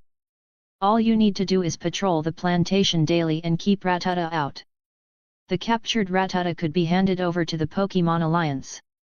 Chapter 36, How strong do you have to be considered strong? Chapter 36. Pidgeotto. Pidgeotto stared at the energy block in Hayashi Kaede's hand, drooling uncontrollably. But it held back and asked tentatively, Pidgeotto, can you help me become stronger? That question made Hayashi Kaede pause for a moment before asking, how strong counts as strong? Pidgeotto, Pidgeotto. There's a Spearow in the forest that evolved into a Fearow. It's taken over our territory and hurt many of our kind. Pidgeotto spoke with anger. Their home had been invaded, their kind driven away and left starving. Hayashi Kaede nodded firmly. All right, I'll accept this request. A Fearow that had just evolved its power was probably at gym level. The plantation currently couldn't raise gym level Pokémon, but Hayashi Kaede was confident. Training Pidgeot to that level wouldn't take too long. Come, eat this. Then you'll know whether you can reclaim your home one day. He pulled out a rare candy. Pidgeotto. Hearing his agreement, Pidgeotto ate the rare candy without hesitation. It could feel the energy surging within, and it looked at Hayashi Kaede with clear joy. Hayashi Kaede exhaled. Too trusting. When humans make promises, Pokémon believe them. When given something, they eat it immediately. This bird seemed truly panicked, almost desperate. From now on, you'll stay here and protect the crops. If you're hungry, just pick some fruit yourself. Your main task is to keep Pokémon like Rattata out of the plantation. As he spoke, the energy of the Viridian aura flowed from him, turning into specks of green light that settled on Pidgeotto. The injuries left by Melodic's water gun were completely healed in seconds. Come to think of it, this was Hayashi Kaede's first time using the healing function of the Viridian aura. The results were incredible. Pidgeotto flapped its wings in shock, looking at its perfectly healed body. Then it flapped again and soared into the sky. Hayashi Kaede didn't worry about it flying away. The rare candy was key to keeping it loyal. Pidgeotto's happiness increased from 10% 60%. Rewards, 10 bags of fertilizer, 3 rare candies, and 1 trademark, agility. Sure enough, after flying a few rounds, Pidgeotto perched on a tall pine tree near the plantation, scanning the surroundings sharply, clearly alert and on duty. Water, land, and air all covered. Hayashi Kaede clicked his tongue, then turned his gaze toward the terrain of the plantation, thinking about how to arrange the fruit trees. Soon, he had a plan. Oran berry trees had lush leaves and could be planted along the fence to block outside views. After all, some secrets in the plantation couldn't be exposed too early. Citrus trees grew tall, so he planted them along the road. In summer, they'd provide shade for anyone entering. Both fruits restored Pokémon energy. Citrus yielded more fruit each year, while Oran berries had stronger effects. Lastly, for the single Pedia berry seed, he chose a spot by the reservoir. Once the locations were decided, he picked 2 Spillin berries and handed them to the Sand Shrew, who had been eyeing them for a while. "Please dig holes where I've marked, Sand Shrew." Sand Shrew. Sand Shrew beamed happily, placed the berries gently beside the field, and began to dig earnestly where directed. It liked eating after finishing its work. Hayashi Kaede didn't stop it. Truthfully, Sand Shrew was really good at fieldwork. That probably had something to do with Takagi-san. The old man couldn't do heavy labor anymore but didn't like being idle. So Takagi Megami's parents had bought a Sand Shrew to accompany him and help with light chores. Hayashi Kaede joined in too, removing saplings from the storage ball still with their soil and planting them one by one in the holes dug by Sand Shrew. Melodic sprayed water gently, acting as irrigation. Once the Oran and citrus trees were planted, Hayashi Kaede had Sand Shrew plow another plot and planted the watermelon seeds he had bought. In return for all the hard work, he gave Sand Shrew a large bag of Spillin berries and told it to visit the breeding house anytime it wanted more. Finally, it was time to plant the Pedia berry by the reservoir and fertilize it with the super-grade fertilizer. Hayashi Kaede couldn't let Sand Shrew see that it was too extravagant. Super-grade fertilizer accelerates plant growth by 301,000 times. Even at its lowest efficiency, that meant 1 day of growth could equal nearly a year. Maybe the seed would sprout instantly.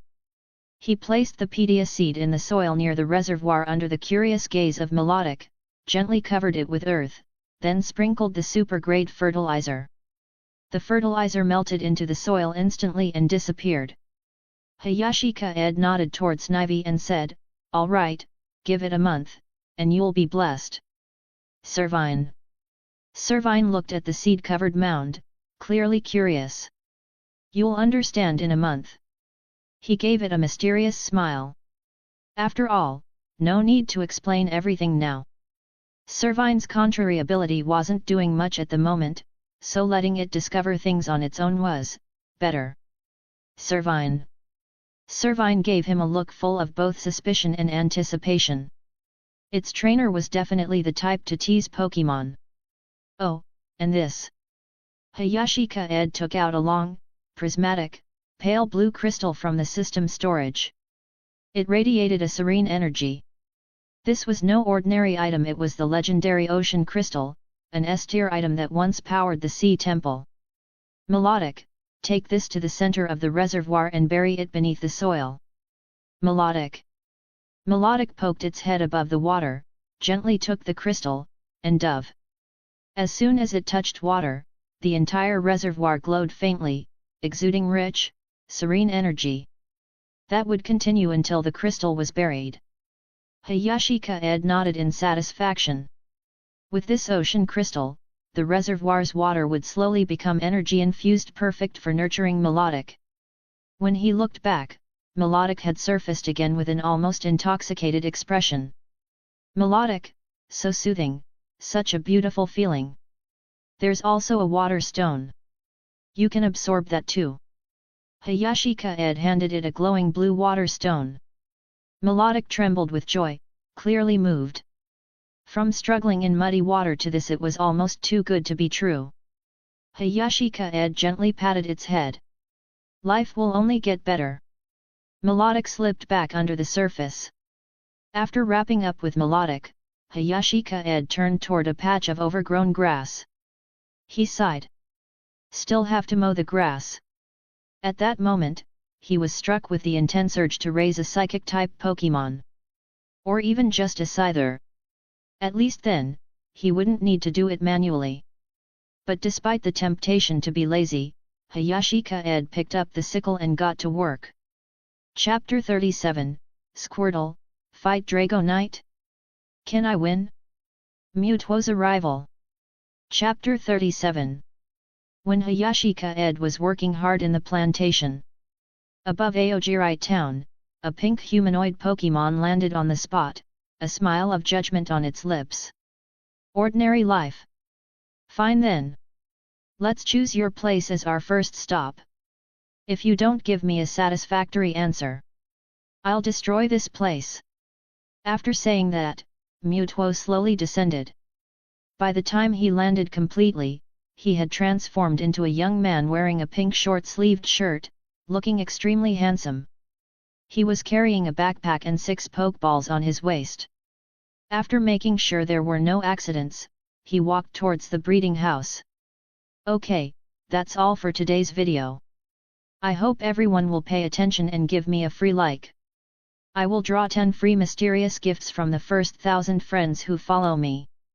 Inside the breeding house, Hayashi Kaede had just finished editing today's content and immediately sent it to his social media account. The content of the video was very simple, just a lively scene of selling energy cubes, and a glimpse of the scenery in the plantation, including Servine, Melodic, and Sand Shrew working. Even the Pidgeotto that he captured today and was standing guard on the pine tree wasn't missed by Hayashi Kaede. Returning to the breeding house again, it was already past 4 in the afternoon. Should we hire an employee? This thought came to Hayashi Kaede's mind. If he had to worry about everything, such as the plantation and the goods in the store, he would have endless worries. Therefore, it was necessary to recruit a clerk. Just then, a commotion outside the door caught Hayashi Kaede's attention. He opened the door and was stunned. On the Bluestone Trail, a battle between trainers seemed to be underway. On one side was Takagi Megami and her Pokémon, Squirtle. On the other side, there was a young boy wearing a pink short-sleeved shirt and a Dragonite. Hayashi Kaede rubbed his eyes. After making sure he was seeing correctly a Dragonite, he showed a confused expression. He couldn't help but throw Eye of Exploration over. What appeared in his eyes were 2 panels. Pokémon, Dragonite. Gender, male. Ability, Moxie. Aptitude, red. Individual stats, HP, 24, Attack, 29, Special Attack, 26, Defense, 25, Special Defense, 24, Speed, 27. Level, 67-69. Moves, Roost, Dragon Breath, Dragon Tail, Wing Attack, Hyper Beam, Flame Charge, Double Edge. Dash. Pokémon, Mutuo. Gender, genderless. Ability, Pressure. Aptitude, God. Individual stats, HP, 28, Attack, 31, Special Attack, 31, Defense, 28, Special Defense, 29, Speed, 31. Level, 99. Moves, Disable, Telekinesis, Swift, Ancient Power, Life Dew. Coming so soon? The moment he saw Mutuo's info, Hayashi Kaede was a little more shocked. He didn't expect Mutuo to come so quickly. On the Bluestone Trail. Gulp. Squirtle looked at the Dragonite in front of him, whose head was bigger than his entire body. He swallowed hard and looked back at his trainer. He seemed to be asking. Really? I'm fighting a Dragonite? Can I even win? Well, or else, I'll just give up. Takagi Megami looked at Squirtle and sighed silently. She was a bit headstrong, but not foolish. She didn't think the Squirtle she had just started training could beat a Dragonite. But the boy in front of her didn't look much older than her. That's why she used the trainer battle invitation mechanism on him. Both parties agreed and set the stakes, which ranged from 100 to 1,000 Poke Dollars. If you win, you earn money, if you lose, you pay. It's generally more suitable for new trainers. Mutuo was stunned. The envelope it received clearly stated that humans enjoyed watching Pokémon battles to determine winners. But now, the challenger had surrendered before the battle even began? Yes, Brother Kaede once said that if you know something is impossible, you should do something meaningful instead. Fighting you is completely meaningless. Takagi Megami pulled out a 100 poke dollar bill with a sad expression and handed it to Mutuo, then put Squirtle away. Mutuo accepted the money, clearly confused by her words. Hey, Brother Kaede, there are a lot of people in town today. Are they here looking for your breeding house? Although she lost 100, Takagi Megami turned around and laughed, quickly skipping toward him. Tisk tisk tisk. You challenged a total stranger without even checking them out. Hit a wall, hey. Hayashi Kaede teased her. Then, as he looked at the Dragonite flying in the sky, with its scarlet blood wings, ferocious appearance and indifferent gaze, his heart stirred with emotion. This is the extraordinary power of this world. One day, I'll train Servine into something like this. No, something even greater. But for now. Hayashi Kaede quietly stepped forward and shielded Takagi Megami behind him. What he didn't expect was that a green figure moved faster, stepping in front of him. Of course, it was the Servine he hadn't recalled yet. Mutuo came to his senses, returned Dragonite to its pokeball, and looked at the teenager in front of him. He sensed something. Yes. This was the boy who had opened his envelope and replied. He couldn't help but walk up and say, "Hello." Hayashi Kaede smiled and replied calmly, "Hello, how can I help you?" Just Mutuo. Since it hadn't attacked immediately, it meant the other party came with some sort of test. Therefore, Hayashi Kaede felt he had no reason to be afraid. Mutuo was direct, "I'm the trainer of the messenger Dragonite. Your answer yesterday intrigued me, so I wanted to come to this small town and experience the ordinary life you spoke of." Hayashi Kaede pretended to be surprised. "You came this fast?" Then, with a thoughtful look, he said, "There aren't any hotels or inns in town at the moment. I am looking to hire a picker and cashier though. Room and board are included, and the monthly salary is 10,000 poke dollars. Interested?" Originally, Hayashi Kaede had planned to mention insurance and pension. But after thinking about it, Mutuo was a Pokémon. If it didn't understand any of that, wouldn't that expose it? If he made it angry and it left, that would be bad. "Brother Kaede, I can do that job." Chapter 38, Mutuo is confused by the fragrance. Chapter 38. You. What's wrong? Am I not capable enough? Takagi Megami straightened her chest. She knew that Hayashi Kaede would definitely be short on manpower in the near future. In that case, why hire someone else when he could hire her? "Okay, then you'll be the cashier. You'll start work at 6 in the morning, and finish whenever the day's stock is sold, no later than 4 in the afternoon. Meals are included, but there's no accommodation." The reason for no accommodation was simple: there were no spare rooms. Mutuo had already taken up his parents' room. "Okay, thank you, Brother Kaede." Takagi Megami immediately beamed with joy. "Is this what it means to experience ordinary life?" Mutuo asked, looking confused. "How would you know if you don't try?" Hayashi Kaede said ambiguously. "Humph." Mutuo chuckled, half amused, half annoyed. Then again, it was powerful. If it didn't like something, it could simply destroy it. "Brother Kaede, I'm heading back now." Takagi Megami, thrilled by the new job, seemed to have forgotten what she originally came to say. She skipped away in high spirits. "Wait," Hayashi Kaede stopped her and tossed over a key. "Don't forget to be here by 6 sharp tomorrow morning." "Got it." Takagi Megami caught the key, humming happily under the orange-red sunset as she walked away. After standing quietly for a while, Hayashi Kaede turned to Mutuo. "Come in." Mutuo followed him silently. "Name and home address, just those two?" Hayashi Kaede sounded all business. Mutuo. "From New Island, Kanto region." Mutuo? What a strange name. It's pretty rare for a trainer from Kanto to cross the ocean and come all the way here.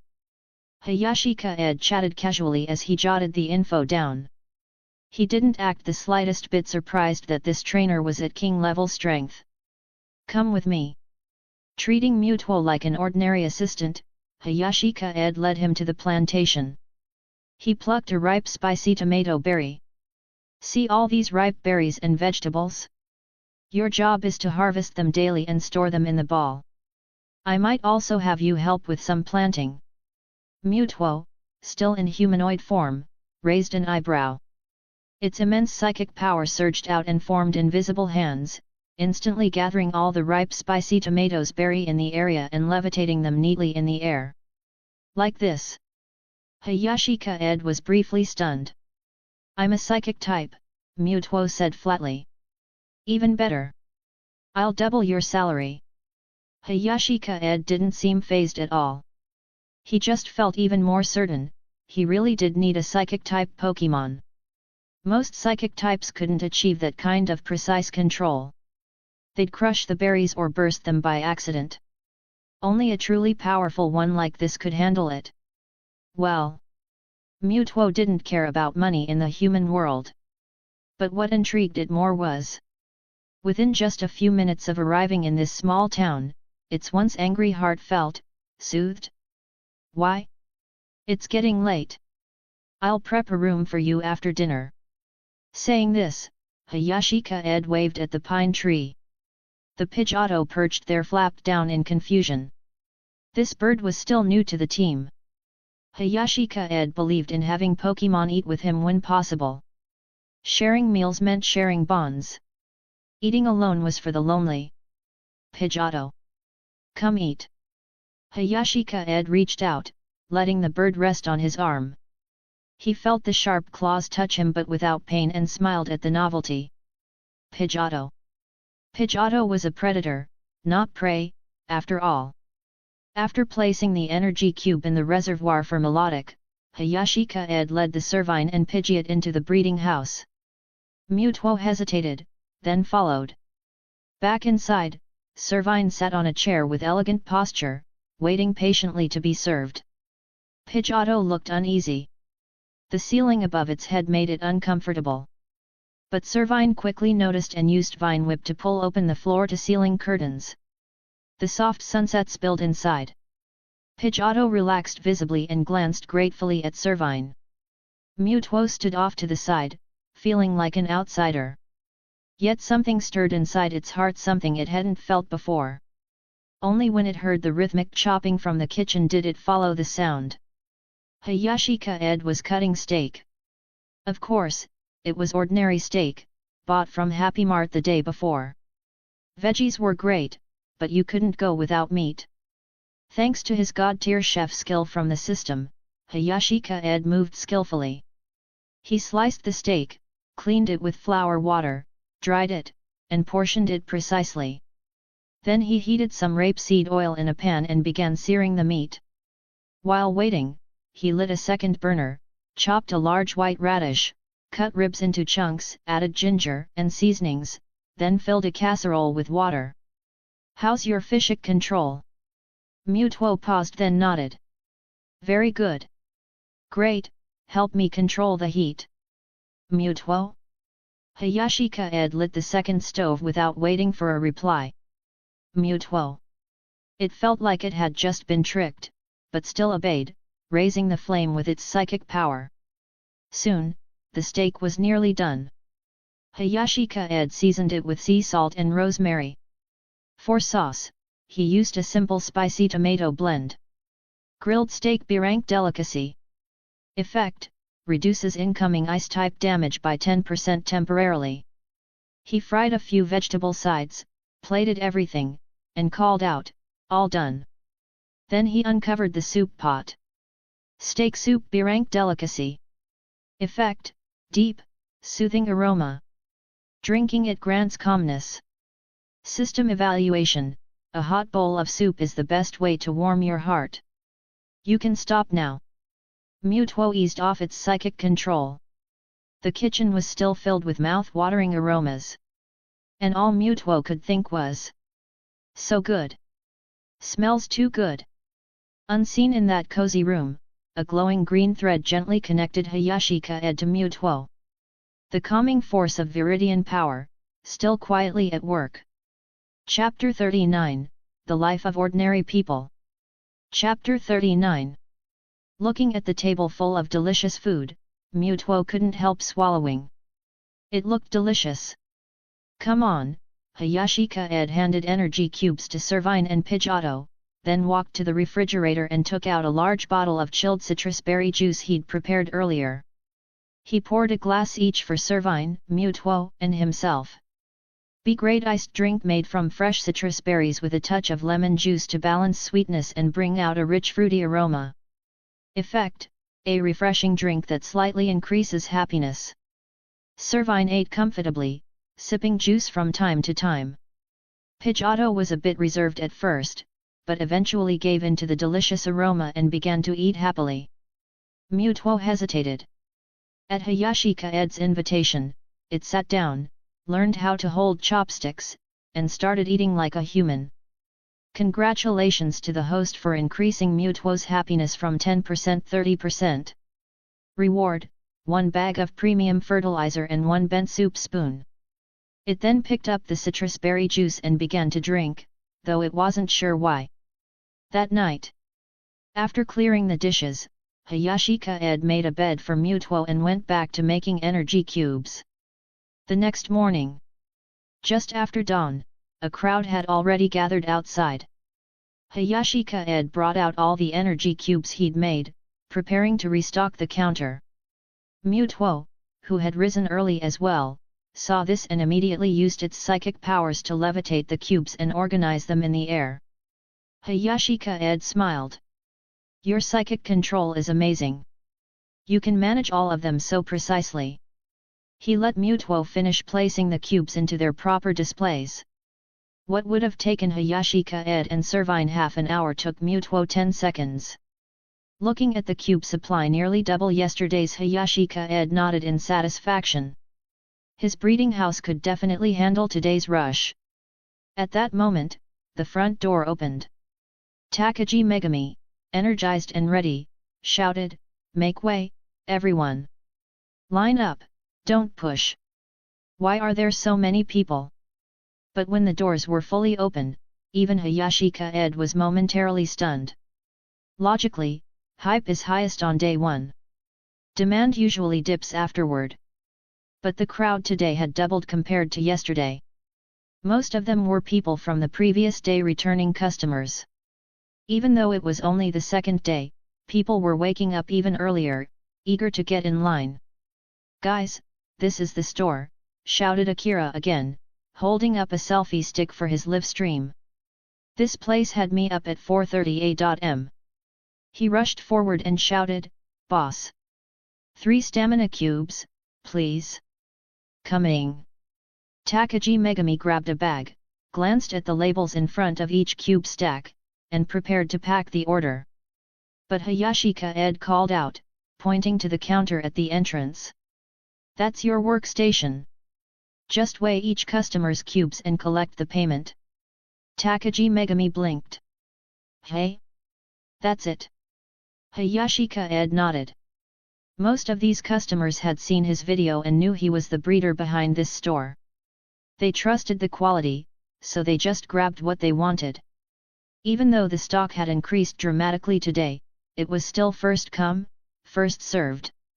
Takagi Megami pursed her lips nervously.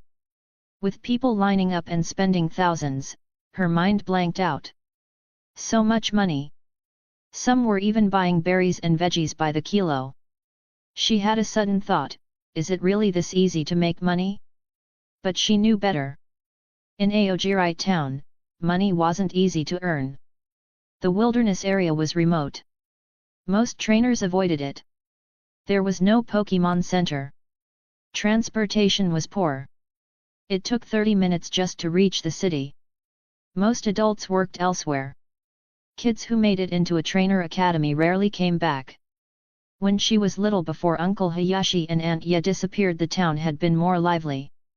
Uncle Hayashi's energy cubes were well known. Trainers came from the city just to buy them.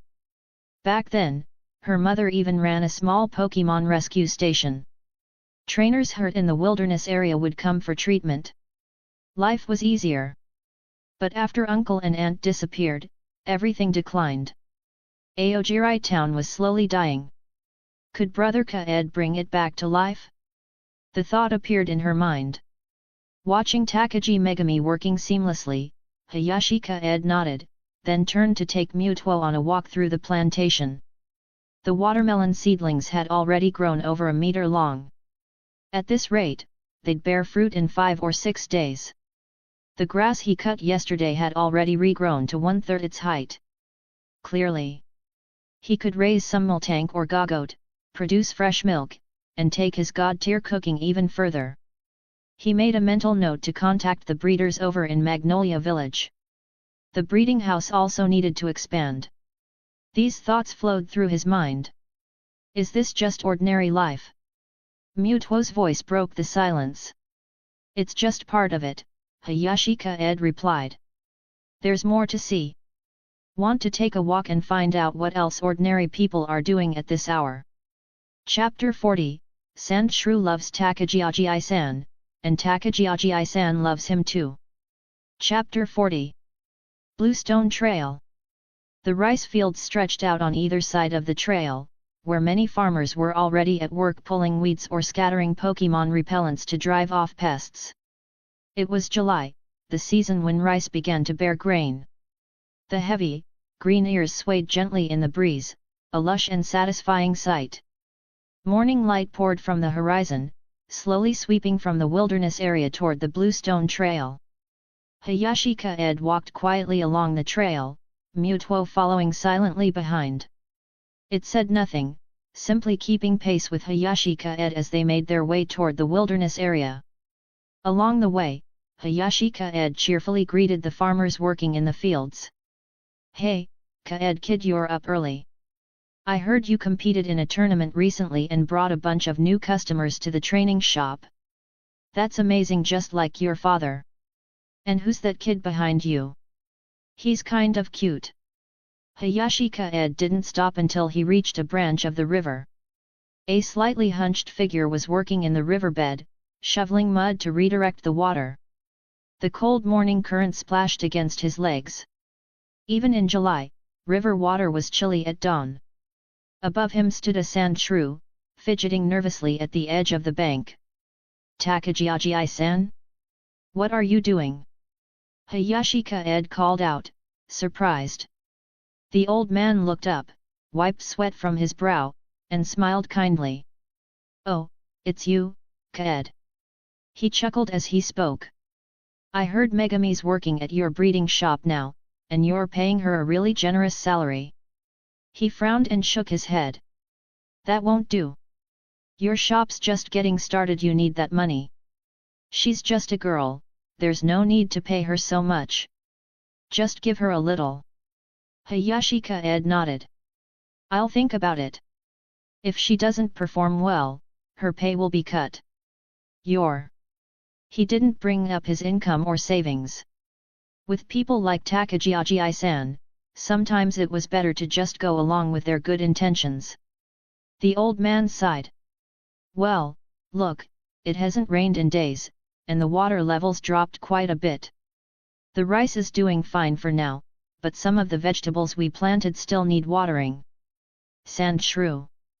The sandshrew twitched nervously, clearly itching to jump in and help. But the river's fast current and the Pokémon's short frame made it risky. Go on, do your thing, Takagi-san said, waving him off. I'll be done soon. Hayashi Kaede glanced at the water level. It had definitely dropped since last week. Not a good sign. This little river didn't just irrigate the fields, it also supplied drinking water to the Pokémon in the wilderness area. If it dried up, things could get troublesome. He found himself thinking of Melodic. I wonder if its rain dance could cover an area this wide. Might be worth a try later.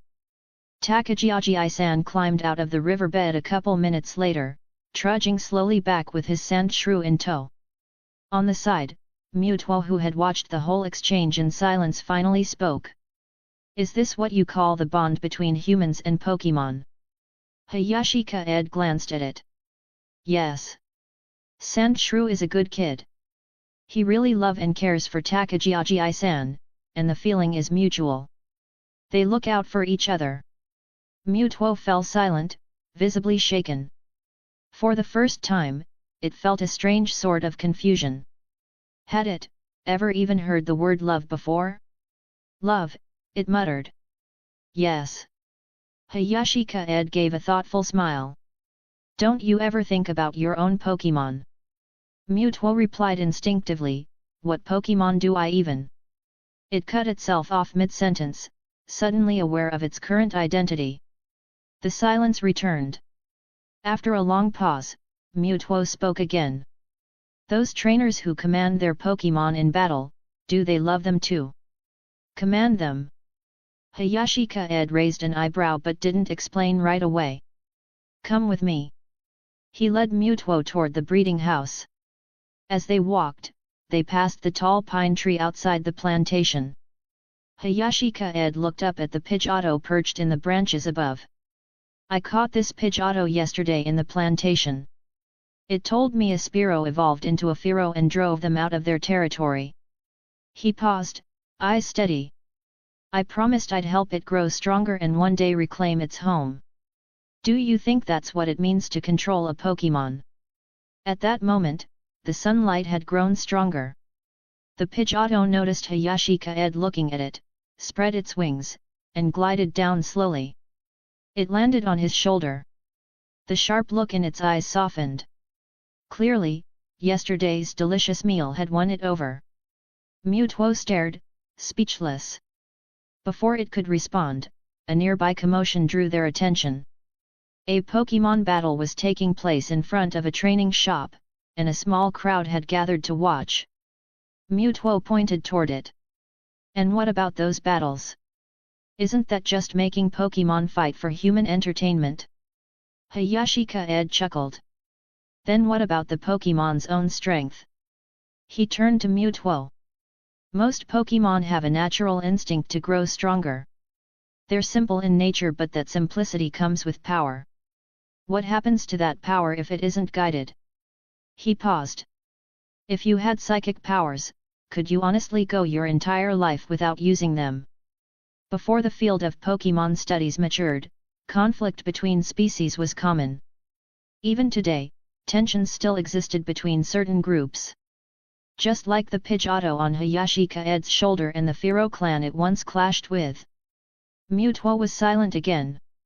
It had never thought of things this way. Hayashi Kaede walked toward the battle. Guiding that power, giving it structure, that's the key. Two trainers were battling, one boy, one girl. The crowd had cleared plenty of space for them. In the league, matches between rookie trainers could happen anywhere, as long as they didn't disrupt daily life. The boy's Pokémon was a Chespin while the girl's Pokémon was Fletchinder. With a clear type advantage and higher level, the girl's Fletchinder won decisively. After the match, Hayashi Kaede turned to Mutuo and said quietly, "This is my Viridian power, an ability that lets me sense the emotions of living beings. You can use it now. Try it." A soft green energy flowed from Hayashi Kaede's body to Mutuo, wrapping around it gently. Mutuo felt its perception shift. Suddenly, it could sense the presence and feelings of every human and Pokémon nearby. Chapter 41, Mutuo's Game. Chapter 41. Bluestone Trail continued. The girl and her Fletchinder embraced happily after their win, and the crowd burst into cheers. Around them, other Pokémon looked eager to join the fun. By now, Mutuo had forgotten all about why Hayashi Kaede's Viridian power was so strong. Instead, Mutuo focused on using his power to scan every human and Pokémon in sight, searching for even a single creature that seemed resistant, fearful, or unwilling to be guided. But all it found was the defeated Chespin, momentarily discouraged only to light up again as its trainer knelt and gently consoled it. Such simple, warm emotions. They had never existed in the Team Rocket facility. There, Pokémon were merely resources, tools to be conquered and exploited. A wave of confusion washed across Mutuo's face. Had I misunderstood everything? Hey, everyone, look who I found! It's Brother Kaede, the owner of the breeding house. As the crowd started to disperse after the battle, someone shouted from the side. Dozens of heads turned. No way! I heard he's a high-level breeder. The energy cubes at his place are incredible, delicious, very effective, and cheaper than what the league sells. Yet, my Pokémon can't get enough of them. Ever since they started eating those cubes, they've been doing training they used to avoid. Hey, bro, you're here watching battles, how about having one yourself? Surrounded by eager voices, Hayashi Kaede waved his hands and smiled awkwardly. No, no thanks. Because in this kind of crowd, if you agreed to one battle, more would surely follow. Ah, that's too bad, said the girl with the Fletchinder. She had spotted the Pidgeotto on his shoulder and was clearly itching for a challenge. Seeing that he wasn't interested, the other trainers quickly lost interest and turned to organize another match among themselves. But the whole moment sparked an idea in Hayashi Kaede's mind. Maybe I should build a small battle site here. After all, the more people gathered, the more visibility he gained and the more energy cubes he could sell. There were many ways to make Pokémon happy. Food was just one of them. After leaving the crowd, he gave Pidgeotto a gentle stroke and let it return to its perch in the tall pine tree. Then, he turned to look for Mutuo. But the pink-haired boy was gone. Instead, a pale envelope drifted down from the sky and landed softly in Hayashi Kaede's hand. The moment he caught it, an ethereal figure emerged from the envelope, a shimmering projection of Mutuo's true form. Its fists clenched. Its voice rang clear, steady, and filled with quiet authority. You were right. I did carry too many prejudices about the bond between humans and Pokémon. So now, I'll begin exploring the relationships between them myself. I'll create a special game and invite selected trainers to take part in this trial. Inside this envelope is a fragment of my psychic power. If you ever need help, just tear it open, I'll come immediately. Mutuo's projection lingered, waiting as if expecting a reply. Hayashi Kaede smiled at the last line. He thought for a moment, then spoke gently. When you arrived here, you were full of hostility toward humans. So when you design your game, make it your own. But if the day ever comes when darkness clouds your judgment again, I hope you'll remember this town. He paused, then added, and of course, if you ever miss the food here, just drop by. I'll cook something up anytime. The projection flickered. Then, in silence, it dissolved into light and disappeared. High above Aogiri town, hidden in the mist, Mutuo floated in midair and stared down in a daze. Did he know who I was all along? It hovered there for a long time. Then it reached for a pokeball on its waist and murmured. Whatever. This town really is beautiful. The ball burst open, and a Gudra slowly drifted into the air beside it. Use rain dance, over the whole town. Guhu. 3 days later, July 24th. The weather had cooled significantly. Even the weeds by the Bluestone Trail were still damp from lingering dew. It all began 3 days ago, when a dark cloud rolled in out of nowhere. Within moments, heavy rain poured down, forming a curtain of water that quickly refilled the town's only river. It was the first real rainfall in over a month, an enormous relief for Aogiri town. On the plantation, near the breeding house, 2 plots of land brimmed with life.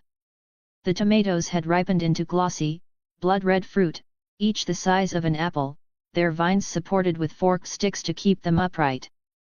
The freshly planted turnips had already pushed up snow-white roots. The watermelons, in just 3 days, they had ballooned to the size of basketballs, rich green with pale stripes. They'd probably be ready to harvest in a day or two. The second wave of grass had grown in, a lush green blanket. Its reflection shimmered in the reservoir like a painting. Aside from the reservoir and paddy fields, the entire plantation buzzed with life.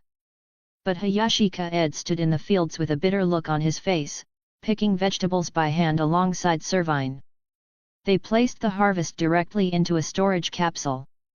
He sighed to himself. We should have stayed here and kept working. Having once experienced the joy of harvesting crops with psychic-type Pokémon, it was hard to go back to manual labor. About half an hour later, Hayashi Kaede wiped his forehead, glanced at Servine, and noticed its vine whip retracting. It had been 3 or 4 days since Servine's evolution. Its power should have stabilized by now. He reached into his pocket and pulled out a single medium rare candy. Here, have some candy. Servine. Servine tilted its head in confusion as it accepted the treat with a vine whip. Hadn't the trainer told it that candy didn't work anymore? This one's new, Hayashi Kaede explained. He then waved toward the sky and tossed a basic rare candy to Pidgeotto. It caught it midair and let out a cheerful cry. Pidgeotto needed to get stronger to reclaim its territory. Besides improving its stats, they'd also have to help it learn better moves. That would take some time. Eventually, Hayashi Kaede planned to explore the entire wilderness area near his home anyway. Ding-ling-ling. His thoughts were interrupted by a sudden ring-tone. A call from an unfamiliar number. He picked up. Hello. Hi. Is this Mr. Hayashi Kaede? The starter Pokémon eggs you ordered at Happy Mart just arrived. You can come pick them up anytime. His eyes lit up. Looks like we're about to have some new helpers on the plantation. Chapter 42, Selecting Pokémon Eggs. Chapter 42. After 3 days of settling in, the buzz around the Baby Cup online had begun to die down.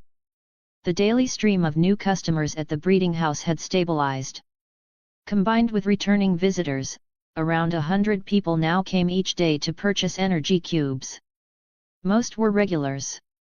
Even so, the system continued to deliver special rewards to Hayashi Kaede daily. Among the rarer prizes were technical machines and secret treasures, things like Grassy Glide, Aquatail, Grass Pledge, Flame Charge, Mystic Guard, Surf, and Hurricane. Kaede passed most of them to Servine and the others.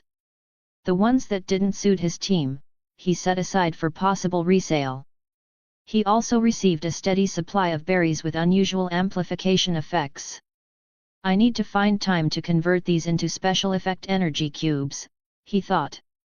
With products like stamina and recovery blocks, he could attract rookies. But if he wanted to draw experienced trainers, he needed to offer something more advanced. After all, the system rewarded him better when strong Pokémon were happy. Unfortunately, the social media account he'd set up hadn't gotten much love from the platform. Even with the Baby Cup bump, his follower count had only reached around 10,000. Still, his engagement and conversion rates were excellent. Most fans had been drawn in by the elegant water-wielding melodic from one of his videos, its slender form dancing across the field as it sprayed water over vegetables. In the sunlit footage, the glimmering surface of the field reflected Melodic's image like a painting, beautiful and serene. No way, Melodic! You seriously got a Pokémon like that watering crops? That's totally broken. I'd never let it leave my house. So beautiful. Blogger, how did you get such an obedient Melodic? Easy. Just catch it when it's still a Phoebus. Raise it well and it'll follow you forever. Ugh, but I'm broke and can't afford a prism scale. For now. All Kaede could do was wait for another video to go viral, then the account would take off again. Maybe I could even start selling online one day, ship energy cubes to trainers across every region. Let all Pokémon be happy. He stepped out of the plantation, still daydreaming about system rewards pouring in. Checking his account stats, he saw the video he posted yesterday had already racked up over 50,000 views, 3,000 likes, and 800 comments. My dreams may be big, he thought, but I still have to take it one step at a time. After asking Takagi Megami to watch the breeding house and call if anything came up, Hayashi Kaede set out with Snivy. The town had gotten busier recently. The local bus, which used to only run once a day, was now making multiple trips. But that created a new issue. Standing at the town's edge, Hayashi Kaede looked down at the evolved Servine and said, "Since you have evolved, you can't ride the bus anymore." Newly evolved Servine will stood at about 1.45 meters tall. Pokémon of that size weren't allowed on public transport. Servine. Servine stared at its body, slightly distressed. She suddenly thinks that her newly evolved form is bad. Once evolved, my arms are also shorter. Just as the negative thoughts began to spiral, she quickly shook the thought away. Happy Mart. Following the directions, Hayashi Kaede soon found the manager, Ikoka SH, waiting at the entrance. The man greeted him with a wide, eager smile. There you are. Ikoka SH was a businessman to the bone, always weighing risks and rewards.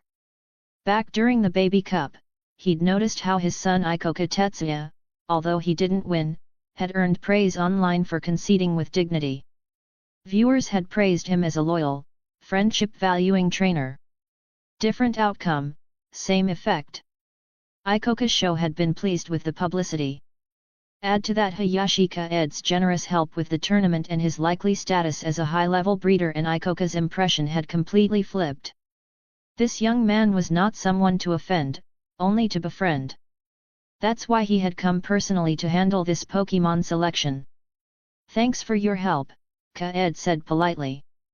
His first impression of Ikoka hadn't been great, but there was no need to reject a smile. He followed the man through the supermarket, past rows of shelves, and finally into a back warehouse. Two uniformed officers and a pair of growling Mitainas stood guard at the door. After showing their IDs, Kaede and Ikoka were allowed inside. The room was brightly lit. Hundreds of glass display cases filled the space, each housing a Pokémon egg. Staff in white coats moved between the cases, occasionally picking up an egg for examination. Come on this way. These are the starter Pokémon eggs. Ikoka led him to a small display with a dozen labeled eggs.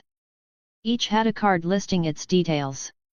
Pokémon, Charmander gender, female mother, 6-year-old, gym level Charizard possible inherited moves, bite, dragon tail. Pokémon, Bulbasaur gender, female mother, 7-year-old, gym level Venusaur possible inherited move, ingrain. Kaede schemed through the rest: Bulbasaur, Chikorita, Froakie, Chespin. Most were starters from the Kanto, Johto, and Kalos regions. But none of them caught his eye. What I want, is a psychic type. He turned his head toward another set of eggs nearby, ones without starter labels. Inside were Pokémon like Caterpie, Slugma, Marill, and Swinub. The Pokémon Alliance had strong trade ties with other regions, so seeing foreign Pokémon here wasn't unusual. Kaede tilted his head. Wait, I thought Happy Mart didn't sell Pokémon. What's going on with these? Ikoka Show chuckled.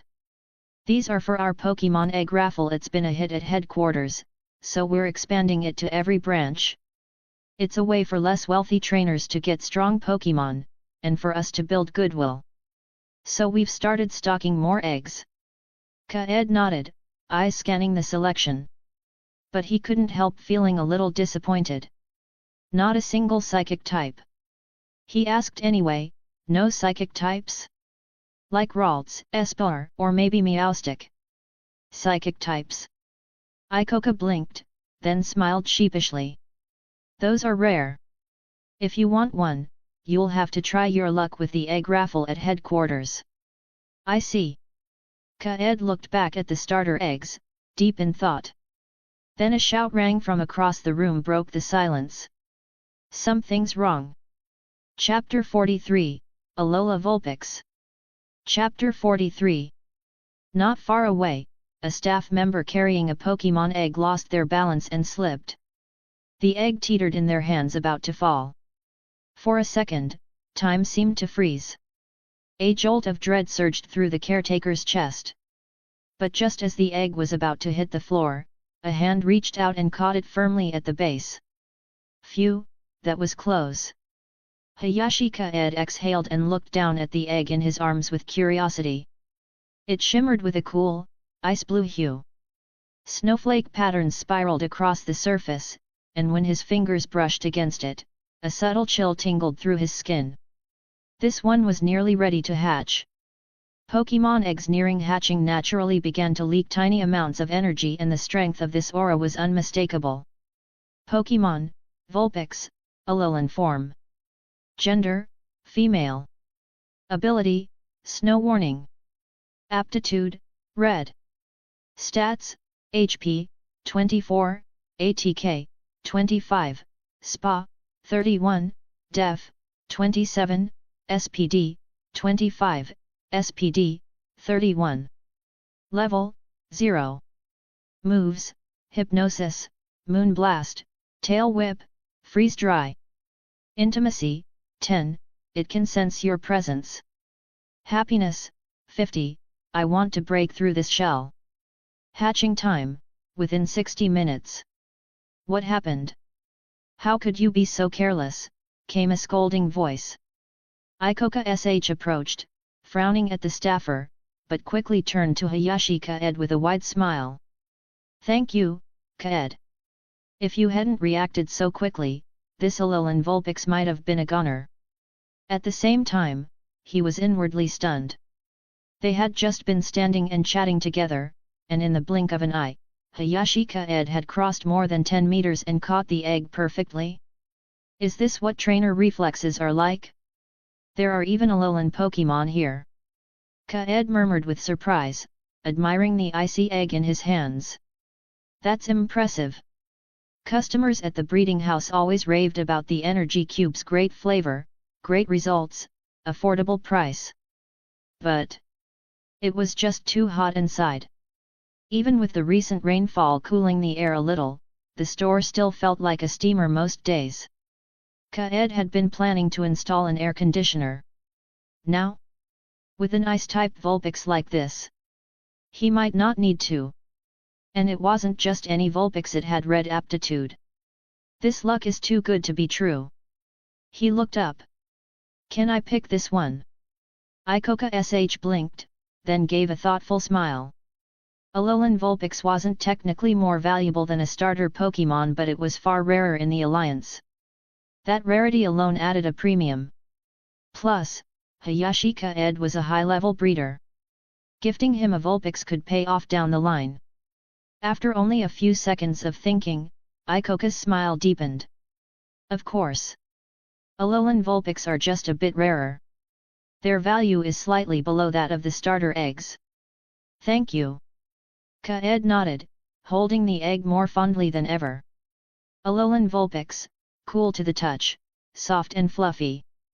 Perfect for hugging during summer. And once it evolved into Alolan Ninetales? Even better as a living, icy pillow. After completing the registration, Kaede didn't head straight home. He used his store card to buy some Moo Moo milk and a bottle of sweet pink perfume from the secret shop in the Pokémon section, then hurried back to the breeding house. Time was ticking. The egg would hatch within the hour. He didn't even greet Takagi Megami when he returned, just rushed straight out to the plantation. There, under a shaded awning, he set the egg down gently as it glowed faintly with chilly light. He poured the Moo Moo milk into a bowl, grabbed a pair of chopsticks, and began stirring it while slowly sprinkling in the perfume. The pink, sugary scent had a mild hypnotic effect.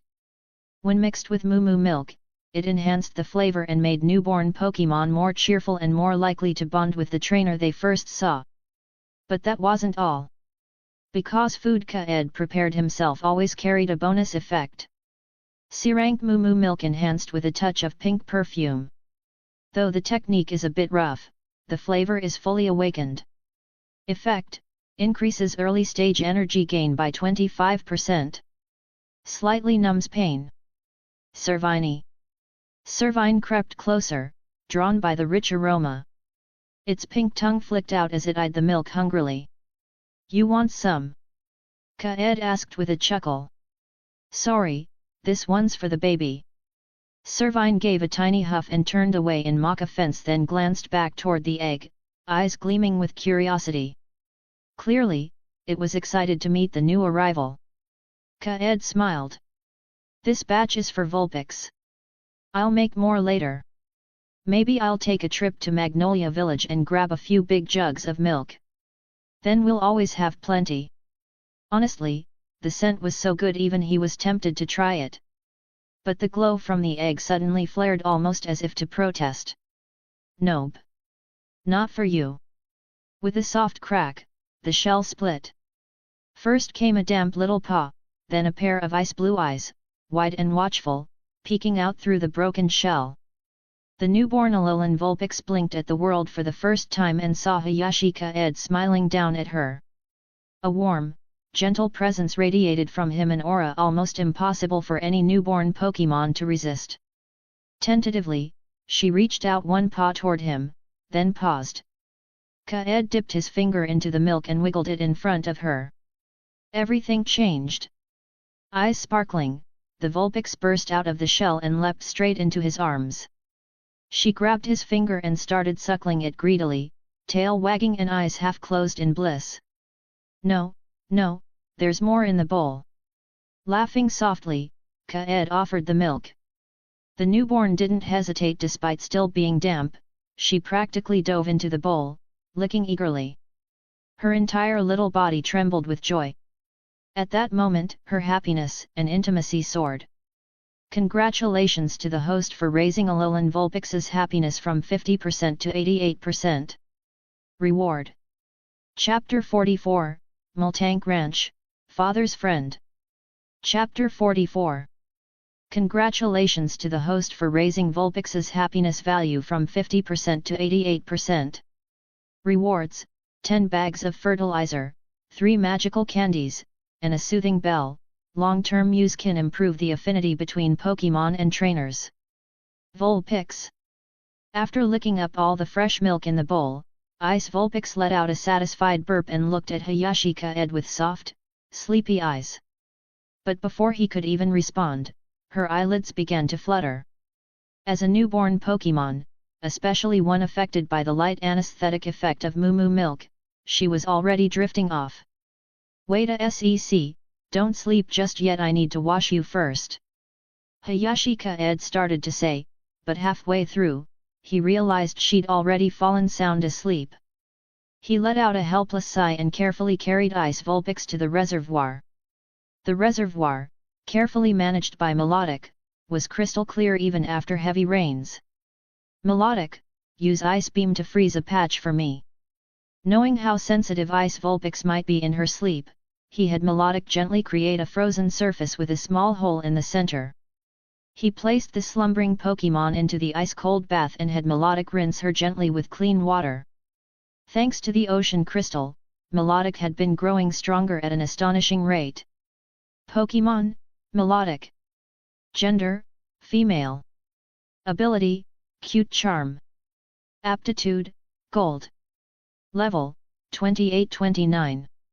Moves, Water Gun, Water Pulse, Tackle, Disarming Voice, Aqua Ring, Twister, Dragon Tail, Recover, Ice Beam, Mystical Guardian, Brine, Hydro Pump. Intimacy, 100, it trusts you unconditionally. Happiness, 80, in a great mood. Approaching gym level strength, Melodic had no trouble with the task. When Ice Vulpix emerged from the rinse, her fur shimmered as water vapor condensed into a soft frost. Even in her sleep, she shook slightly, releasing a gentle mist. Her damp fur puffed up like cotton, light and silky to the touch. Hey? Did you already learn Snow Warning? Hayashi Kaede was genuinely amazed. Learning an ability passively while still asleep? Most Pokémon struggled to learn moves even while training, especially that Squirtle who used to flinch at every battle. Too cute. Cradling the dozing Ice Vulpix, he brought her inside. What he didn't see was the faintly jealous expression on the face of Servine watching from behind. Was it being replaced? Things had moved too quickly, and Hayashi Kaede hadn't prepared a proper room for Ice Vulpix. For now, he let her sleep on his bed. Watching her snooze, he recalled how hungrily she had devoured the milk. As a newborn, she'd likely need more fresh milk during the weaning period. Which gave him a new idea. Raising a fuel tank. Not only would it guarantee a steady supply of moo milk, but selling the milk at Kaed's breeding house would also earn him happiness points from visiting trainers. Double win. He turned to Servine. Hey, can you keep an eye on Vulpix for me? If she wakes up, play with her and keep her from crying. I'm heading to Magnolia Village to negotiate something. The Servine looked puzzled. Servine. Yeah, Hayashi Kaede chuckled, I mean you. Can you handle it? After a moment, Servine nodded solemnly. Great. I'll leave it to you. And with that, Hayashi Kaede rushed out, leaving the Servine behind, watching Ice Vulpix thoughtfully. Magnolia Village. Though it was called a village, Magnolia Village was significantly larger than Aogiri town. Thanks to the vast dairy farm it housed. Now that he was no longer short on money, Hayashi Kaede splurged on a ditty ride straight to the village. As soon as he arrived, he was greeted by vibrant green pastures. Rolling fields, manicured farmland lush, fresh grass as far as the eye could see. Compared to the thriving vegetation here, his own grass plots felt embarrassingly small. Let's just hope my grass is higher quality. Young man, you don't look local. Here to challenge the grass gym. An old man approached with a cane, shuffling slowly. Hayashi Kaede blinked. Oh, right, wasn't the owner of the dairy ranch also a city-level gym leader? Ah, no, he replied. I run a plantation in Aogiri town. The old man interrupted, Aogiri?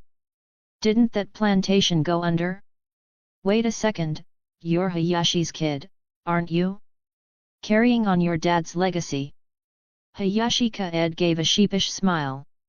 His father might not have been famous, but he had traveled a lot.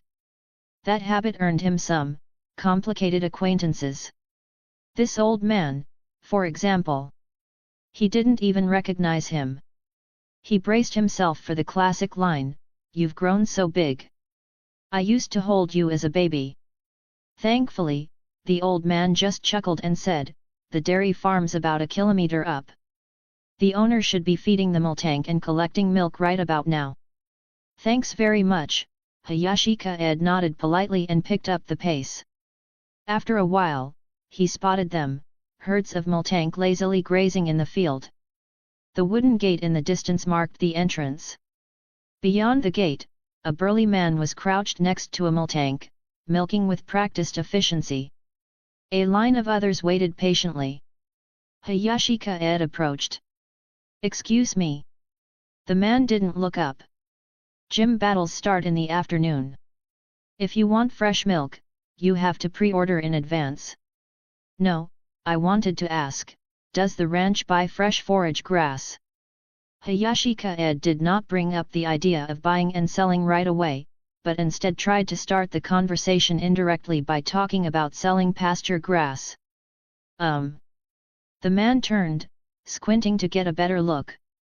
Then his expression shifted from confusion to surprise. "Wait a section, you're..."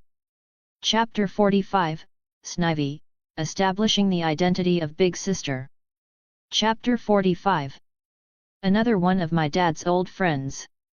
Seeing the man recognize his father's name, Hayashi Kaede's face showed a trace of helplessness, but deep down, he was relieved. If someone knew his dad, odds were they'd be easier to talk to. If you mean the former plantation owner from Aogiri town, then yes. He's my father. The large man stood up at once. With a few quick strides, he was in front of Hayashi Kaede, giving him a long, curious look as if he were a rare Pokémon. "This build, that face, yeah, you've definitely got his genes." Then came a hearty laugh and two solid pats on the shoulder that nearly rocked Hayashi Kaede off balance. "What's your name, kid?" "Hayashi Kaede." The man smacked his lips.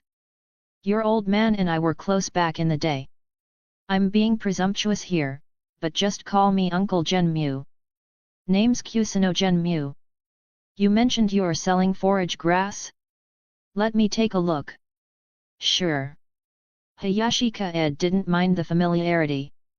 He reached into a storage ball and pulled out a handful of grass, but before he could hand it over, Kusuno Genmu had already snatched it. The big man's eyes lit up the moment he saw it.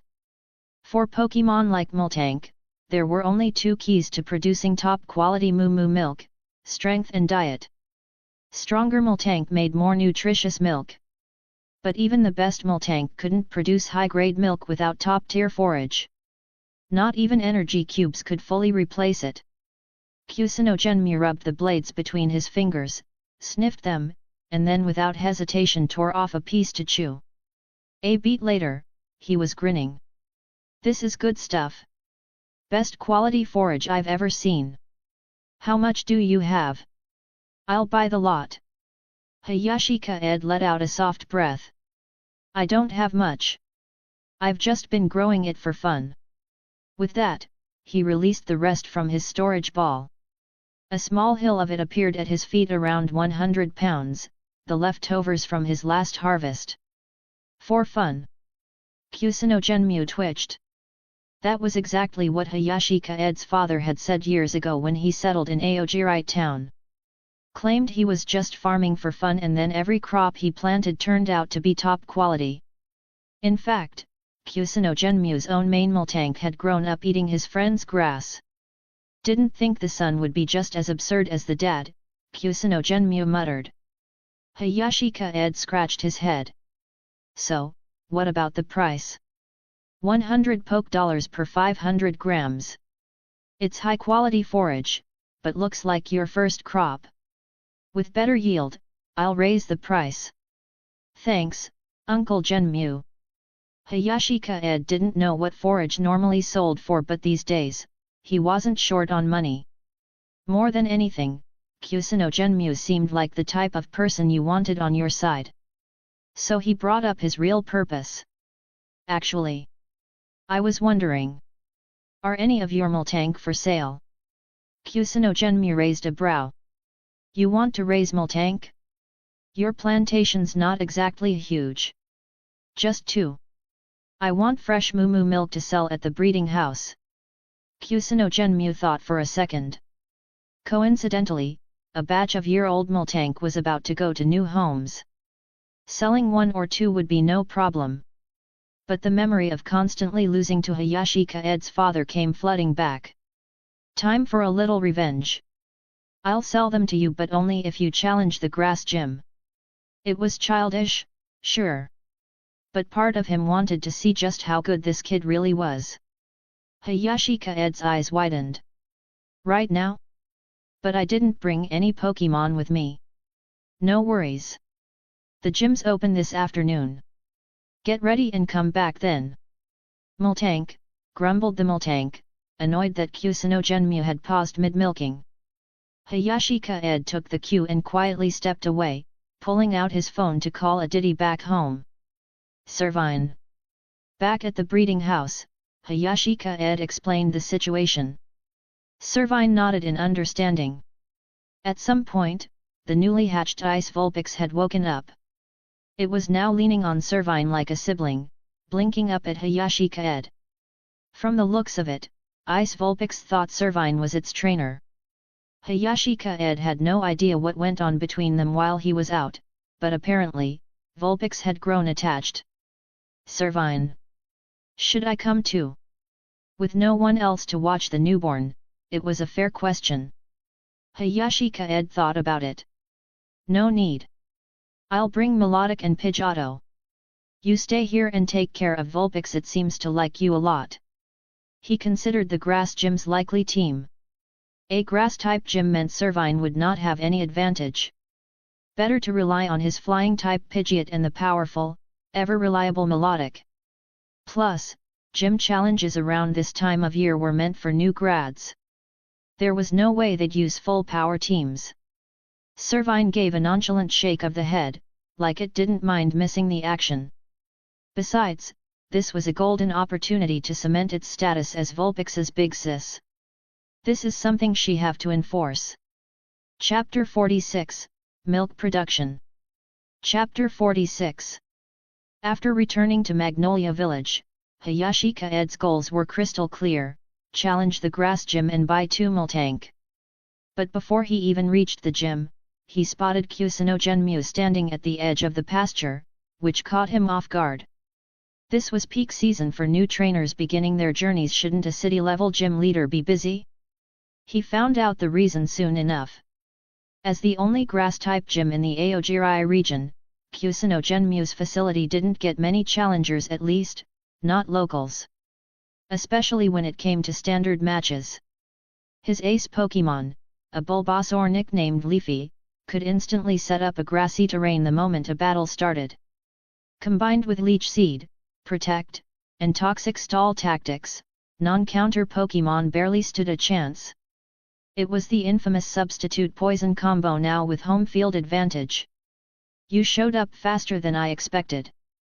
Kusano Genmu grinned under the blazing afternoon sun as Hayashi Kaede approached. I'd like to know what kind of challenge format I should prepare for, Kaede replied, not bothering to mince words. He was eager to wrap this up and take his Miltank home. Genmu shook his head. Follow me first. Slightly puzzled, Hayashi Kaede followed. Before long, he understood where they were headed. The shed. It was simple in design, built from rough wooden fencing, with a ring of plastic tarps around the perimeter and a low canopy overhead to block out the heat. Inside, each Miltank had its own pen, lying comfortably on dry straw and occasionally nibbling at tufts of hay. The moment Kaede stepped in, he felt a refreshing coolness. An air conditioner? He blinked. Sure enough, a compact cooling unit hummed quietly in the corner. At 2 p.m., even the famously hardy Miltank didn't care to linger outdoors in the summer sun. They looked different in person than in Pokédex entries. Their pink hides had a softness reminiscent of dairy cows, with smooth black hooves and markings that resembled a black headscarf.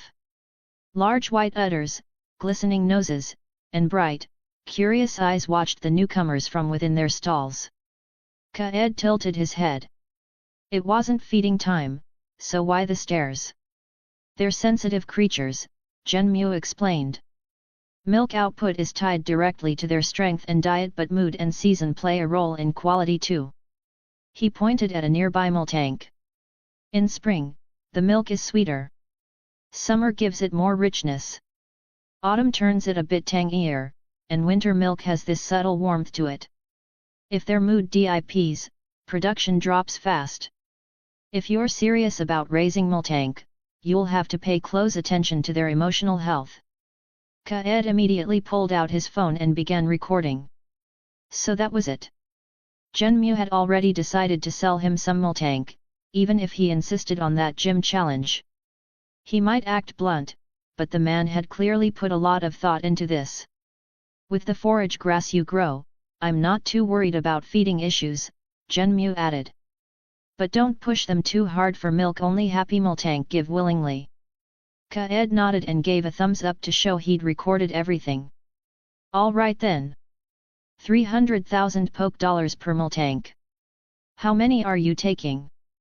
I'd like 3, if that's okay. He could have asked for more, honestly.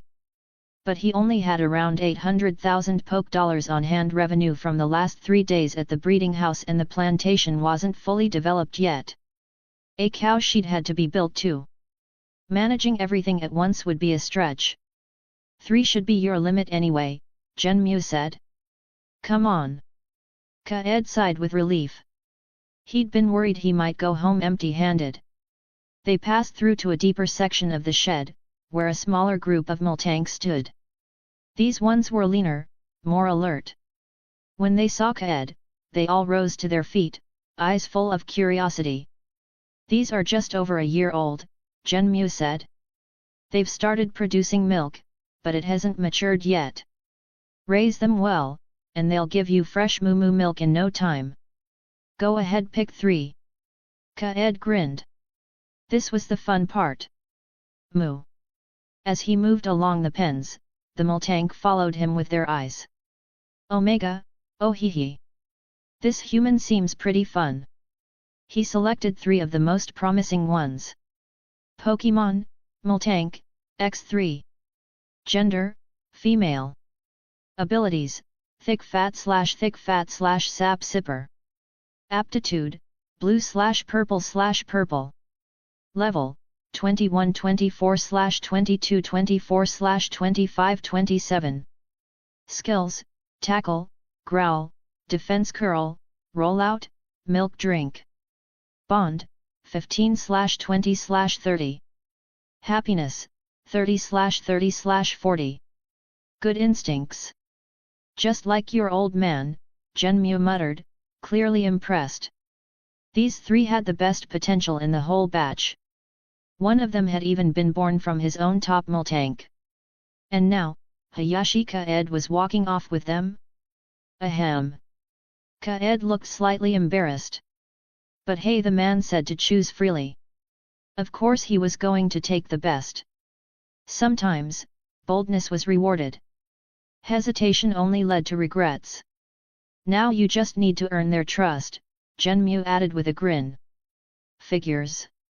Kaede didn't waste any more words. From his storage ball, he retrieved a bundle of forage grass, the latest crop from his second plantation. Chapter 47, Melodic's Strength, One-Hit Kill. Chapter 47. Miltank. As soon as the fresh grass was taken out, Hayashi Kaede didn't feed it to the Miltank right away. Instead, he pulled a bottle of pink, fragrant perfume from his storage capsule and sprinkled a few drops over the grass. In an instant, the grass originally only rated as E grade suddenly transformed. Grade, C fragrant grass. Description: a few drops of powdery sweet perfume have been added, intensifying its aroma. Effect: increases the appeal of herbivorous Pokémon by 30%. Miltank. As soon as the scent hit the air, the nearby Miltank immediately perked up, eyes brightening as they let out eager cries. Come on, follow me. I've got even better grass where that came from. Hayashi Kaede looked every bit the mischievous uncle as he smiled at the three Miltank he had selected. Miltank. Miltank. Walk walk. The Miltank stared at the fragrant grass in his hands, moving forward to nuzzle it expectantly. Without hesitation, Hayashi Kaede held the grass up for them to eat. When it was gone and the Miltank still looked unsatisfied, he turned toward Kusano Genmu with a helpless shrug. Genmu chuckled at the sight. This is probably the simplest deal you've ever made. Alright then, take out the Pokeballs and bring them with you. Sweet. Hayashi Kaede swiftly pulled out 3 Pokeballs and captured the trio of Miltank he'd chosen. Then he scratched his head, looking sheepish. Uncle Genmu, I've only got 850,000 Poke dollars on me right now. Mind if I pay the rest later? I'll deliver another batch of fresh grass in a few days to cover it. Even if the money wasn't enough, he wasn't about to pass up the opportunity to catch them first. Genmu couldn't help but laugh, but nodded anyway. Don't worry about the money. What I really want is the forage grass you've been cultivating. Next time, you can also just bring me some seeds. That's more valuable to me. No problem. For Hayashi Kaede, that was an easy favor. After handing over the payment, he sighed inwardly. He'd thought saving up 800,000 Poke dollars in 3 days was an impressive feat. He hadn't expected it to vanish in a single transaction. So what now? His mind drifted to the challenge Uncle Genmu had mentioned that morning.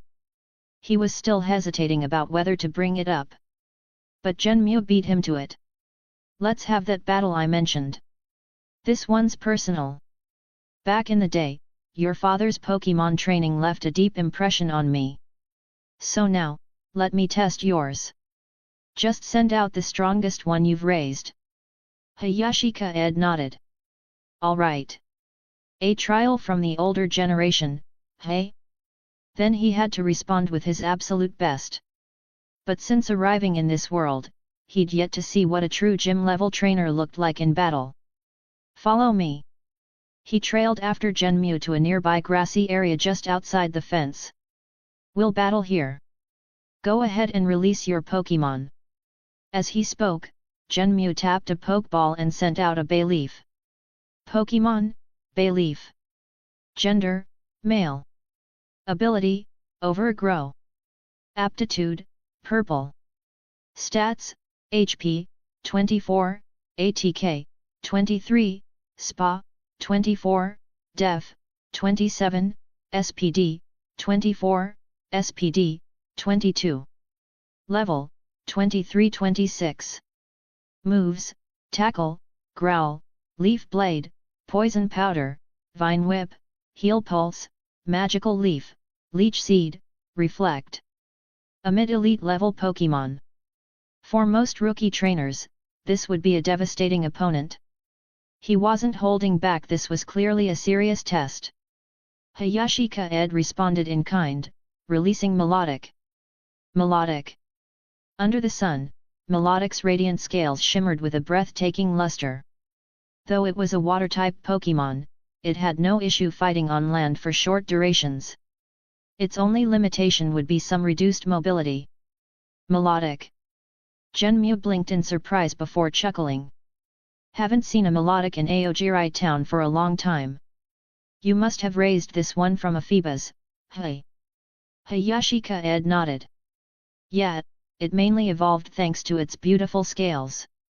Genmu shook his head in admiration. Ordinary beautiful scales wouldn't produce a Melodic this stunning. Its coloration, this might be the most beautiful one I've ever seen. Looks like your training might have already surpassed your father's. He raised his arm. Alright. Bayleaf, use Magical Leaf. Hold. For Pokémon with average speed and moderate strength, battle outcomes often hinge on energy intensity and type matchups. Though Melodic's energy output was clearly stronger than Bayleaf's, this was Hayashi Kaede's first time commanding it in combat. Playing defensively was the safer call to avoid injury. Dozens of glowing leaves flew forth as Bayleaf shook its head, launching the Magical Leaf attack toward Melodic. But before the attack could land, a white barrier shimmered into place, Protect activated in time. The magical leaves crashed harmlessly against the glowing screen, not even causing it to flicker. Without thinking, Hayashi Kaede gave the next command.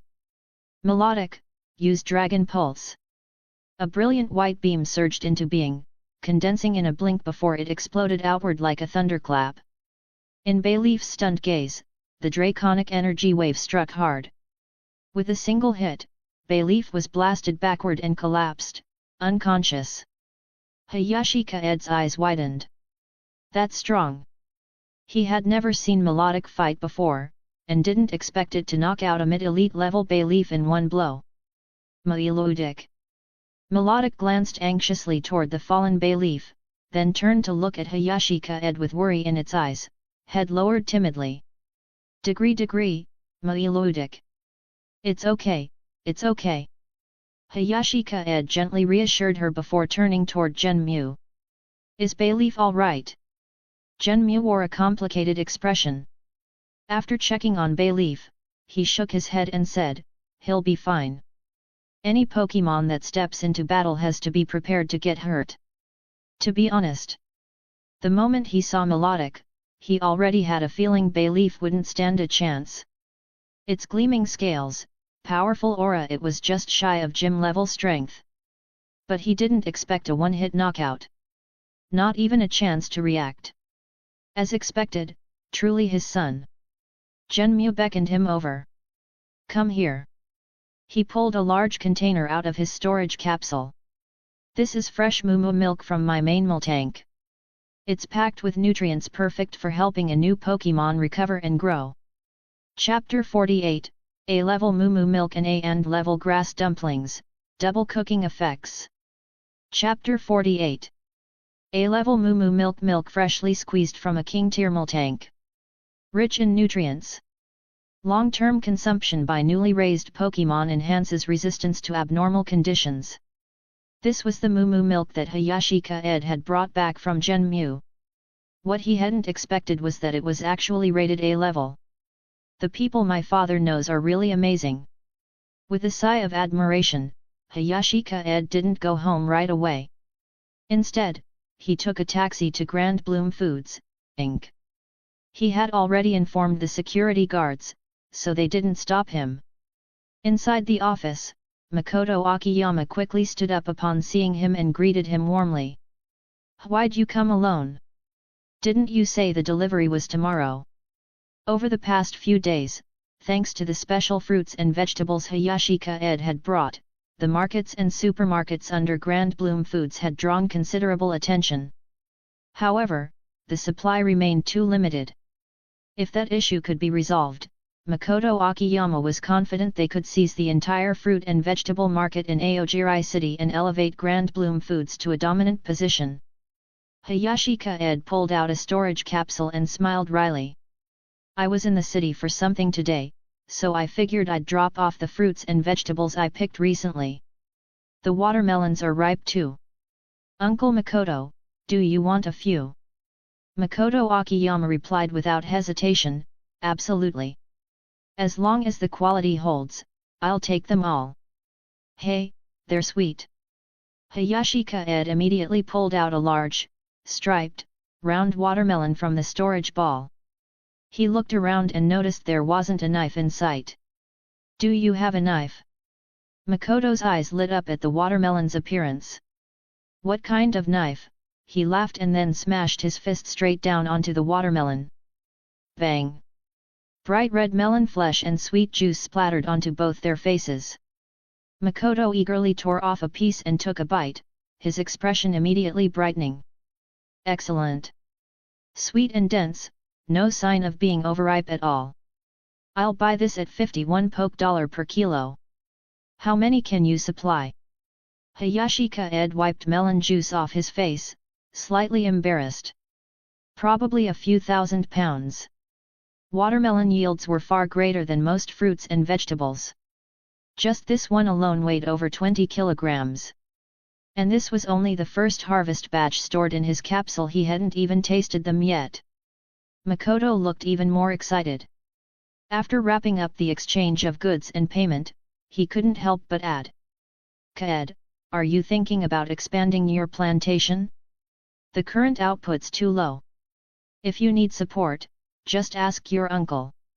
Hayashi Kaede's heart stirred. He had indeed been thinking about that lately. Originally, growing fruits and vegetables was just a short-term side plan. But now, their profit margins weren't all that high. Take the last few days, for instance, he had only made around 80,000 poke dollar from produce sales. That wasn't nearly as direct or profitable as the emotional value energy blocks brought to Pokémon. Perhaps the only real advantage was that a successful fruit and vegetable brand could later help market his local neighborhood breeding house, boosting reputation and influence. But to grow a company, he couldn't do it alone. So, the key issue was fertilizer. He now had nearly 1,000 bags. Even though produce grown with it wasn't as perfect as his own harvests, it was still far superior to regular crops. Unable to decide right away, Hayashi Kaede simply replied, "I'll think it over, Uncle Makoto. Oh, and I did want to ask you something else." "Go ahead," Makoto said immediately. "I've bought a few large milk cans and want to build a cowshed behind the plantation. I was wondering if you know anyone who can handle that kind of work." Makoto waved his hand with a laugh. "No problem. I'll send someone to your plantation tomorrow." After leaving the company, Hayashi Kaede didn't head home right away. Instead, he made a stop at Happy Mart to pick up a few things, then took a ditty back. The breeding house was closed. After opening the door, Hayashi Kaede headed to his room first. Inside, Vulpix was asleep but Servine wasn't there. He walked to the plantation, and sure enough, Servine was out in the grassy area, using moves to practice on the surrounding fruit trees. "Servine. It drank some milk and fell asleep. I came out here to stand guard since no one was around." Servine stopped attacking once it realized it was Hayashi Kaede. "Good job," he said gently. The fruit trees he had planted just a few days ago had already grown nearly as tall as a person. The pedia berry tree planted by the reservoir had also flourished, its fresh green leaves spread out like a cattail fan. He only gave it a brief glance before moving on. After returning Pidgeot and Melodic to their usual spots in the plantation, he grabbed a sickle and began cutting grass. Servine. Noticing this, Servine picked up its own little sickle with its vine whip and joined him. Servine, you don't need to cut too much, Hayashi Kaede said softly. I'm just trimming a bit to make some grass dumplings for Miltank. Servine nodded. Together, they worked for only about 2 minutes before Hayashi Kaede stopped. He carried the grass to the breeding house kitchen. The cow shed wasn't built yet, so the newly caught Miltank had to remain in their pokeballs for now. Since their living conditions weren't ideal, he needed to treat them better when it came to food. Grass dumplings. This was a recipe Hayashi Kaede had learned from his mother. He blended the grass into fine pulp and liquid. Then, mixing flour and grass residue in a 1:2 ratio, he added the grass liquid until the dough became sticky. A little white sugar went in too, then he kneaded the mixture into dumplings about the size of a baby's fist and steamed them. To enrich the flavor, he added a dash of pink fragrance and a portion of the A-level moo milk brought back from Kusinogen Mu. Miltank could also drink its own fresh milk, which greatly aided in stamina recovery. About half an hour later, dozens of fragrant, milky green dumplings emerged from the steamer. A&grade grass dumplings, a multi-ingredient blend crafted with care. Cooking Effect 1, boosts power of grass-type moves for a short time. Cooking Effect 2, for herbivorous Pokémon, milk produced after consumption may cure certain status conditions. Long-term intake boosts resistance to abnormal conditions. A&grade foods offered 2 cooking effects. Impressive. Hayashi Kaede nodded in satisfaction. He picked one up to taste and handed another to Servine. After tasting it, the little grass-type Pokémon gave its verdict. Servine. It's so good. Hayashi Kaede smiled in relief. Save some for Vulpix later. As for the rest, he poured the dumplings into a bowl and carried them to the plantation. There, he summoned 3 young Miltank. Miltank.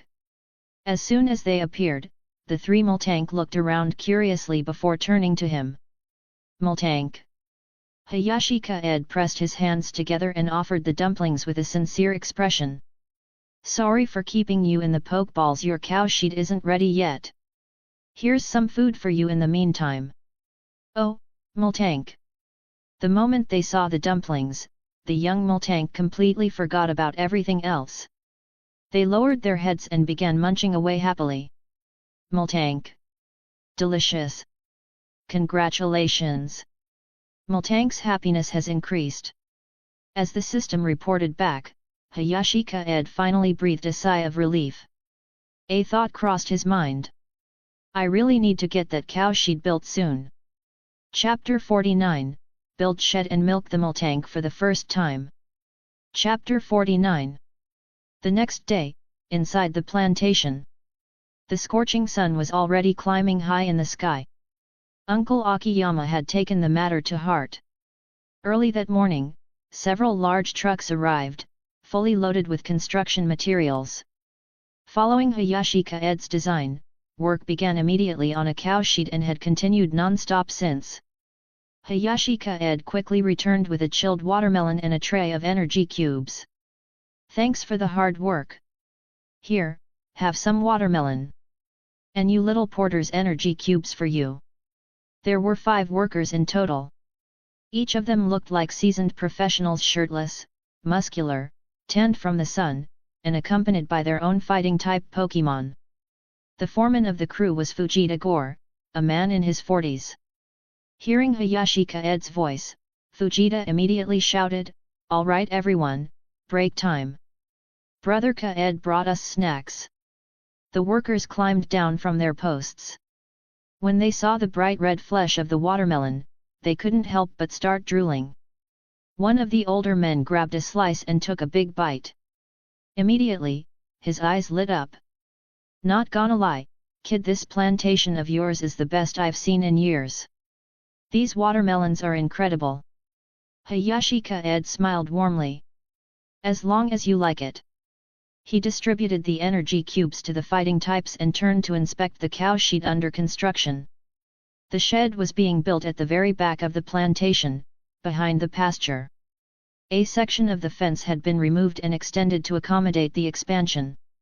The design was directly modeled after the ones used at Mumu Ranch, a low greenhouse-style structure for shade, plastic curtains enclosing the sides, and an air conditioning unit installed inside. It was modest in size, enough to house about 10 Multank at most. Behind the cow shed was a flat expanse of land, sparsely dotted with trees and patches of weeds. Once the shed was finished, Hayashi Kaede planned to cut everything down, let sand shrew till the earth, and then plant fresh grass. That way, the Multank would have a proper area to move around freely. With the help of several hard-working fighting-type Pokémon, the entire bullpen could be completed in just another day or two. Just as Hayashi Kaede was thinking through the next steps, a soft, playful voice drifted in from outside the plantation. Servine trotted in with a baby ice Vulpix trailing close behind. Still newly hatched, the little Vulpix was curious about everything, pawing the ground with her snow-white, delicate claws. After a while, she seemed to get bored. She bounded up to Hayashi Kaede and affectionately rubbed against his calf, sending a cooling sensation up his leg. Servine. She wants to play with you, Servine explained. Hayashi Kaede nodded and bent down to scoop her up. Looking into her wide, innocent eyes, he couldn't resist tickling under her armpits. That turned out to be a sensitive spot. Vulpix giggled uncontrollably. Vulpix.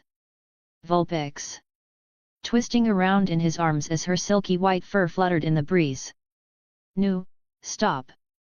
Hat, you're gonna get dirty, hey. Watching newborn Pokémon was endlessly entertaining. When Ice Vulpix was nearly in tears from laughing, Hayashi Kaede carried her to the reservoir and gently washed the mud off her paws. Look at you. All muddy. You've got to learn to coat your paws with ice energy so they don't get dirty, okay? Otherwise, next time I won't go easy on you. Vulpix. Sigh. She's still a baby. After playing for a while, he gave her a bit of mixed moo milk, just a small portion of grade A blended with regular milk. Her energy quickly faded, and soon she was dozing off again. Hayashi Kaede carried her back to the breeding house and tucked her in. Then, with an iron bucket in hand, he returned to the plantation and released Multank from its poke ball. Moo. The Multank saw the bucket and instantly understood. They all ambled over obediently. Even though it was their first time being milked, their instincts made the process feel completely natural. Especially for Multank raised on a ranch, milking was second nature. Hayashi Kaede looked at the 3 cows, feeling uncharacteristically nervous. Ahem, this is my first time milking. If I'm too rough, let me know, okay? I'm a breeder. This shouldn't hurt them, right? Moo. The Multank mooed softly, encircling him with gentle reassurance. Their milk once produced needed to be expressed. To feed baby Pokémon, to store, to sell. Multank were gentle, generous Pokémon by nature. Besides, this trainer gave them such delicious food every day. If they could live a life like this, being milked was a small price to pay. Whew! Hayashi Kaede exhaled in relief. Thank you. Chapter 50, Newly Launched, Moo Moo Milk. Chapter 50. C-Rank Moo Moo Milk. Fresh milk squeezed from an elite stage Multank. Long-term consumption by newborn Pokémon strengthens physical constitution and provides most of the nutrients required for growth. Due to their current strength, the milk produced by Hayashi Kaede's 3 Multank was only rated C-Rank. However, the volume was impressive. Each Multank could provide him with nearly half a bucket of fresh Moo Moo milk. By his estimate, the metal bucket held around 14 liters. In other words, today's haul came out to roughly 21 liters. Hayashi Kaede planned to reserve a portion of the first batch to mix with grade A moo milk, which he'd then use to make yogurt, cakes, and other treats for his Pokémon. The rest would be offered for sale at the shop. Thanks for the hard work. He fed each Multank a handmade dumpling made with berry paste, checking their status as he did. Once all their happiness levels had risen above 70, he recalled them into their poke balls. After milking, he let the warm moo milk cool slightly. He divided the milk into 2 batches, one went into cold storage in the refrigerator, while the other was carried into the breeding house. The rich, sweet aroma of summer fresh moo milk immediately caught the attention of everyone inside. Since the breeding house used a buy-and-go model, there weren't many people staying around at any one time. Just a few customers lingered. "Hey, bro, what's that? A new product coming out?" One of the customers noticed the bucket he was carrying and couldn't help asking. Hayashi Kaede smiled. "Yup.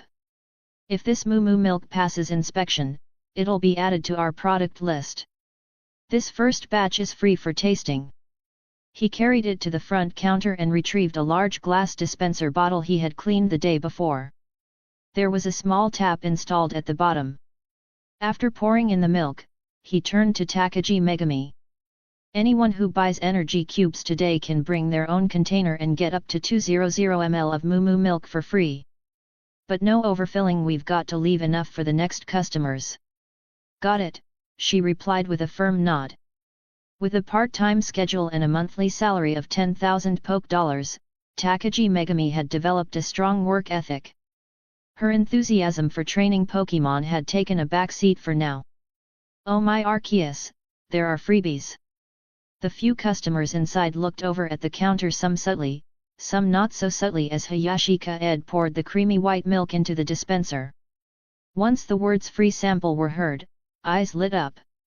One of them, a young man holding a selfie stick who had been comparing products earlier, bolted over to the counter. "Hey there, I come here every day for energy cubes, you've seen me, right? Here, I brought some empty water bottles." He chugged the remaining water from one and handed it over. Takagi Megami gave a small nod. She picked up a disposable paper cup to estimate the volume. 2 cups looked about right for 200 ml, so she poured the milk into the bottle with precision and handed it back. The young man Akira popped the cap, took a whiff, and his expression lit up with recognition. "Holy crap! C-rank moo milk? Bro, you're giving this away." He couldn't believe it. Everyone knew moo milk came from Multank. The lowest grade D rank already went for 300 to 500 poke dollars per 500 ml bottle, depending on the season. But C rank? That was elite quality stuff. Back when his Snorlax was just a newborn, he had fed it nothing but C rank moo milk for a week. The bill? 350,000 poke dollars. If anyone knew what moo milk was worth, it was him. Hayashi Kaede laughed. "This is just the first batch. The quality will improve from here. And since the shop just opened, I figured anyone who comes all the way out to our place deserves a little bonus. There'll be more products and services coming soon." He didn't know much about business or marketing. But he knew one thing: people remember the places where they felt like they gained something. Akira immediately raised his selfie stick and beamed into the camera. "You see this, folks? This is the breeding house I keep talking about. Don't be fooled by its out-of-the-way location. Whether it's the quality of the energy cubes, the price, or the handsome guy running the place, it's all top tier." He turned the camera toward Hayashi Kaede. "Come on, bro, give em a wave." Hayashi Kaede blinked in surprise and only then noticed the thousands of viewers watching the live stream. He quickly straightened his expression. Hello everyone. I'm the owner and breeder of the breeding house." He hadn't expected that the guy with the selfie stick, who stopped by every day, actually had so many fans. So this is the breeder that guy kept hyping up. He looks like a teenager. But he's kinda cute. Handsome boy, are you sure you didn't pay Akira to promote you? C-rank moo milk just given away like that?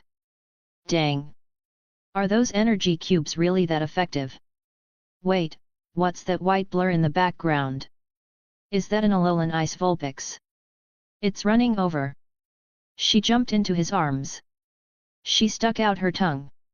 She's got a pink tongue. I'm gonna die. At that moment, Ice Vulpix, who had woken up from her nap, wandered out of the back room and into the breeding house. When she spotted Hayashi Kaede, her eyes sparkled. She pranced over happily. Her 6 fluffy tails wiggled excitedly behind her. Newborn Pokémon were like this, sleeping, playing, and repeating, their energy and curiosity always shifting. This would mellow out after a week or so. Sighing, Hayashi Kaede bent down and scooped her up, then looked at the stream's comment section again.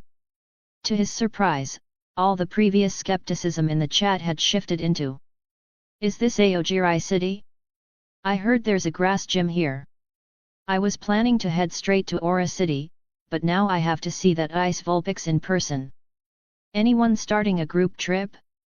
I'm in. Count me in too, upstairs. This is way too cute. I was already tempted, now I'm sold." Hey! Hayashi Kaede looked down at the Ice Vulpix in his arms. She blinked up at him with crystal blue eyes, innocent and full of sparkle.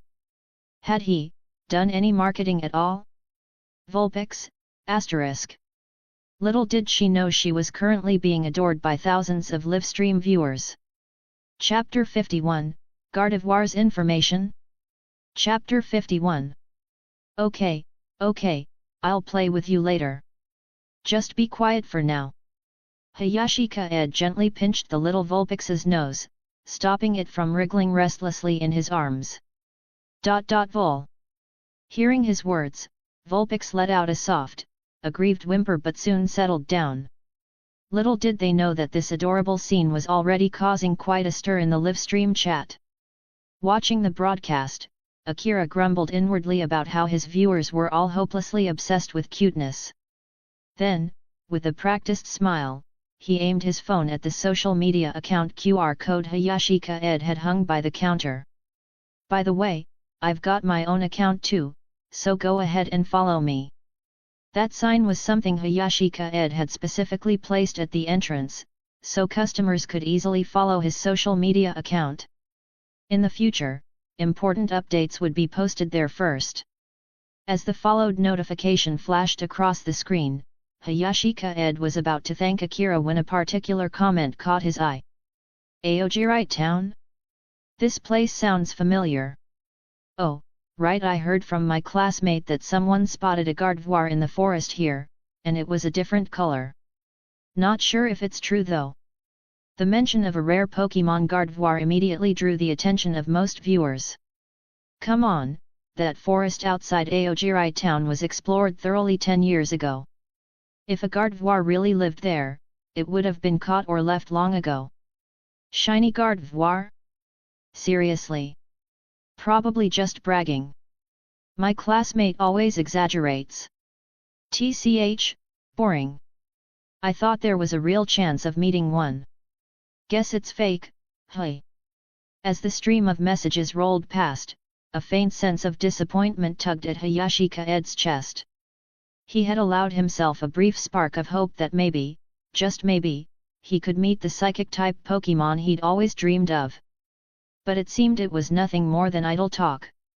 After thanking the regular customer, Hayashi Kaede returned to the plantation, carrying the Alolan Vulpix.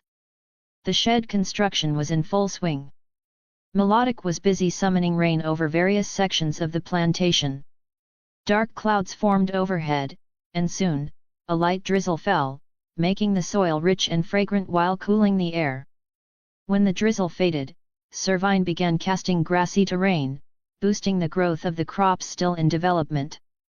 After eating the green dumplings yesterday, Servine seemed noticeably better at using the move. The area covered by grassy terrain was visibly larger.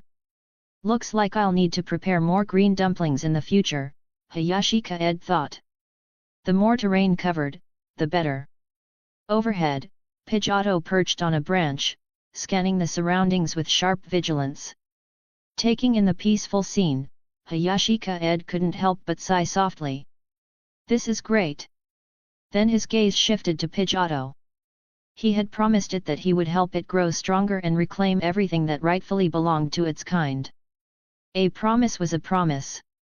If Pidgeotto was going to stand guard over the plantation with such dedication, Hayashi Kaede needed to be equally committed. And besides, of all his Pokémon, Pidgeotto was the only one that could fly. One day, he wanted to see it evolve into Pidgeot and carry him high into the skies. Hey, Pidgeotto! Pidgeotto! Hearing his call, Pidgeotto spread its wings, swooped down gracefully, and landed on his shoulder.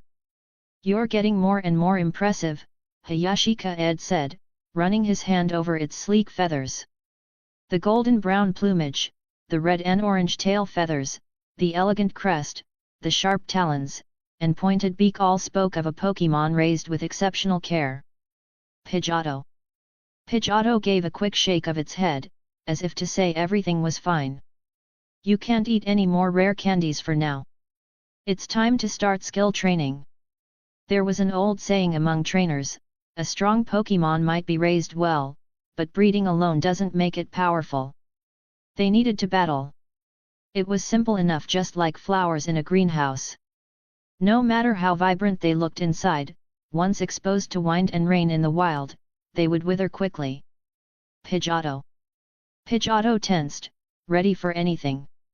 Yes, Hayashi Kaede confirmed. We're going to test your skills. He led Pidgeotto to the area behind the half-built cow shed, where weeds and saplings grew thick. He began thinking over the best way to clear it. Green dumplings only boosted the skill mastery and power of grass types. Maybe it was time to think from another angle. Those dumplings were made from berries, moo milk, flour, and fragrant pink scent perfume. The key ingredients were likely the moo milk and the perfume. If I combine moo milk, pink scent perfume, and other ingredients, maybe I can create a dish that boosts flying type moves, or even all-around skill growth. Pokémon, Pidgeotto. Gender, male. Ability, keen eye. Aptitude, blue. Stats, HP, 21, ATK, 21, SPA, 20, Def, 17, SPD, 17, SPD, 25. Level, 21-24. Moves, Gust, Quick Attack, Agility, Whirlwind, Air Slash, Steel Wing, Hurricane, Twister, Defog. Intimacy, 87, it thinks you are very reliable.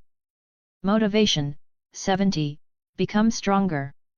Become stronger. After 2 rare candies, Pidgeotto had reached elite level status. It had also learned Defog from a trademark Hayashi Kaede had given it. You can try using Hurricane over an area, then see if you can layer one Hurricane inside another. For Pidgeotto's energy control, he decided to use the same method Snivy had used for mastering Leaf Tornado. Pidgeotto. Pidgeotto seemed surprised. Was that even possible? Give it a try. This is your first stage of skill practice.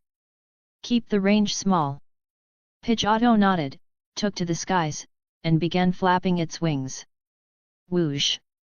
A fierce gale roared, sweeping across the weeds and saplings.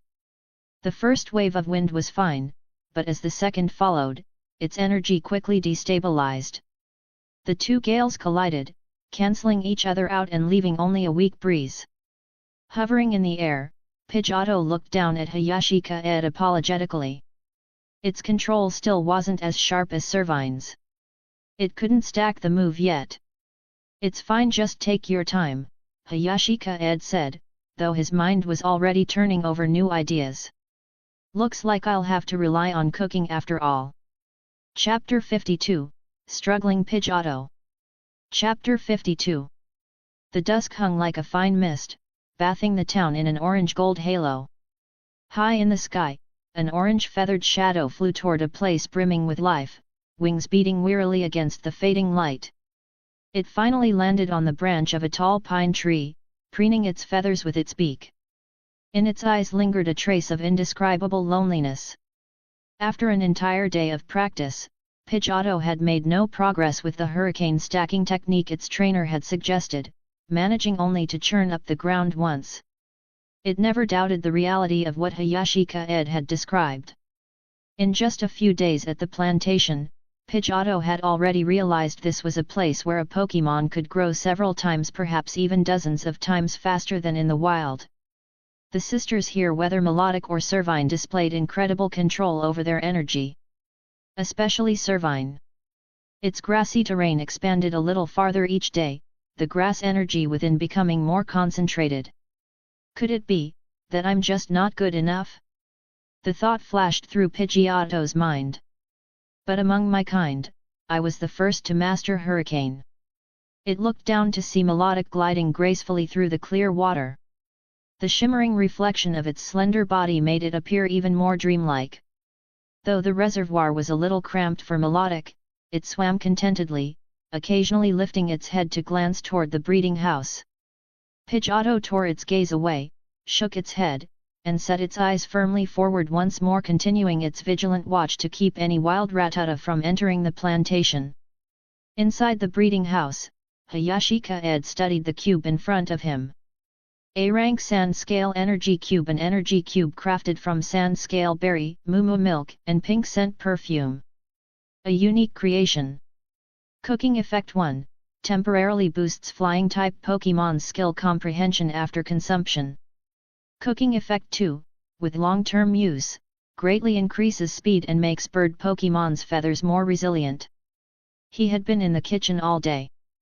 Countless batches of energy cubes and dishes had been tested, most using rare ingredients from the plantation or rewards he had stockpiled. His aim, to develop a cube that could enhance the skill mastery of flying types. For example, Spicy Tomato Berry and Moo Milk Spicy Tomato Milk Salad, temporarily boosting fire type move power. Special Scale Berry and Moo Milk High Quality, creamy energy cube that increases special attack and grants resistance to status conditions. Most results were energy cubes, only a few were regular dishes. Energy cubes stored well, fresh food either went to him, Alolan Vulpix, or Snivy. Every result, ingredients, cooking method, and effects was carefully recorded in his notebook for future reference. Maybe I should raise some Pokémon that produce their own ingredients. The day's experiments, plus the exceptional quality of this grade A Moo milk, had sparked a realization: with the right ingredients, his cooking could achieve incredible effects. The higher the quality, the greater the results. If Moo milk could work this well, then he could raise other ingredient-producing Pokémon. Goat milk from Gagoat. Rock salt from Garganacl. Fragrant powder from certain bug types. Cream from Alcremie. Olive oil from Arboliva. The list went on. Hayashi Kaede felt his mind opening to new possibilities. Pink scent perfume. I remember there's a dedicated breeding facility in Aogiri City. I'll have to visit sometime. As for Garganacl and Arboliva, those are from the Paldea region, so they'll be harder to get. Paldea's unusual magnetic field made its communications somewhat isolated from other League regions. If the Alliance didn't have those Pokémon, he'd have to travel to Paldea himself. Well, I'll see how things go. He sighed. It was a frustrating feeling knowing what he wanted, yet being unable to reach it for now. Let's check on Pidgeotto. That morning, he had left it to train its skills and tell it that it can come back by itself whenever it is tired. I wonder if it's back yet. He muttered, picking up the sand scale energy cubes he'd crafted and heading for the plantation. Spotting Pidgeotto still patrolling the pine tree, Hayashi Kaede thought, I should get it a substitute. Otherwise, knowing its personality, it might stand guard all night. Even Pokémon with strong endurance weren't built to go without rest. Come here, Pidgeotto. Pidgeotto. With a sharp cry, Pidgeotto swooped down beside him. Its flight looked a little heavy with fatigue. Did you just finish training? Hayashi Kaede asked. Pidgeotto. Yes. He rubbed his forehead, about to scold it, but the determination burning in Pidgeotto's eyes stopped him. It must be hard, leaving your homeland. Hatred can be the strongest driving force for any living thing. Work hard, but don't push yourself too far, he said at last. I'll help you. From his bag, he took out the best sand scale energy cube he had perfected that afternoon. Here, try this. Pidgeotto. The tiredness in Pidgeotto's face brightened at once. It tore the cube into pieces and gulped them down eagerly. But before it had finished, a surge of power coursed through its body. It took to the skies, wings spread, ready to unleash a mighty hurricane over the plantation. At the last second, seeing Hayashi Kaede below, it suppressed the urge and veered outward instead. With steel-like wings, it whipped up a gale that cracked like an explosion. And within that raging wind, a smaller, sharper hurricane began to form. Congratulations! Pidgeotto's happiness has risen from 10% to 98%. Rewards: 15 bags of fertilizer, 3 rare candies, and Molter's Divine Feather, a blazing plume infused with Molter's energy. When absorbed, it improves the aptitude of flying and fire-type Pokémon. Watching from below, Hayashi Kaede allowed a faint, relieved smile to appear. Now, it should be a little less anxious. Chapter 53, Trainers flock to the town to look for Gardevoir. Chapter 53. July 28. The first day after the cowshed was built. It was the second day after Pidgeotto absorbed Molter's Divine Feather. Maybe it was because of the promotion by that popular streamer a few days ago, but there had been noticeably more customers at the breeding house lately and the Pokémon they brought were generally much stronger. This meant the rewards Hayashi Kaede received from their Pokémon were much richer. From time to time, he would even be rewarded with rare fruits. Moreover, an odd piece of news had begun to spread from nowhere and it was traveling fast. Are you here in Sycamore Forest looking for Gardevoir? Yeah, you too? What a coincidence, me too. Well, I guess we're competitors then.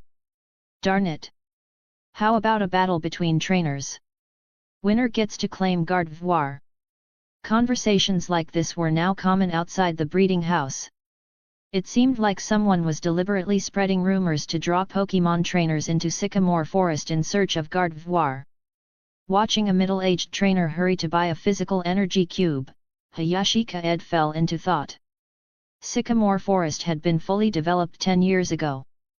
Statistics from that time showed its most common Pokémon were Beedrill and Spearow. Especially in the central sea of flowers, that area was practically overrun with giant Beedrill, completely dominating the heart of the forest. The trainers do seem to be getting stronger lately. Could the rumors be true? As the system's notification chimed, Hayashi Kaede felt a surge of curiosity. This was a psychic-type Pokémon in its final evolutionary stage. Gardevoir was irresistible to almost any trainer. For him, just a bit of training and she could easily work Strike that join the team as a valuable partner. Of course, that was only if she actually wanted to find a trainer. If her heart yearned for freedom, then there was nothing to be done. Rather than capturing Pokémon through battle, Hayashi Kaede preferred to tempt them with food and kindness. Besides, in all his time in this world, he had never actually gone out into the wild to capture a Pokémon. Alright, let's go. Decision made, he headed for the plantation. Looking up into a nearby tree, he called, Pidgeotto. Compared to a few days ago, Pidgeotto was now far more confident. Its whole body gleamed, and faint traces of fire seemed to dance along its feathers. Looking closer, those flickering flames really were there, making its golden-orange plumage look even more striking. Pidgeotto. The bird swooped down, leaving a brilliant tail of flame, and affectionately rubbed against Hayashi Kaede's head. Pokémon, Pidgeotto. Gender, male. Ability, keen eye. Potential, red. Individual values, HP, 24, /attack, 28, /special attack, 27, /defense, 17, /special defense, 17, /speed, 26. Level, 24-27. Moves, Gust, Tackle, Quick Attack, Whirlwind, Air Slash, Steel Wing, Hurricane, Twister, Defog, Heat Wave. Friendship, 98, I trust you unconditionally. Happiness, 75, get stronger and reclaim my territory. After absorbing one of Molter's divine feathers, Pidgeotto now bore a touch of fire on its body and had learned the move Heat Wave. Its potential had also greatly improved. This time's destination was Sycamore Forest, and if anyone knew the area well, it was Pidgeotto. So for this trip, Hayashi Kaede decided to bring him along, as well as the grass-type Servine. I'll need you to guide me through Sycamore Forest, your old territory. I'm looking for a Pokémon. Pidgeotto. Hearing they were headed home, Pidgeotto's eyes lit up, and he nodded eagerly. Well then, I'll have you go into your Pokeball for now. After returning Pidgeotto, Hayashi Kaede looked toward the Melodic in the reservoir. Melodic, I'm heading into the forest. Do you want to swim in the river outside while I'm gone? Lately, he'd realized the reservoir was too small, and it seemed to leave Melodic a bit listless. He made a mental note to widen the aqueduct one day so she could access the river freely. Melodic. Take me with you.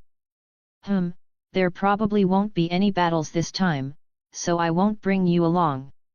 You can enjoy the river if you like. Melodic. Melodic gave a soft sigh, then submerged, watching him through the water. She decided she was fine staying put. Hayashi Kaede didn't press the matter. He glanced over at the Miltank and the cowshed. They were busy munching on green dumplings, then headed inside. Inside his room, Servine was supervising Alolan Vulpix's training, making sure she could coat her paws with ice energy. Hayashi Kaede didn't demand much from Vulpix. If she liked battling, she could train and grow stronger. If not, she could simply live happily and evolve when the time was right. Or not evolve at all. But she had to learn to coat her paws in ice energy because Hayashi Kaede was tired of seeing her track dirt into the plantation, then onto the breeding house floors, and worst of all, onto the bed. Constant mopping was not his idea of fun. Vulpix. Vulpix, who had been concentrating on clearing the ice from her paws, immediately brightened upon seeing him. Look! I can take the ice off my claws now. Well done! Hayashi Kaede rewarded her with an energy block, which she happily gnawed on. After returning Vulpix to her Pokeball, he explained the plan to Snivy. But he hadn't expected Servine to reply in a dark tone. Servine. So, you're going to get a new Pokémon. Chapter 54, Guidance from Lucario. Chapter 54. Ah! Hearing Servine's slightly resentful voice, Hayashi Kaede froze for a moment, then said, Isn't this a good thing? I've always wanted to capture a Psychic-type Pokémon. It'll make picking berries and vegetables much easier in the future. Servine. I know. Servine pursed its lips. It was true, but it still let out a quiet sigh in its heart. It kind of missed the days before it evolved. Now that it had this new form, would it ever get to snuggle in its trainer's arms again? All right, let's go. Hayashi Kaede didn't dwell on the thought. He called out to Takagi Megami, who was tending the store, then quickly made his way toward Aogiri Forest with Servine in tow. After passing the Bluestone Trail, they soon arrived at the river. The river had no bridge, acting as a natural barrier that kept some Pokémon from the wilderness area from wandering into town. Of course, for a trainer with even a bit of skill, this was barely an obstacle. It was only when traveling in the wild that one truly understood how important a flying-type Pokémon was. Kaede followed the river until they were some distance from town. On the far side, an old wooden house came into view. He stopped there and released his Pidgeotto. Pidgeotto. Recognizing the familiar place, Pidgeotto chirped excitedly. Kaede glanced at Servine.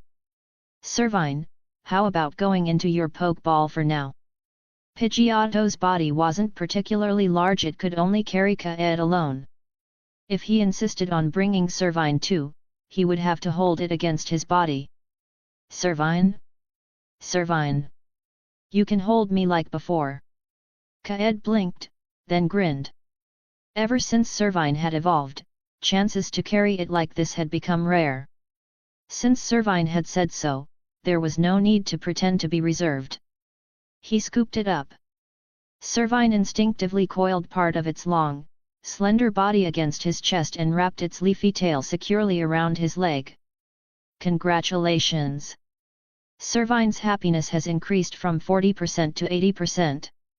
Reward: 15 bags of fertilizer, 1 medium rare candy, 1 special scale berry. The sudden system notification made Kaede glance down at the Pokémon in his arms. Servine. What's wrong? Servine's usually cool, smooth body felt warmer than usual. It's nothing. Kaede shook his head. Alright, Pidgeotto, let's go. With his free hand, he grasped Pidgeotto's talons, and the bird Pokémon lifted off, carrying them over the river. Before long, they reached the wooden house. Besides the door, there was a small opening like a window. Through it, Kaede saw an elderly man about 60 seated on a simple wooden chair. He wore a turquoise robe and glasses, flipping through a yellowed book. Without looking up, he said. Another trainer looking for Gardevoir, eh? That Gardevoir is no easy catch. The tone carried a certain lack of faith in outsiders' ability to succeed. Yanagi-san, it's me, Kaede called. The old man was the official ranger assigned to Aogiri Forest by the Pokémon League. For as long as Kaede could remember, he had always been here. Yanagi-san seldom visited town. On rare occasions, Kaede had seen him on the Bluestone Trail carrying daily necessities. As a child, Kaede had once caught a glimpse of his Pokémon, a gentle-looking Lucario. Hearing the familiar voice, Yanagi-san finally stood. When his cloudy eyes landed on Kaede, a faint smile appeared. Kaede, it's you. I heard you didn't go to college, but reopened the breeding house and plantation at home. Yeah. Kaede nodded and took out the turnips and spicy tomato berries he had prepared from his storage ball. These are from the plantation. Give them a try if you like them, you can come by any time to pick your own. Kaede respected Yanagi-san greatly. The man had once carried him in his arms as a child, and he had guarded this forest for decades, maintaining the balance between town and nature, keeping wild Pokémon from straying into Aogiri town. Such dedication deserved respect. Well then, I'll have to take a closer look. Yanagi-san accepted the bag. When he saw the berries inside, surprise flickered briefly in his eyes before he hid it behind a calm expression. Your farming skills are no less than your parents'. His gaze shifted to Servine and Pidgeotto. Here for Gardevoir too. Caught out, Kaede gave a sheepish smile. I'm thinking about it, but catching a Pokémon like that is all about fate. If nothing else, I wouldn't mind catching a Caterpie. Gardevoir was rare and hard to find. Caterpie, much less so. If raised into a butterfree, it could help pollinate the plantation and improve berry yields. That alone made it valuable. By the way, where's Lucario? Kaede asked, scanning the empty surroundings. He had hoped to feed it some energy cubes and maybe earn a reward. In the forest, Yanagi-san said with a chuckle. Some of these visiting trainers aren't that strong, but they can cause plenty of trouble. Lucario keeps an eye on them. If you're looking for Gardevoir, you might want to try the east side of Aogiri Forest. Oh! Kaede's eyes lit up.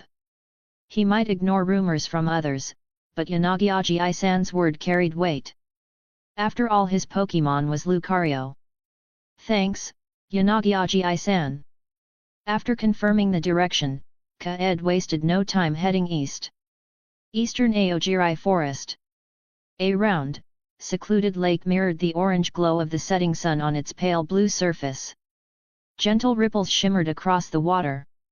At the lakeside stood a graceful, dark blue figure in a flowing gown. It gazed at its reflection, perhaps admiring its elegant silhouette, or perhaps pondering something only it knew. After a moment, it shook its head. Garde voir. Let's settle here for now. I should see if there are any berry trees nearby. Chapter 55, Did it go to the plantation? Chapter 55.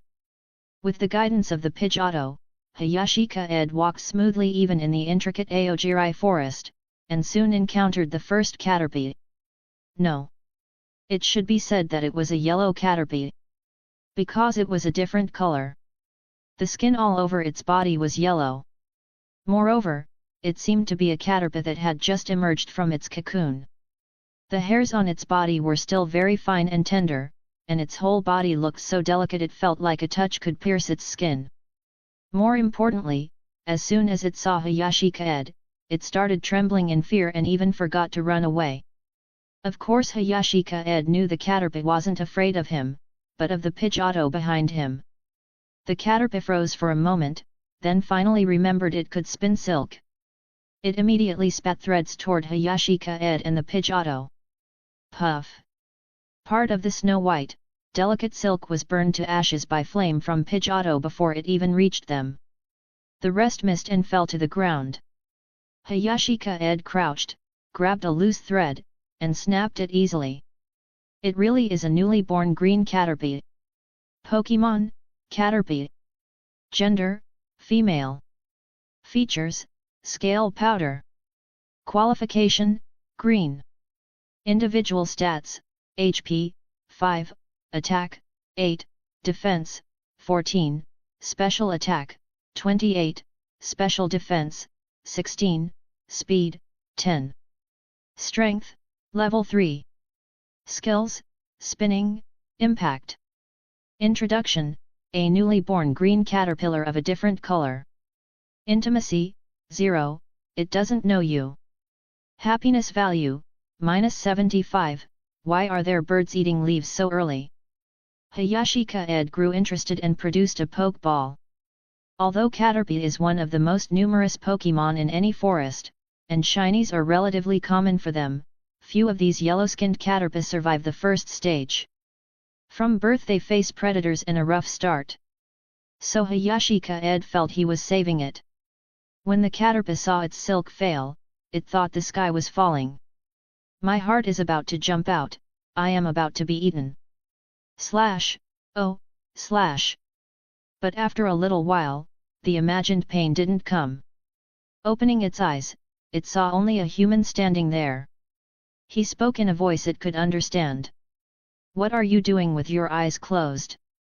Do you want to come back with me? Go back? Where to go back to? Degree. The Caterpie peered out cautiously. Then Hayashi Kaede took out green dumplings from his storage ball. If you come back with me, you can eat this every day. Caterpie. The moment the dumplings appeared, its eyes brightened. The sweet aroma made even the plain green dumplings smell special. It smelled so good, so good. Looking from the dumpling to the Pidgeotto overhead, the Caterpie decided that even if this was its last meal, it would be worth it. Resolved, it climbed onto Hayashi Kaede's arm and began to nibble. Hayashi Kaede watched it finish with a smile, then asked, "Do you want to come back with me? You can eat like this every day, and you won't have to worry."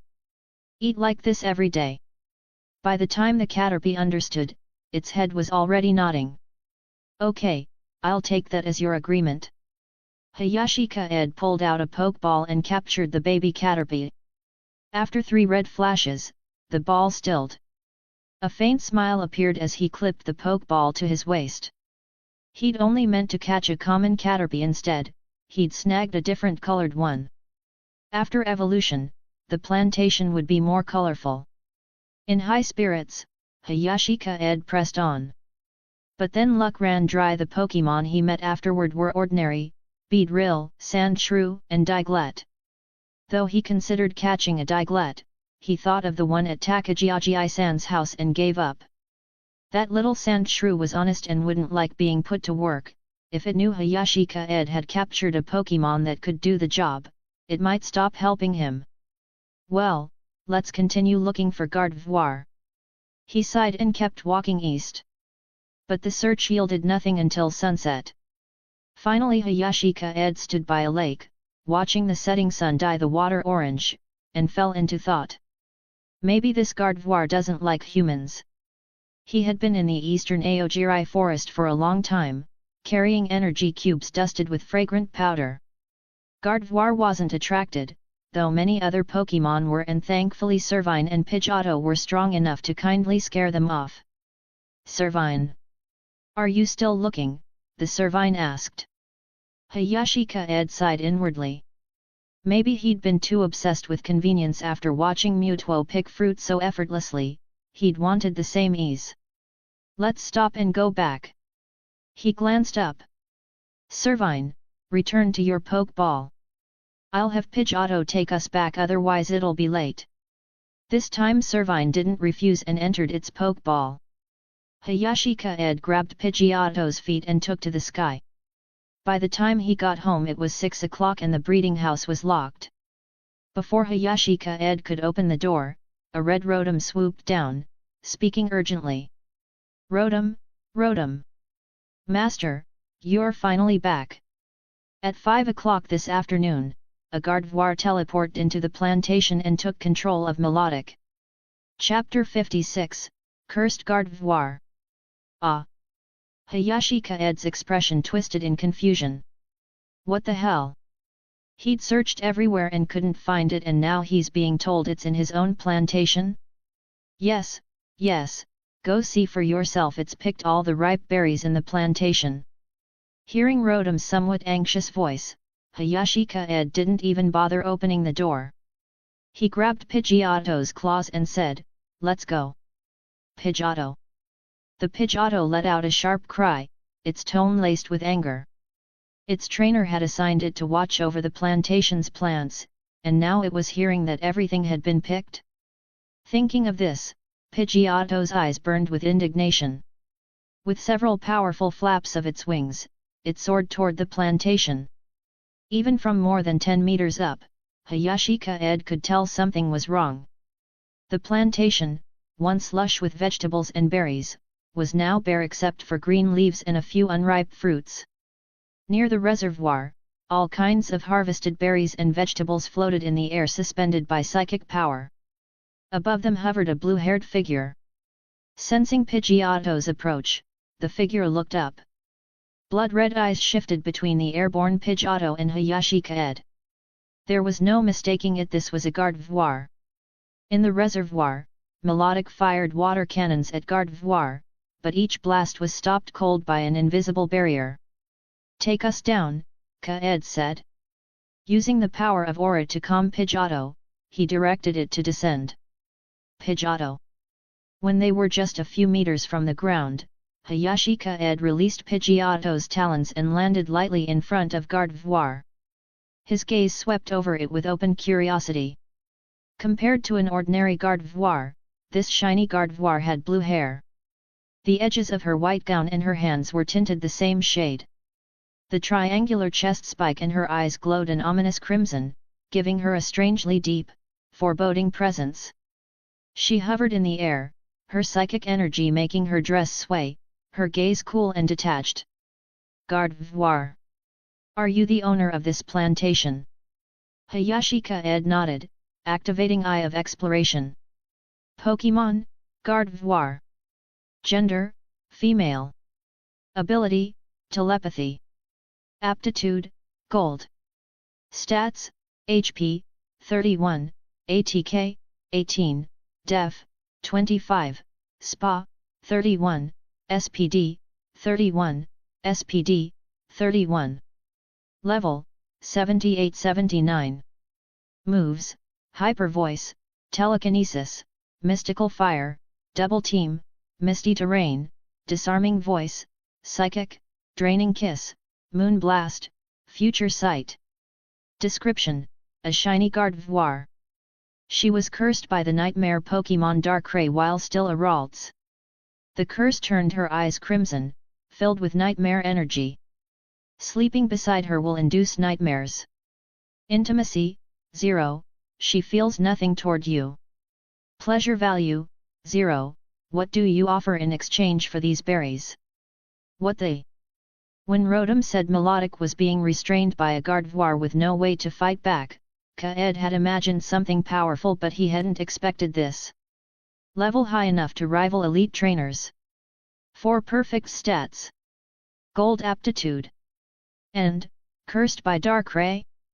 He was still taking that in when a clear, spring-like voice echoed directly in his mind. Gardevoir. I want these berries. What do you want in return? You mean, you want to trade for these berries and vegetables? Kaede asked. Gardevoir gave a single nod, saying nothing more. Taking without asking isn't a trade. Before he could finish, Gardevoir interrupted. Gardevoir. Look at your Melodic. Following her gaze, Kaede saw Melodic near the water's edge, eyes fixed on him, body trembling with restrained energy. She was clearly desperate to break free. The power within her surged wildly, yet it was being drained at an alarming rate only to be replenished by the ocean crystal buried in the reservoir, whose energy she absorbed instinctively. As a result, her level was climbing rapidly. 34. 35. 36. Pokémon, Melodic. Gender, female. Ability, cute charm. Aptitude, gold. Level, 34-37.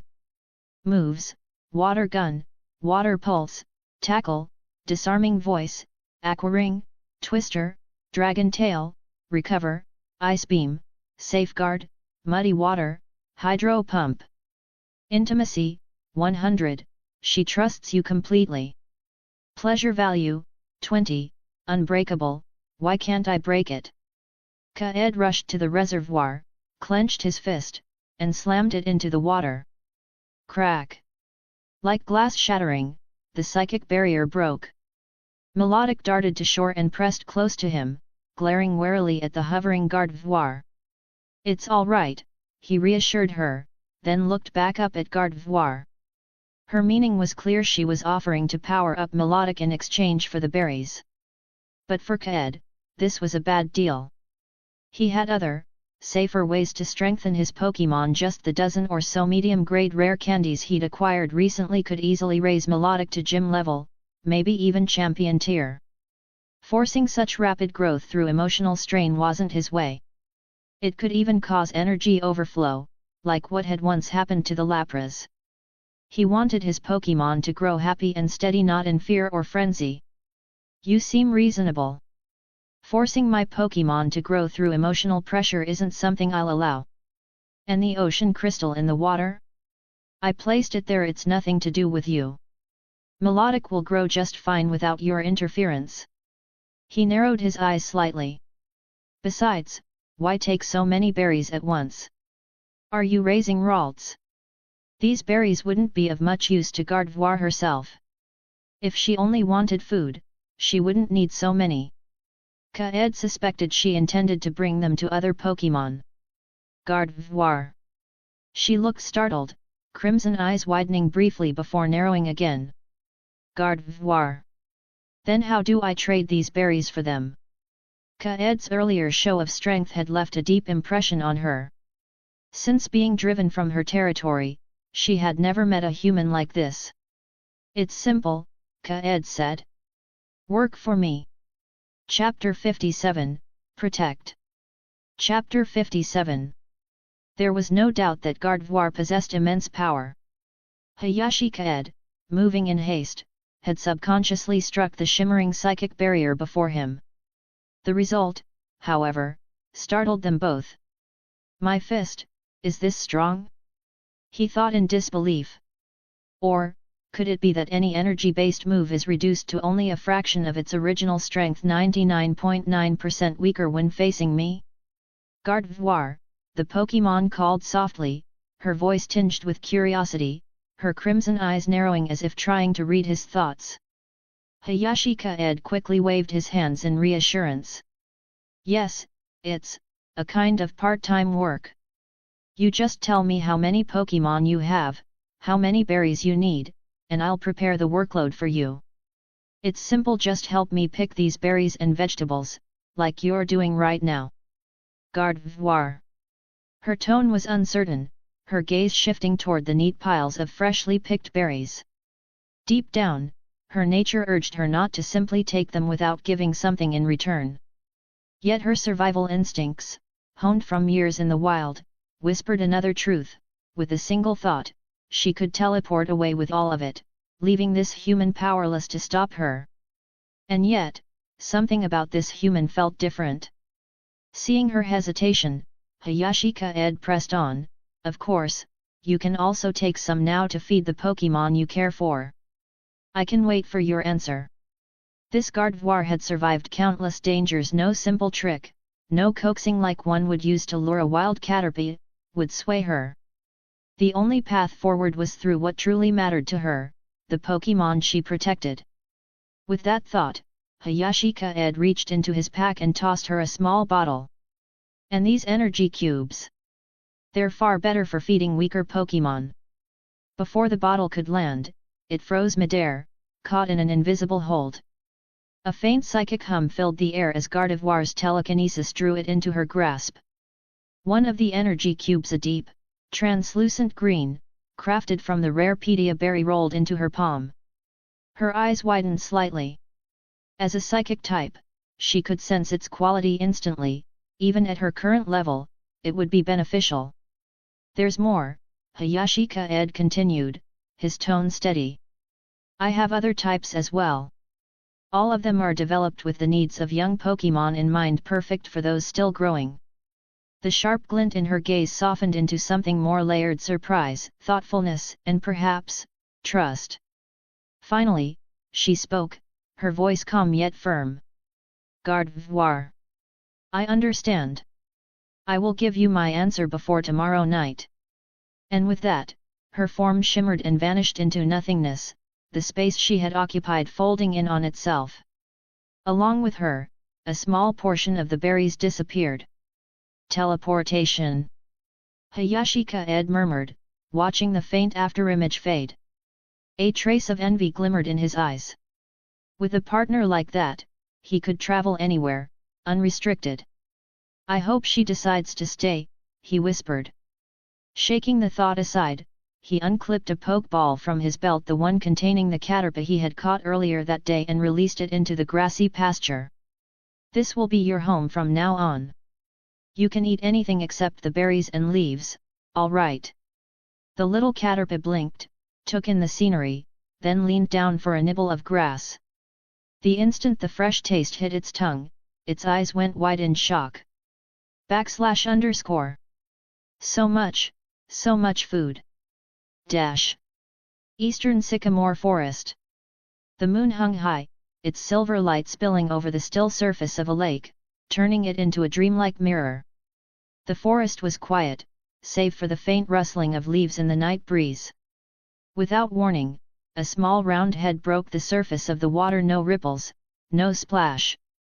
Azure fur glistened under the moonlight, eyes wide and bright as copper bells. A wing-like fin rested lightly on the shore, and a pale pink nose twitched in the cool night air. Poplio! Are you there? Are you there? The call was answered by a high-pitched Torchic, as a small fire-type Pokémon with orange feathers burst from the bushes in a flurry. Poplio! Torchic! Before either could say more, a third figure dropped from an overhead branch, a plump, round Bounsweet, its green leaves rustling. Bounsweet? Is she back? Poplio. I don't know. I don't think she's returned yet.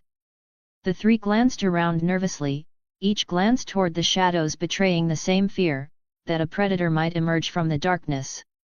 Torchic. She should be back soon, right? It was a strange sight. Three Pokémon from different regions, Poplio from Alola, Torchic from Hone, and Bounsweet from Alola as well, huddled together in the wild, far from any trainer. Poplio. I'm hungry, the little sea lion's stomach growled, his ears drooping. Torchic. Should we go look for food? The chick's eyes gleamed with the thought. Bounsweet shook her head rapidly, her voice sharp with worry. Bounsweet? She told us to stay here. If she comes back and we're gone, what if we get lost? Or worse, what if something dangerous finds us? Poplio. Let's just wait a little longer. Torchic. The fire chick's wings drooped, conceding the point. Then, without warning, the air shimmered. Gardevoir appeared in their midst, her eyes narrowing slightly. Gardevoir. Didn't I tell you to hide? Poplio immediately stepped forward, explaining in a flurry of words that they had been waiting for a long time and were simply too hungry. Gardevoir fell silent. She looked at the three small, fragile, and unprepared for the dangers of the forest and finally sighed. Reaching into her satchel, she produced the energy cubes she had taken from Hayashi Kaede. Gardevoir. Eat. The moment the cubes hit the ground, their faces lit up, and they began to eat eagerly, crumbs clinging to their mouths. As she watched them, a rare gentleness softened Gardevoir's gaze. Each of these children had suffered. Poplio and Torchic had been abandoned by trainers who saw them as burdens. Bounsweet had been left alone when her mother was captured, only days after her birth. They were inexperienced in the ways of the wild, and when Gardevoir had first found them, they had been on the verge of collapse. She, too, had known the sting of rejection, cast out from her own kind when she was still young. It was that shared pain that had driven her to take them in. She had once stood alone in the rain with no one to shelter her. Now, she would be the one to hold the umbrella for others. Chapter 58, Energy Cube Automatic Production Line. Chapter 58. Inside the breeding house. Hayashi Kaede pushed open the window in his room, and moonlight poured in like water. The starry sky was as dazzling as a painting. Nights in the town were peaceful, with only the occasional cry of a Pokémon breaking the silence. Hayashi Kaede sat on his bed, pondering a question. It was about the curse Darkrai had placed on Gardevoir. A curse could be considered a form of dark-type energy and, for Pokémon, a negative status condition. The curse on Gardevoir was likely a side effect of the Nightmare Constitution. Similar curses included the famous Ghost-type move curse Destiny Bond. Before fainting, it causes the opponent to share the same fate. Can Viridian Power remove this kind of condition? Hayashi Kaede murmured to himself, then shook his head. Mild conditions were manageable. After healing the Pokémon, its strong constitution could allow it to recover on its own. But a curse inflicted by Darkrai? He wasn't so confident. So, breaking free from this curse would have to rely on Gardevoir itself. Thinking this, Hayashi Kaede felt a bit frustrated. If only he had given Gardevoir some energy cubes that enhanced resistance to negative status conditions. That would have increased the chances of Gardevoir staying. Ah, well. Might as well check today's special rewards. He sighed but didn't blame himself too much. After all, what happened in the plantation was too sudden. It was normal not to think of it at the time. July 28, earnings 255,600, total, 1,004,000. Gonlin Berry, X5, total, 24. Salak Berry, X12, total, 36. Intermediate Gonlin Berry, X3, total, 7. It had become a habit. Every night, Hayashi Kaede would tally the day's special rewards before preparing the next day's energy cubes. But today, after finishing the tally, he had a new idea. Lately, because of Gardevoir, many professional trainers had flocked to the town. Their Pokémon were quite strong. While standard stamina energy cubes could boost their happiness, the increase was ultimately limited. Moreover, eating the same type of energy cubes too often would lead to a temporary period of boredom, no matter how delicious they were. So, expanding the variety and flavors of energy cubes was the next step. For some Pokémon, nothing boosted happiness more than improving their strength. Let's try a basic version of defense energy cubes these next few days. With that thought, Hayashi Kaede went to the kitchen. From his storage balls, he took out the tomato berries Gardevoir had picked today and the moo milk squeezed from Miltank. He also took out 2 gonlin berries. They were similar to guavas. On the market, even ordinary gonlin berries sold for several thousand each. Today, he planned to use these 2 gonlin berries, along with citrus berries, tomato berries, and moo milk, to make 2 flavors totaling 50 defense energy cubes. How much should I charge per serving? Hayashi Kaede fell into thought. These energy cubes couldn't be too cheap, but they also couldn't be too expensive. They needed to be affordable enough for trainers of average means to occasionally splurge on them to train their Pokémon. Let's set one at 10,000 Poké$ and the other at 20,000 Poké$. In the end, he priced them at 10 and 20 times the cost of stamina energy cubes. The 10,000 Poké$ version would be tomato berry flavor, and the 20,000 Poké$ version would be moo milk flavor. After setting the prices, Hayashi Kaede got to work. He used a blender to extract tomato berry juice and prepared moo milk. Then he crushed the lancet berries and heated them. About 3 hours later, red and white energy cubes lay before him. C-grade gonlin energy cube made with a small amount of gonlin berry, tomato berry, and citrus berry. Although the process is somewhat crude, the technique is precise. Effect: after consumption, it effectively restores a Pokémon's stamina while also increasing its defense. C+ grade gonlin energy cube made with a small amount of lancet berry, moo milk, and citrus berry. Effect: the effects of the 2 energy cubes were similar, but the one with moo milk was slightly higher grade. Rubbing his forehead, Hayashi Kaede checked the time. It was already 11 p.m. He yawned. Making so many energy cubes alone was indeed exhausting. If more and more people came to buy energy cubes in the future, he wouldn't be able to handle it alone. Should he hire another breeder to help make energy cubes? The thought crossed his mind, but he shook his head. He didn't want his energy cube recipes to leak. You never could tell with people he didn't trust others easily. Pokémon were different. Pokémon were simple. Right, Pokémon. Hayashi Kaede's eyes lit up. Humans might not work, but some Pokémon could help make energy cubes. Compared to humans, most Pokémon just lacked dexterity. But Psychic-type Pokémon could use psychic power instead of hands. There was even a Psychic-type Pokémon capable of precise data control and mass-producing energy cubes. A large, 4-legged metallic figure appeared in his mind, the idea taking root and his thought revolved rapidly. But then, Hayashi Kaede emotion deflated. Metagross. Where would he find a Metagross?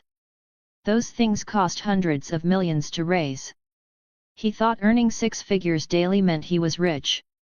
But looking again, the things he wanted were still too expensive. He sighed. Money always seemed to slip through his fingers. Servine, who hadn't slept yet, saw Hayashi Kaede finish his work and thoughtfully offered him a chilled glass of moo milk with its vines. Thanks, Servine. Hayashi Kaede crouched down, patted its head, and drank the moo milk.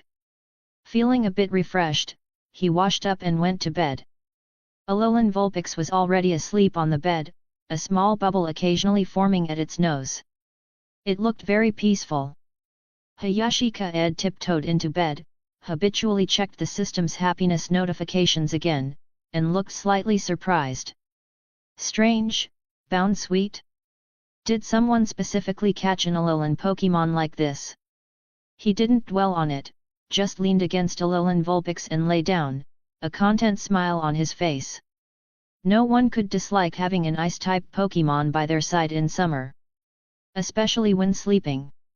Beside the treehouse, Servine pursed its lips and entered the treehouse. Chapter 59, Sneaky Squirtle. Chapter 59. July 29th. It was still light outside. Hayashi Kaede got up early as usual and put the energy cubes he'd prepared on the shelf. Takagi Megami, who had come with him, looked at the price tags and muttered. After a moment she fetched a piece of cardboard and propped it beside the display with a few large words written on it, non-refundable. No return after a sale. The meaning was simple. If you find the defensive energy cubes useless, you may return them, but after returning them you may no longer buy energy cubes from this shop. 10,000, 20,000. Megami repeated, tracing the numbers with her finger. Her expression changed, she grumbled, that's so expensive. Her monthly allowance could only buy one. Hayashi Kaede said with a small smile, it's expensive for a reason, the effect is good. Although the manufacturing process was a bit rough, the technique was solid and the effect wouldn't be bad. It would be especially effective for Pokémon like Sandshrew and Onix. Megami's eyes lit up. She glanced toward the little back room and asked in a low voice, Brother Kaede, can I buy an energy cube for Squirtle? She seems to be eating very little lately. I suspect the energy cubes I bought from Happy Mart aren't tasty. Hayashi Kaede blinked. Of course. Megami flushed slightly and lowered her voice. Hey, since I'm helping you, could I get a discount? He had expected she might ask. He already knew why Squirtle had a poor appetite. Every day when Megami left for work she left Squirtle at home, but whenever Hayashi Kaede went to the plantation to feed Melodic and Pidgeotto at noon, Squirtle would sneak along the water channel and pop her head up to beg.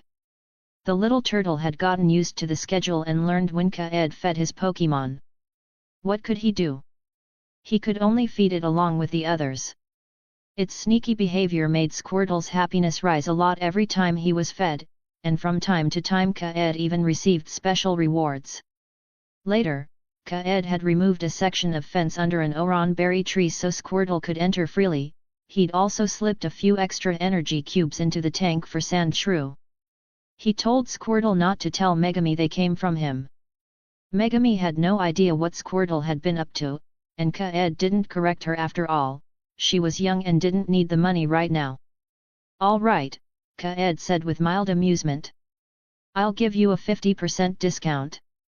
Megami's face brightened happily. If the system could measure humans' happiness, Megami's meter would certainly spike. She bounded off to work with more energy than before. Work hard. Kaede called after her, then headed for the plantation. Yesterday's incident hadn't left any obvious damage in the plantation. Even after Gardevoir had taken the ripe berries and vegetables, the rows still looked healthy. Kaede took from the storage ball the green dumplings he'd made the day before and fed them to the Miltank. Then he looked at the caterpillar lying on the grass, trying hard to eat. After taming it yesterday, Kaede hadn't paid it much attention. He offered it a grass dumpling and asked, do you like this, or would you rather eat grass? Caterpie, the caterpillar chirped, lifting its head, its large black eyes reflected Kaede's figure and showed obvious joy. Yesterday it had been terrified of Pidgeotto, but now it felt immersed in safety and abundance. Caterpie. I like to eat, I like to eat everything, it seemed to say, happily chomping. As long as it's edible, that's fine, Kaede said. Then eat grass dumplings from now on. If it rains, hide in the cow shed, okay? He placed the caterpie on the grass near the cow shed and called to the Miltank, it will come to eat the green dumplings from now on. Don't bully it, okay? He had always made a lot of grass dumplings for the Miltank. Over the past few days he'd noticed something. No matter how many grass dumplings he left in the cow shed, the Miltank would finish them all, even if their bellies ballooned and they produced extra milk.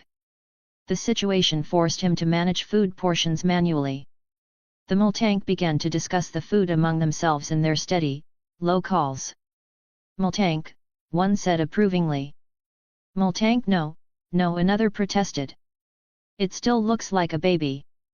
We can feed it, another pointed out. Yes, feed the baby, the group agreed. Kaede, Understanding their meaning, shivered briefly at the mental image and hastened to reassure them, no, the grass dumplings also have your milk in them. Multank, they asked, satisfied, and then went back to eating. Seeing Caterpie and the Multank get along so harmoniously, Kaede nodded and walked to the reservoir. When Melodic saw him approach, she raised her head from the water. One of her long, red whiskers brushed his cheek in the breeze. He reached out and touched it, it felt smooth and cool. He smiled and said, Melodic, I'll widen the water channel for you, so you can swim more freely. Melodic looked a little puzzled at first, then seemed pleased. All right then, Kaede said. He had been satisfied with the last cowshed construction and planned to hire the construction team again to widen the channel. A wider channel would help Melodic move and help distribute the ocean crystal's energy more evenly.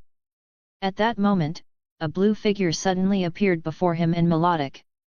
Chapter 60, A Reward from Gardevoir's Joy, Intermediate Psychic Power. Chapter 60. There was no doubt the blue figure was Gardevoir. Gardevoir. Hayashi Kaede murmured, surprised. He had expected Gardevoir to come eventually, but not so soon. Gardevoir hovered in the air, held by invisible telekinesis, even the faint morning breeze could not lift the hem of her gown. After a whole night of waiting, Kaede's eyes brightened at the chance. That's perfect. Don't worry, there's work for you today. He explained quickly, we're widening the water diversion channel for Melodic. Human construction will stir up a lot of sediment, so I need you to form a temporary telekinetic barrier to separate the diversion channel from the reservoir while they work, to keep the reservoir from becoming polluted. Gardevoir froze for a moment, clearly taken aback by how naturally Kaede treated the request. The energy cubes and berries she'd taken yesterday had been eaten by the three little ones, leaving only the berries, something she hadn't enjoyed as much as the cubes. That, and needing a safe place, had brought her back to the plantation. Kaede, meanwhile, made a quick call to the Fujitagoro construction team. When he explained it was an invitation from Aogiri Town's plantation, they agreed readily. They'll be here soon, he told Gardevoir, then used the eye of exploration to glance at her data again. Apart from an intimacy level of 5, the readout pleased him more each time. This Gardevoir was remarkable, powerful and talented. Still, Kaede felt she was insufficient compared to Darkrai itself. Gardevoir stayed silent for a moment, floating with nowhere to rest. Kaede decided to be direct. Gardevoir, are you carrying a curse? At those words, the gentle aura around her tightened. Her telekinetic field swept out like a tide and ringed Kaede for a moment. Gardevoir's internal question flashed, how did you know? The curse had been bound to her since childhood, woven into the way her powers worked. Whenever someone fell asleep within roughly 1 kilometer, her powers would involuntarily reach for that person and act as a conduit for the curse. That was why she had to keep moving and find quiet places so the fewest possible creatures would be exposed. I'm a breeder, Kaede said without hiding his thoughts. I work with Viridian energy. Based on what I saw last night, this isn't an ordinary status ailment, but don't lose hope. There are a few paths. Gardevoir listened, her crimson eyes guarded. It's not exactly a curse in the sense of an unfixable thing, Kaede continued. It may have been placed by a Pokémon so you could find the Pokémon that cursed you and ask it to reverse it. Another option is to find a Pokémon whose energy is the opposite of the nightmare energy and let that blessing cancel it out. Both are difficult. Your curse is deeply rooted. But I think you can learn to control it. As you grew stronger, your powers narrowed the range. When you were younger it was farther reaching, now you've brought it down to roughly 1 kilometer. With training and the right help, you could tighten it further and control the flow. Gardevoir was silent, then slowly nodded. The curse had indeed given her power and insight, but it had also been a source of constant distress. She had looked among humans for breeders and well-known trainers for answers, but none had solved the problem. This human, could he have something useful? Try this. Kaede took out a small bottle and produced a single cube with careful hands. And assimilation energy cube, a special energy cube made from a small amount of A-grade mumu milk and a mid-grade special scale berry. Consuming it temporarily increases special attack by 15% 50%. Long-term use can raise a Pokémon's special attack stat. Notes: highly concentrated energy, not suitable for Pokémon below gym level. Effects: 1. Enhances resistance to abnormal states. 2. Increases chance to inflict abnormal status when using moves. 3. Assimilation. Long-term consumption helps resist damage from opposing attributes and improves control over external energy. This was the experimental cube Kaede had prepared when he was trying to refine a cube for Pidgeotto's aerial skill proficiency. Supplies were extremely limited and restrictions applied, so he had not used them on his own team. He could not afford to waste it, but he wanted to keep Gardevoir. Gardevoir lifted the cube with telekinesis, studying it hesitantly. The temptation in her chest was obvious. Finally she could not resist. She swallowed the cube in one motion. Energy poured through her like a tide. For a moment her eyes dulled, then they flared, surprise and disbelief mixed across the scarlet irises. She tried to mobilize her own energy and felt the curse's power shift, more under her control than before. Congratulations!